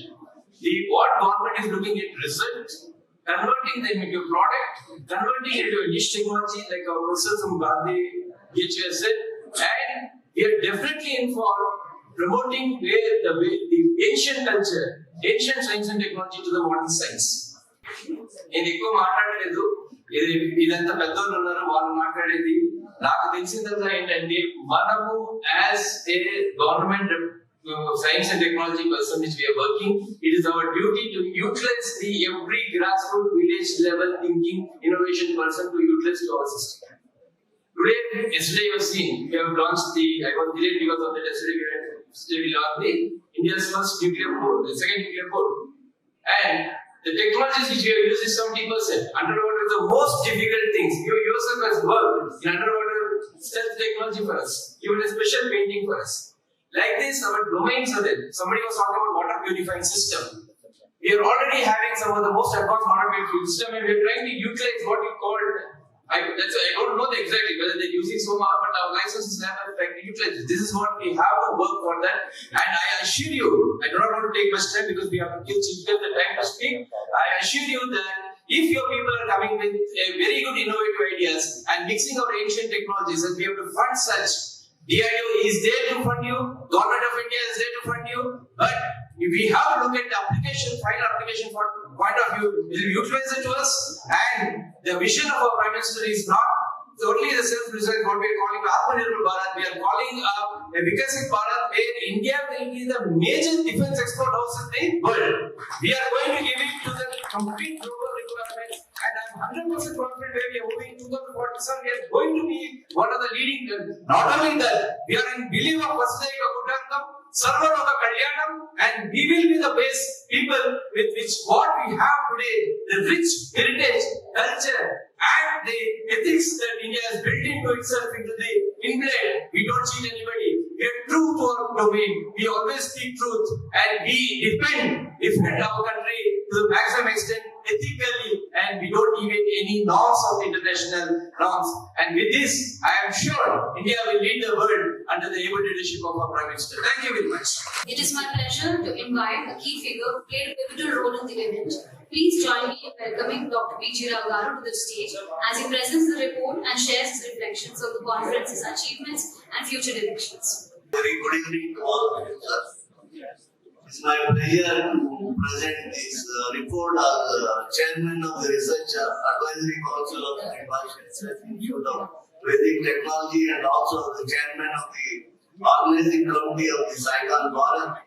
It is my pleasure to present the report, but I will try to be as brief as possible because yesterday we have been spending a lot of time. But it is basically to recapitulate and also make our distinguished dignitaries on the dais to have an idea of what has happened last 2 days. On the first day, the inaugural day of the inaugural edition of the Icon Bharat was commenced with an age of anticipation and enthusiasm as distinguished guests and experts gathered to explore the intersection of ancient wisdom and modern science. The first day's proceedings were a rich tapestry of insightful presentations, ceremonial releases, and dynamic discussions, all aimed at bridging the gap between the historical knowledge and the contemporary technological advancements.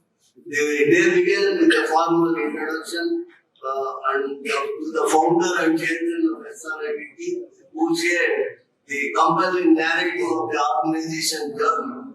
This provided attendees with a foundational understanding of SRIVT mission, its evolution, and its significant contribution to the field of technology and research.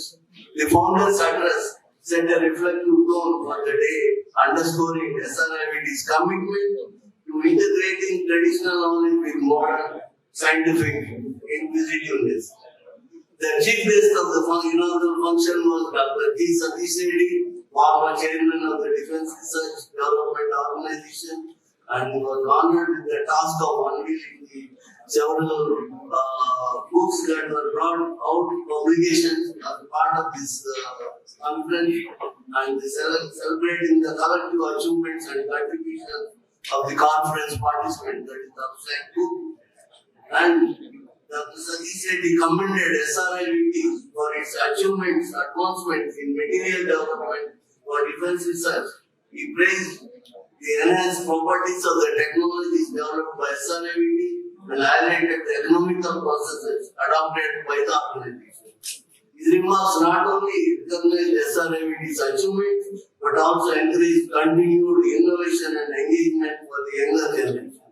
This was followed by Professor V. Ramgopal Rao, Vice Chancellor of which group of institutions as guest of honor, and Professor Rao's participation underscored the academic interest in the institutional support for integrating the ancient scientific traditions into contemporary curricula. Professor Ramgopal Rao expressed a strong interest in incorporating Vedic sciences into the curriculum at which advocating for a broader academic embrace of ancient knowledge. He encouraged other educational institutions to support SRIVT and integrate such disciplinary approach into their program. Later, another guest of honor, Dr. C. M. Srinivasa Rao, CEO of TM, present here, said given his involvement, highlighted TM's commitment fostering innovation and supporting SRIVT's endeavors. CMS Srinivasa Rao expressed confidence in SRIVT's work and a willingness to support their initiatives through PR. His comments reinforced the collaborative spirit of conference and the alignment between the SRIVT and PR. These were the very highlights of the first day program, which has brought several people to bring to the support of the SRIVT.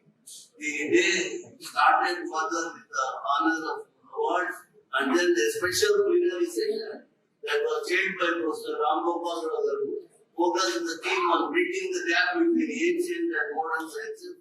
Eminent speakers have given their view on bridging this gap, and that was followed by parallel sessions where we had subtopics of ancient wisdom and modern application, organic synthesis and catalysis, ancient engineering and technology, green chemistry and environmental sustainability. Several speakers of you present here have given your views and reflections, which again brings the importance of the modern science back with the traditional science. With close to 300 participants attending on day one, the conference successfully stands for a rich exchange of ideas, collaborative discussions. And that was for day one Icon Bharat, marked the significant achievements and impactful discussion from the ceremonial releases, awards to the discussions on various topics. The day followed with the second day started. The program on day 2 started with the keynote session on the theme Bridging the Gap between Sanatana and Sanatana, which is the theme of the conference.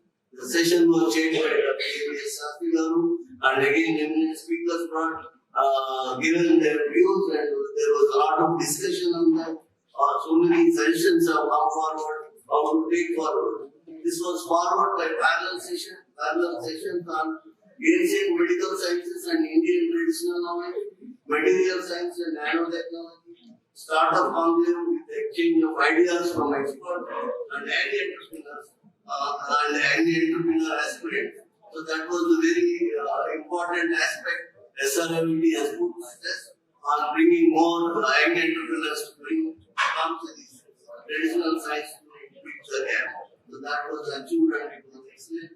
And post lunch we had the panel discussion on for future direction chaired by Padma Sri Dr. R and other experts.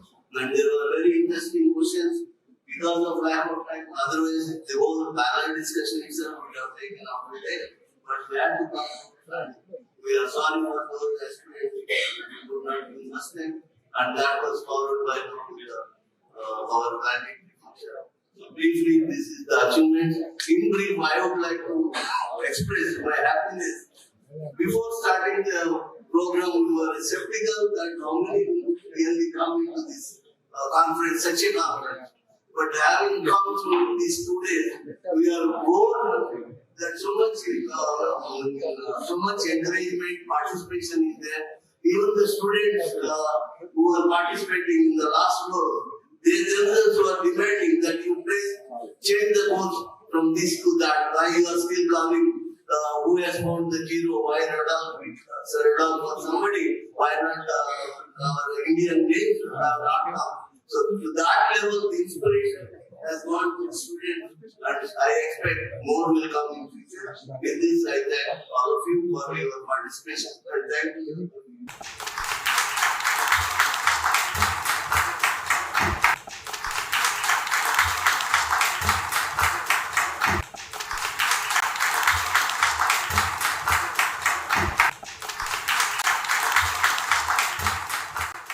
I now invite Padmashri Pranad Garu, former VC, PIAT, DRU. I have listed 6 action points. I will read you by all, and we will take it up forward. One is starting of certificate course on online courses, where BITS Pilani has given a major input. They are ready to run these courses, short-term courses. Then Center of Excellence in Hyderabad, Sastry Garu has said we will support the Center of Excellence in find the gaps and challenges of today's gaps, and see whether we can map and provide technology solution based on Indian heritage knowledge. Not for the sake of knowledge, but some real problem of today's world. Can we find solution from our ancient knowledge? This is the action point. Then dictionary of various herbs and plants of the input from Patanjali Center. We want to also take the help of their collaborator who is working on similar biomaterials. Then can we recognize, can we organize anti-author session has come in every city which is highly polluted and show that the pollution level comes down and being validated that our either Somyaga or correct acknowledgement will reduce the pollution in those places. This is also validation as well as benefit to the society. Then 6th point is funding IKS based startups. The number of startups are likely to mushroom from based on this. Then how do you fund? You have to go to help us how to find the correct way of funding. There are 6 recommendations that came out of today's panel discussion. Thank you, everybody.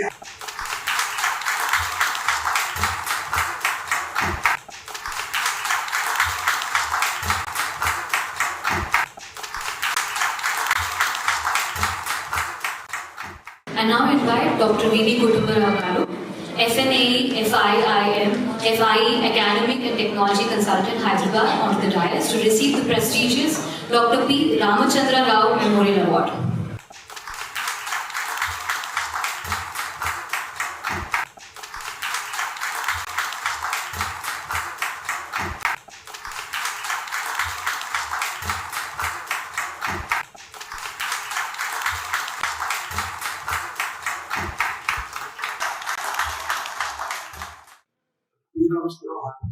Classmate. He studied together from IISc Bangalore and Bangalore University.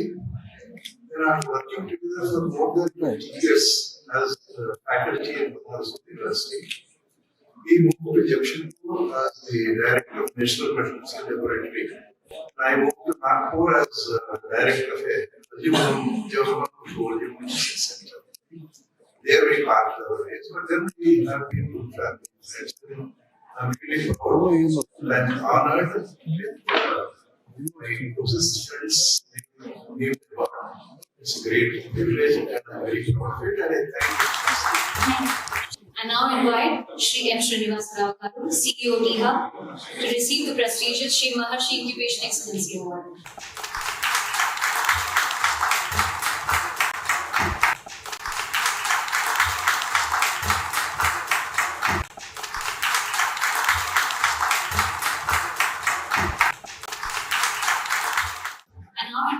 Dr. Krishna Kanapati Garu, Trustee, Amadutta Dattapeetham, onto the dais to receive the prestigious Shri Maharshi Vedic Excellency Award.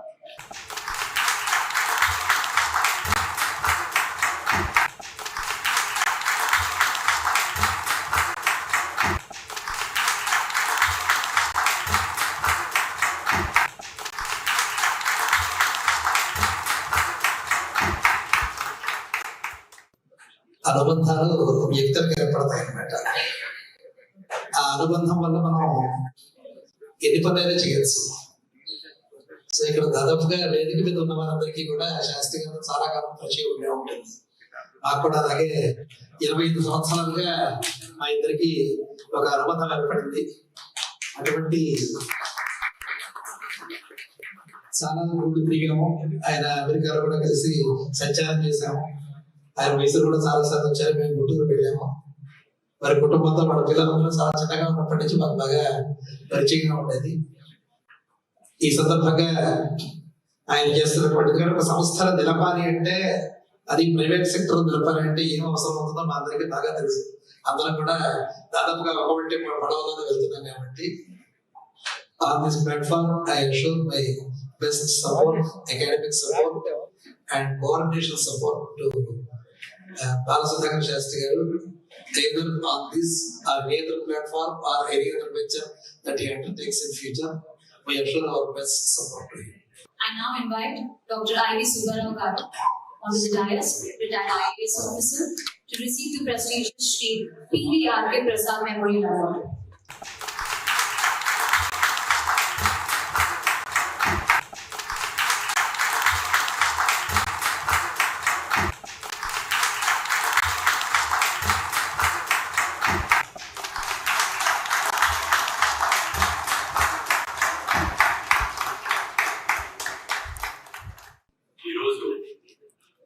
Sandhya Shastri garu వారు స్థాపించిన సంస్థ 25 సంవత్సరాలు అయిందని, దీనికి కారకులైన PVRK Prasad గారి పేరిట ఒక స్మృతి చిహ్నంగా నాకు ఒక అవార్డు ఇస్తామనే సంకల్పం వారు చేశారు. నాకు నమ్మలేదు. అనుకోకుండా 6ంటికి అనుకుని నేను ఢిల్లీలో ఫ్లైట్ 1:30కి బుక్ చేసుకున్నాను. చాలా ఆలస్యమైంది, క్షమించాలి. లేకపోతే మీ అందరితోటి 3 నుంచి కార్యక్రమంతో వేడుకోల సమయంలో పాల్గొనే అవకాశం నాకు కూడా కలిగేది. కానీ మీరందరూ వేచి ఉన్నారు. ముఖ్యంగా సుధాకర్ శాస్త్రి గారు ఎంతో దూరదృష్టితోటి ఎవరు చేయలేని పని ఒకటి తలపెట్టి 25 సంవత్సరాలు నిర్విఘ్నంగా కొనసాగించడం ఉదాహరణ విషయం. చాలా సంతోషం. ఆర్ష విజ్ఞానంలో ఉన్న ఆణిముత్యాలన్నీ కూడా వెలికి తీసి దాన్ని ఆధునిక విజ్ఞానంతో జోడించే మహత్తరమైన ప్రయత్నం ఇంతమటుకు ఈ స్థాయిలో ఇన్నాళ్ళు జరపడం ఎవరూ చేయలేదు. వారిని సభాముఖంగా అభినందించాల్సిన అవసరం చాలా ఉంది. మనసారా వారు చేస్తున్న కృషిని అభినందిస్తూ ఈ కృషి ఇలాగే కొనసాగాలని, దీంతో ప్రజా శ్రేయస్సు, సమాజ శ్రేయస్సుకు, మన దేశానికి మళ్ళీ విశ్వగురు అని అందరం అంటూ ఉంటాం, ఆ స్థాయికి ఎదగాలంటే ఇలాంటి అనుసంధానం చాలా అవసరం. మామూలుగా ఏమిటంటే సంధానకర్త అంటుంటాం, రెండింటి జోడించగలిగిన శక్తి ఉన్నవాడు సంధానకర్త.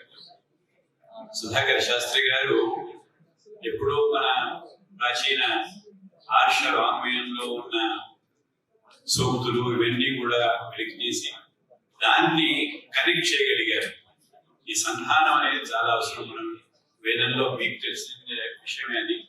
కానీ మామూలుగా ఏమవుతుందంటే మల్టీ డిసిప్లినరీ అప్రోచ్ అనేది చాలా కష్టమైన విషయం. ఇప్పుడు కొత్త న్యూ ఎడ్యుకేషన్ పాలసీలో మల్టీ డిసిప్లినరీ అనేది పెడుతున్నారు. కానీ వాంగ్మయం మొత్తం జ్ఞాన సంపద అంతా కూడా యూనిఫైడ్ గా ఉంటుంది. మనం దాన్ని విశ్లేషిస్తూ ఉంటాం. మధ్యలో వ్యాసుల వారు వచ్చి దాన్ని విశ్లేషించి మనకు అందించారు. కానీ అనాలిసిస్ తో పాటు సింథసిస్ కూడా చాలా అవసరం. రెండు కలిపినప్పుడు మనకు ఇలాంటి విశిష్టమైన అనుభూతులు మనకు వస్తాయి. ఎప్పుడో రాసిన వాటిని ఈ రోజు అన్వయించగలిగితే మన సైన్సెస్, ప్రాక్టికల్ సైన్సెస్ అన్ని కూడా వారు ఎక్స్పెరిమెంటేషన్ చేస్తూ గుంటూరులో వారి పెట్టారు సంస్థ. ఇవరకు హైదరాబాద్ లో పెట్టినప్పుడు నేను ఆదిలో వారితోటి పివిఆర్కే ప్రసాద్ గారి ఆధ్వర్యంలో నేను కూడా కొన్నాళ్ళు గవర్నింగ్ కౌన్సిల్ మెంబర్ గా ఉన్నాను.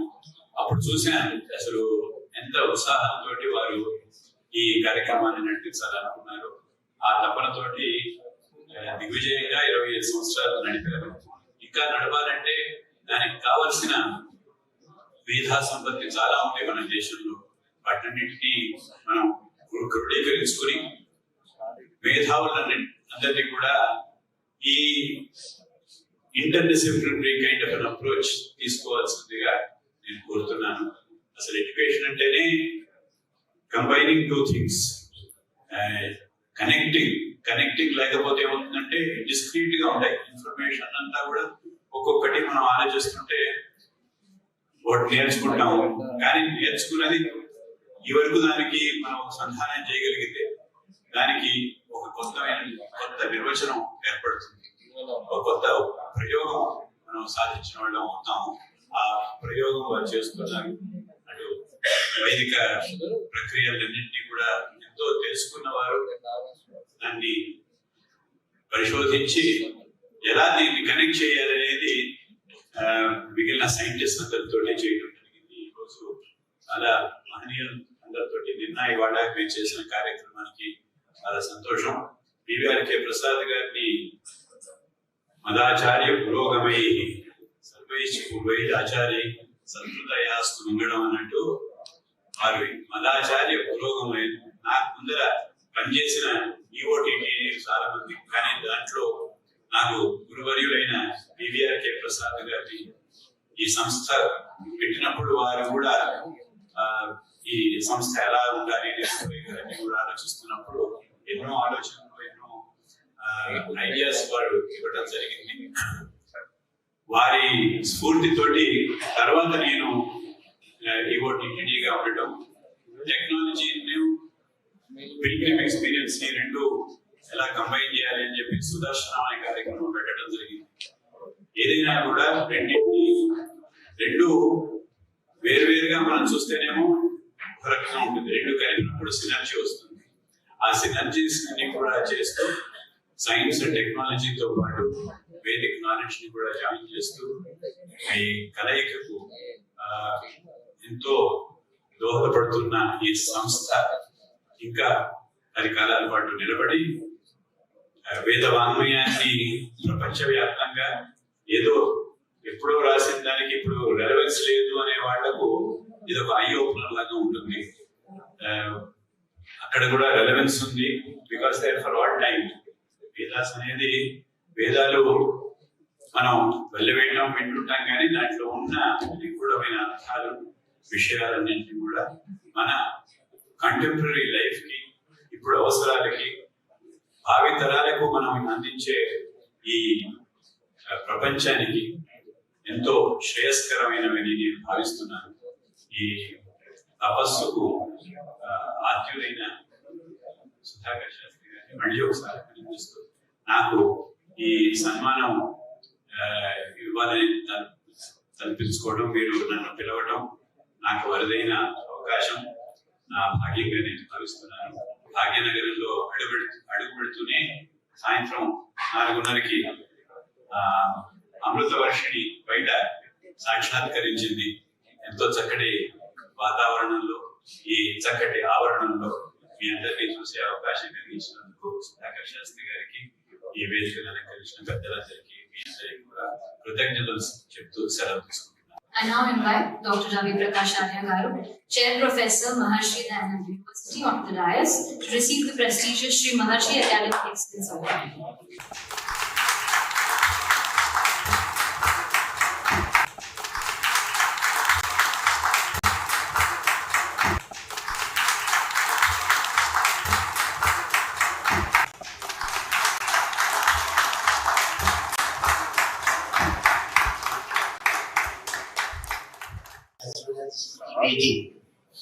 For recognizing my contributions in the Vedic studies. In fact, I'm not deserving for this award. This award should have Shastriji.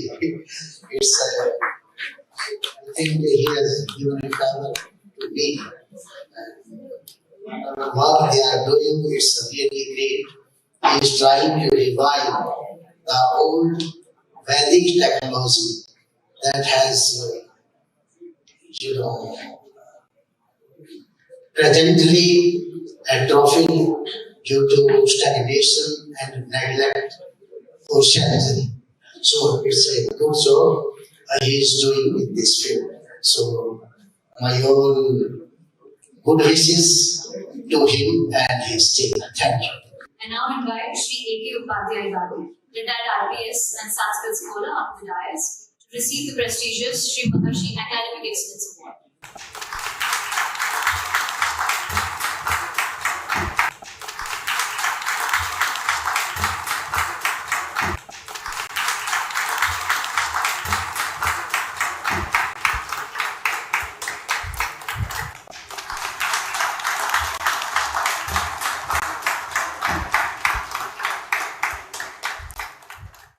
I have not done anything by myself. Priya Mohan Sarvasthitena Yatani Yuktosta Tatha Karomi. My life works are result of a blessing by sent of Tanjavur to my father before my birth, that I will do an explanation of astronomy and Vedas. And in this life, I will obey the directions of Pandit Vansi Krishna Kharpati ji and Pandit Bal Sudhakar Shastri ji, and continue to do my work till my mind and organs are active. Thank you.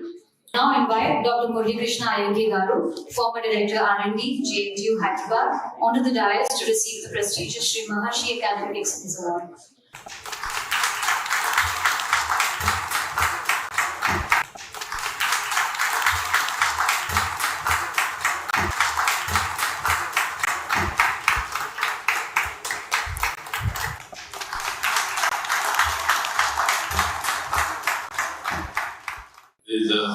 Lot has been said. Whatever I say will be only repetition.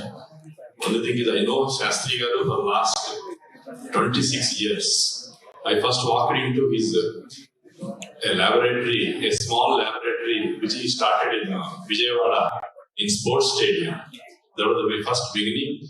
We had a lot of interaction. And my first visit to him, he has presented to me this Indraneela ring to me. So this is what I am wearing for the last 26 years with me. And certainly I am here, blessed by him. I am grateful and I cherish it again. Namaskar, sir.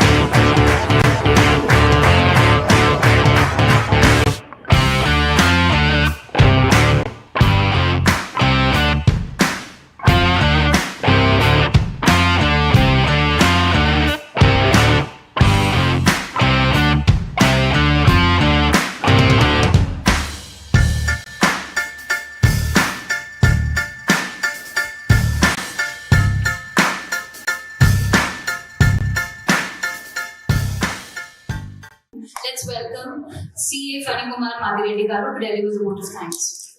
I would like to extend my heartfelt gratitude to all of you for your participation and contributions.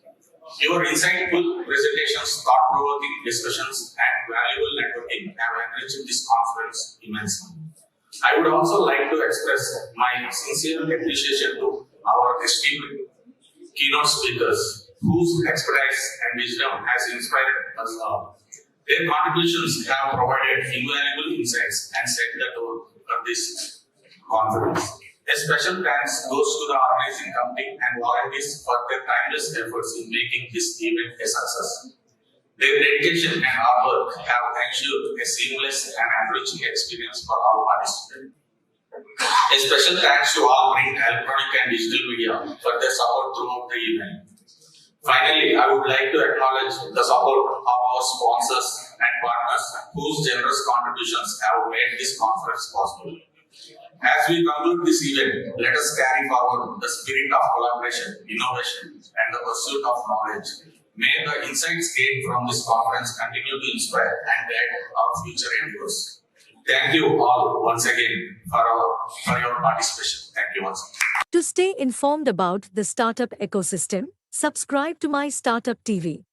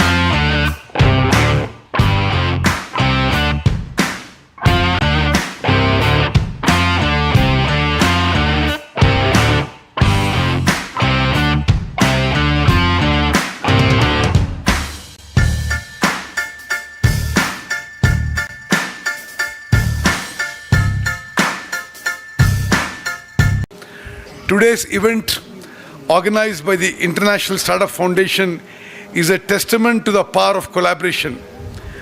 By connecting startup founders with investors, industry leaders, and government officials, we are ensuring that you have the tools to succeed, not just in creating innovative products, but in accessing the market and reaching paying customers. I'll request Jaya Garu and everybody else over here.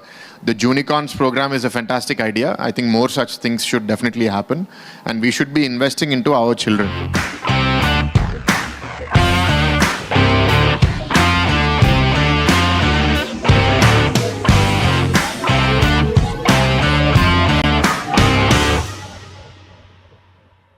To stay informed about the startup ecosystem, subscribe to MyStartupTV.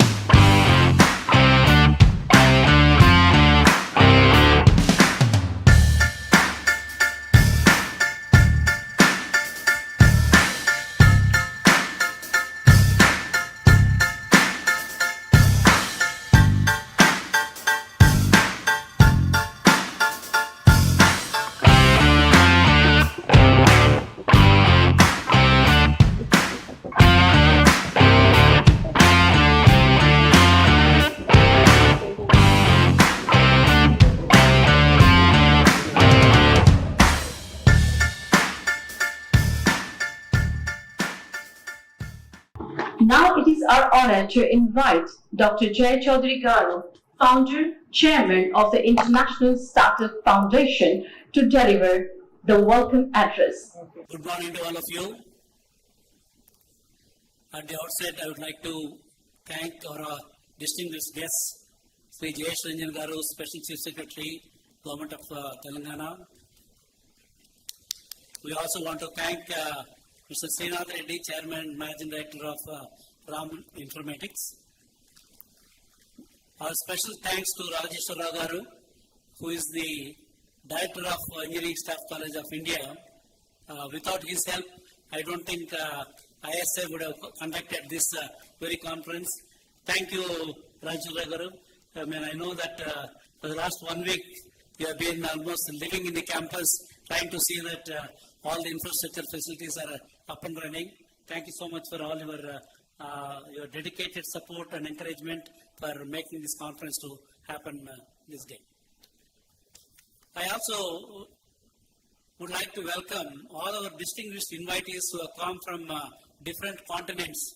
People have come from United States, from Canada, from Singapore, from London, Germany, Netherlands, and so many other countries. I met them yesterday also, today also I met a lot of them. Normally, for big conferences like this, whenever we invite people, the conference are supposed to take care of their travel, accommodation, make sure that they come here and attend the conference. Since our India's International Startup Foundation itself is a startup company, we started about 2 years back without any money, without any legal structure. Sir, I was just mentioning about the story of ISF. So we started as a startup company about 2 years back.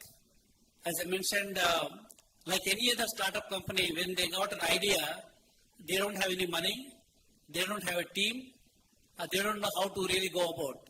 So we were almost like that 2 years back. Somebody said it's a high time for India to encourage the early stage startups. The reason why we started ISF, what we noticed is more than 80% of the early stage startup companies in India, they are actually getting into the so-called startup death valley. Jayesh Ranjan Garu, you may be aware because you are responsible for setting up the T-Hub, T-Works and V-Hub, and you may be knowing the statistics. I don't know, these statistics may be different in Hyderabad, but in general, even Silicon Valley, only 1 out of 10 startup companies are succeeding, even in Silicon Valley. So we thought, why can't we flip that model? Why can't we make 9 out of the 10 companies that we are supporting should be successful. That was the objective of International Startup Foundation when we started 2 years back. We were not knowing how to do it. What is the recipe to flip that equation? We thought, let us try, because there is a need. I have seen myself, many startups, even from Ivy League, from IIT Madras, IIT Hyderabad, they actually really struggle in the early stages of their startup journey, not having the funding in time, not having the teams in place, not having the customers who are going to support them for the revenue and all that. So many startups, they struggle. Only few startups are able to overcome these hurdles and come to the next stage. So a similar kind of issues were there for the International Startup Foundation. Though we started with a noble objective helping the early stage startups. So initially we had a conference in Bangalore, Muddanhalli. There not even hotels were present in Muddanhalli. There is a small village near Bangalore airport. And when I invited all our guests to come for the first conference, we had no email connection also. I had to send WhatsApp messages to all of them. And we had only 40 days time to invite all of them for the conference in Muddanhalli for the first ISF conference. Initially it was India Startup Foundation. We never thought that we will go global. But in the second conference, which happened again in Muddanhalli, lot of startup companies whom we selected around 15 startup companies out of I think 3,000 startup companies who competed for the pitch competition during the first conference. Out of these 15 companies, normally what happens when the conference is over, we remove all the WhatsApp groups and we again meet them only the next year conference. What I told them, let us not leave any WhatsApp groups. We had a lot of speakers from different parts of the globe. So we will continue the WhatsApp group and we will have every Saturday, one of these selected 15 companies, we will give them an opportunity. Normally what happens today, for example here, today the pitch competition is going on. There are nearly 150 startup founders, 150 companies. They are all pitching. We are going to select some of the 10 startup companies out of this 150. And most of the juries and CXOs, they are all sitting in the other buildings in the same campus. That's the reason why you don't see most of them sitting in the auditorium here. And our selection process is out of 50,000 startup companies who registered, out of that we selected 150. That 150, they're all here in the campus. Out of this 150, we may select maybe 10 or 15. The same thing we did during the first conference. And normally we used to give about 10 to 15 minutes time for each startup company to explain about the product and what they're going to do. We thought that that's not enough time for them to really explain what are the problems that they're facing.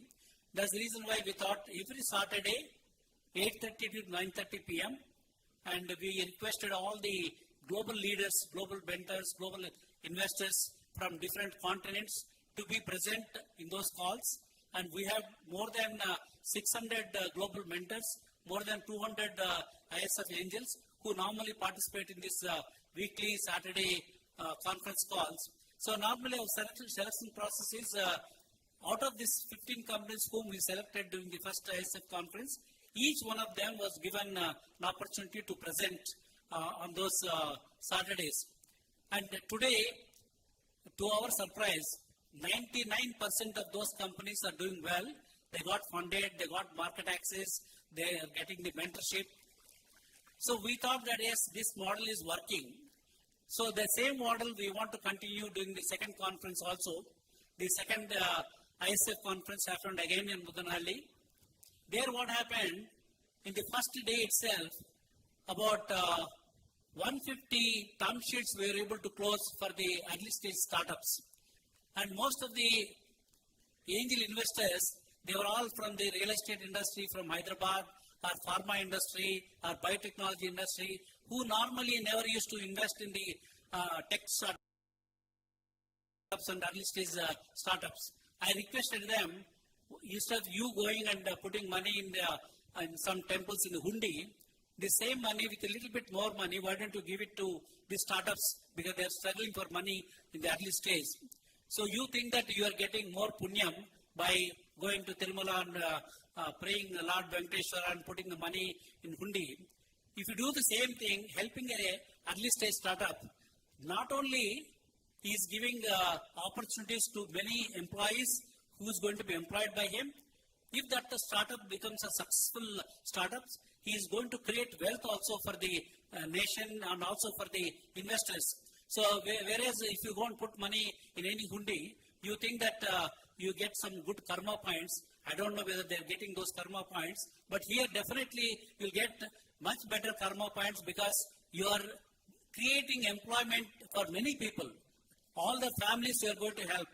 And in addition to that, you are not giving a charity. That money is going to come back to you in multiples. Minimum what we have seen is 4 to 5 multiples of that money, whatever they have invested in those early stage startups, they got the money back. So that's what we started requesting all the angels within the country, outside the country. Now we have got a very active ISF angel network. We have got more than 250 crore commitment out of the 250 crores. We already invested, deployed 50 crores in 40 companies of startups who are all doing very well. And in this conference also, whomever we are going to select, obviously we are going to have one more session with them on every Saturday. And based on that, if our investors like that company and like the founders and what they're doing, obviously this money will go into, not only the money is only 10% of the game in the startup journey. More than the money, mentoring. Most of the startups, they don't know, they think that their product is going to do very well in the local market or international market. But many of them, without knowing how the competition is going to be there, what are the other strategies that he has to take care. Without that, they just get into it, they take the money from the friends and families, get into the business. Most of them, they die in the so-called startup death valley. So that's where the concept of mentoring is required. All the startups require hand-holding and mentoring so that we can guide them. No, this is not the way. This may not work for you. Maybe you have to add this element or this component. Then only you will be successful. That's one. The other important thing is the market connects. Most of the startups, they don't have ability to connect to the markets. We will make sure that the startups selected by us are going to be connected to our ecosystem, and most of them are getting those connections, and because of that, they are able to not only survive and succeed. The same model we are going to continue here. So we thought that what we noticed is the network connections is very, very important. Like I keep telling, in Sankranti festival, Pongal festival, people keep the dots initially. Then they start connecting the dots. Then afterwards they see a nice figure coming out. ISF also, if you see our tagline, connect, collaborate and celebrate. The first thing what we do, whoever comes to ISF, we connect them either to a mentor or to the investor or to a global CXO or somebody who can get them the business. I think that strategy is working so far, and also we are following 3M strategy. First aim is the mentoring, second aim is the money, third aim is the marketing. So this 3M strategy is also working so far. So in addition to that, what I thought, why don't we bring the global CIOs of large companies, they are there in North America, Europe and all that. I was discussing with one of my friends, Manohar Reddy, who is the founder, chairman for Fusey. He said, yes, Jay, I have been conducting these CIO conferences in Costa Rica and United States. Next year, we are going to bring that to Hyderabad. So next November, most probably, we will bring the global CIOs to Hyderabad. And we are planning about 100 global CIOs. In addition to Mr. Manohar Reddy's company, we are also getting the support from Stanford alumni. There is a Stanford alumni where there is a CIO group, and they are also promising me that they are going to bring the top CIOs from various parts of the globe. You know that the alumni of Stanford, they are already in very big positions. So they are all trying to get the decision makers to Hyderabad next year. So that's going to be our ISF event. and we'll be selecting about 100 startups founders to attend that conference in Hyderabad, because they want to have a more bonding and networking during the conference. So that is the kind of format that we are looking at happening in Hyderabad next year in the month of November. In addition to that, we want to take our startups to Spain.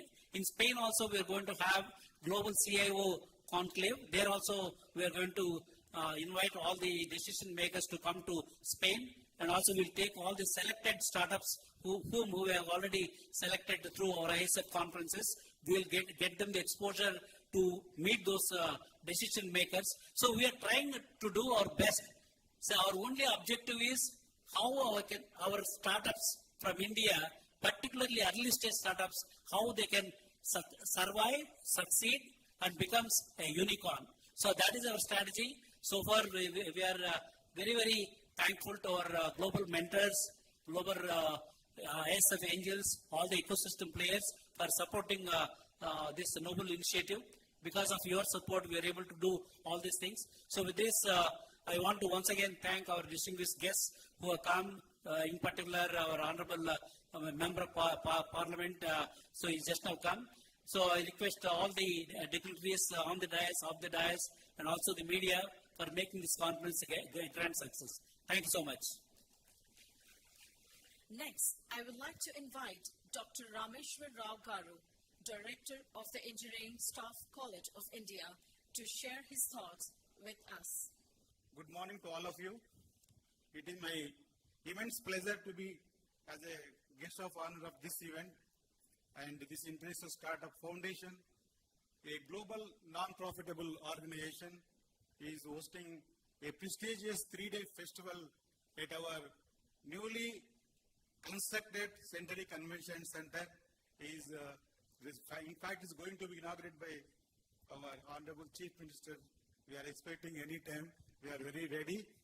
As a director of this Engineering Staff College of India, it is my privilege to extend a warm welcome to all of the entrepreneurs and industry leaders and innovators and esteemed delegates who have traveled around the world to be here with us today. The theme, all of you know, already our Chaudhary sir has explained very well. This festival is the innovation entrepreneurship in the present AI era. In my opinion, innovation is the introduction of the new ideas and products or methods and improve the efficiency and solve the problem and create value in various industries. So innovation is driving growth by generating employability across the multi-sectors, including especially technology, and making and also playing a vital role in the economic development of the states and nationals. So, moreover, innovation helps address the global challenges and fostering creation of the more resilient and sustainable societies. It is influenced to extend across the industries and the regions, making it a crucial driver for progress of today's interconnected world. So, in era of AI era, the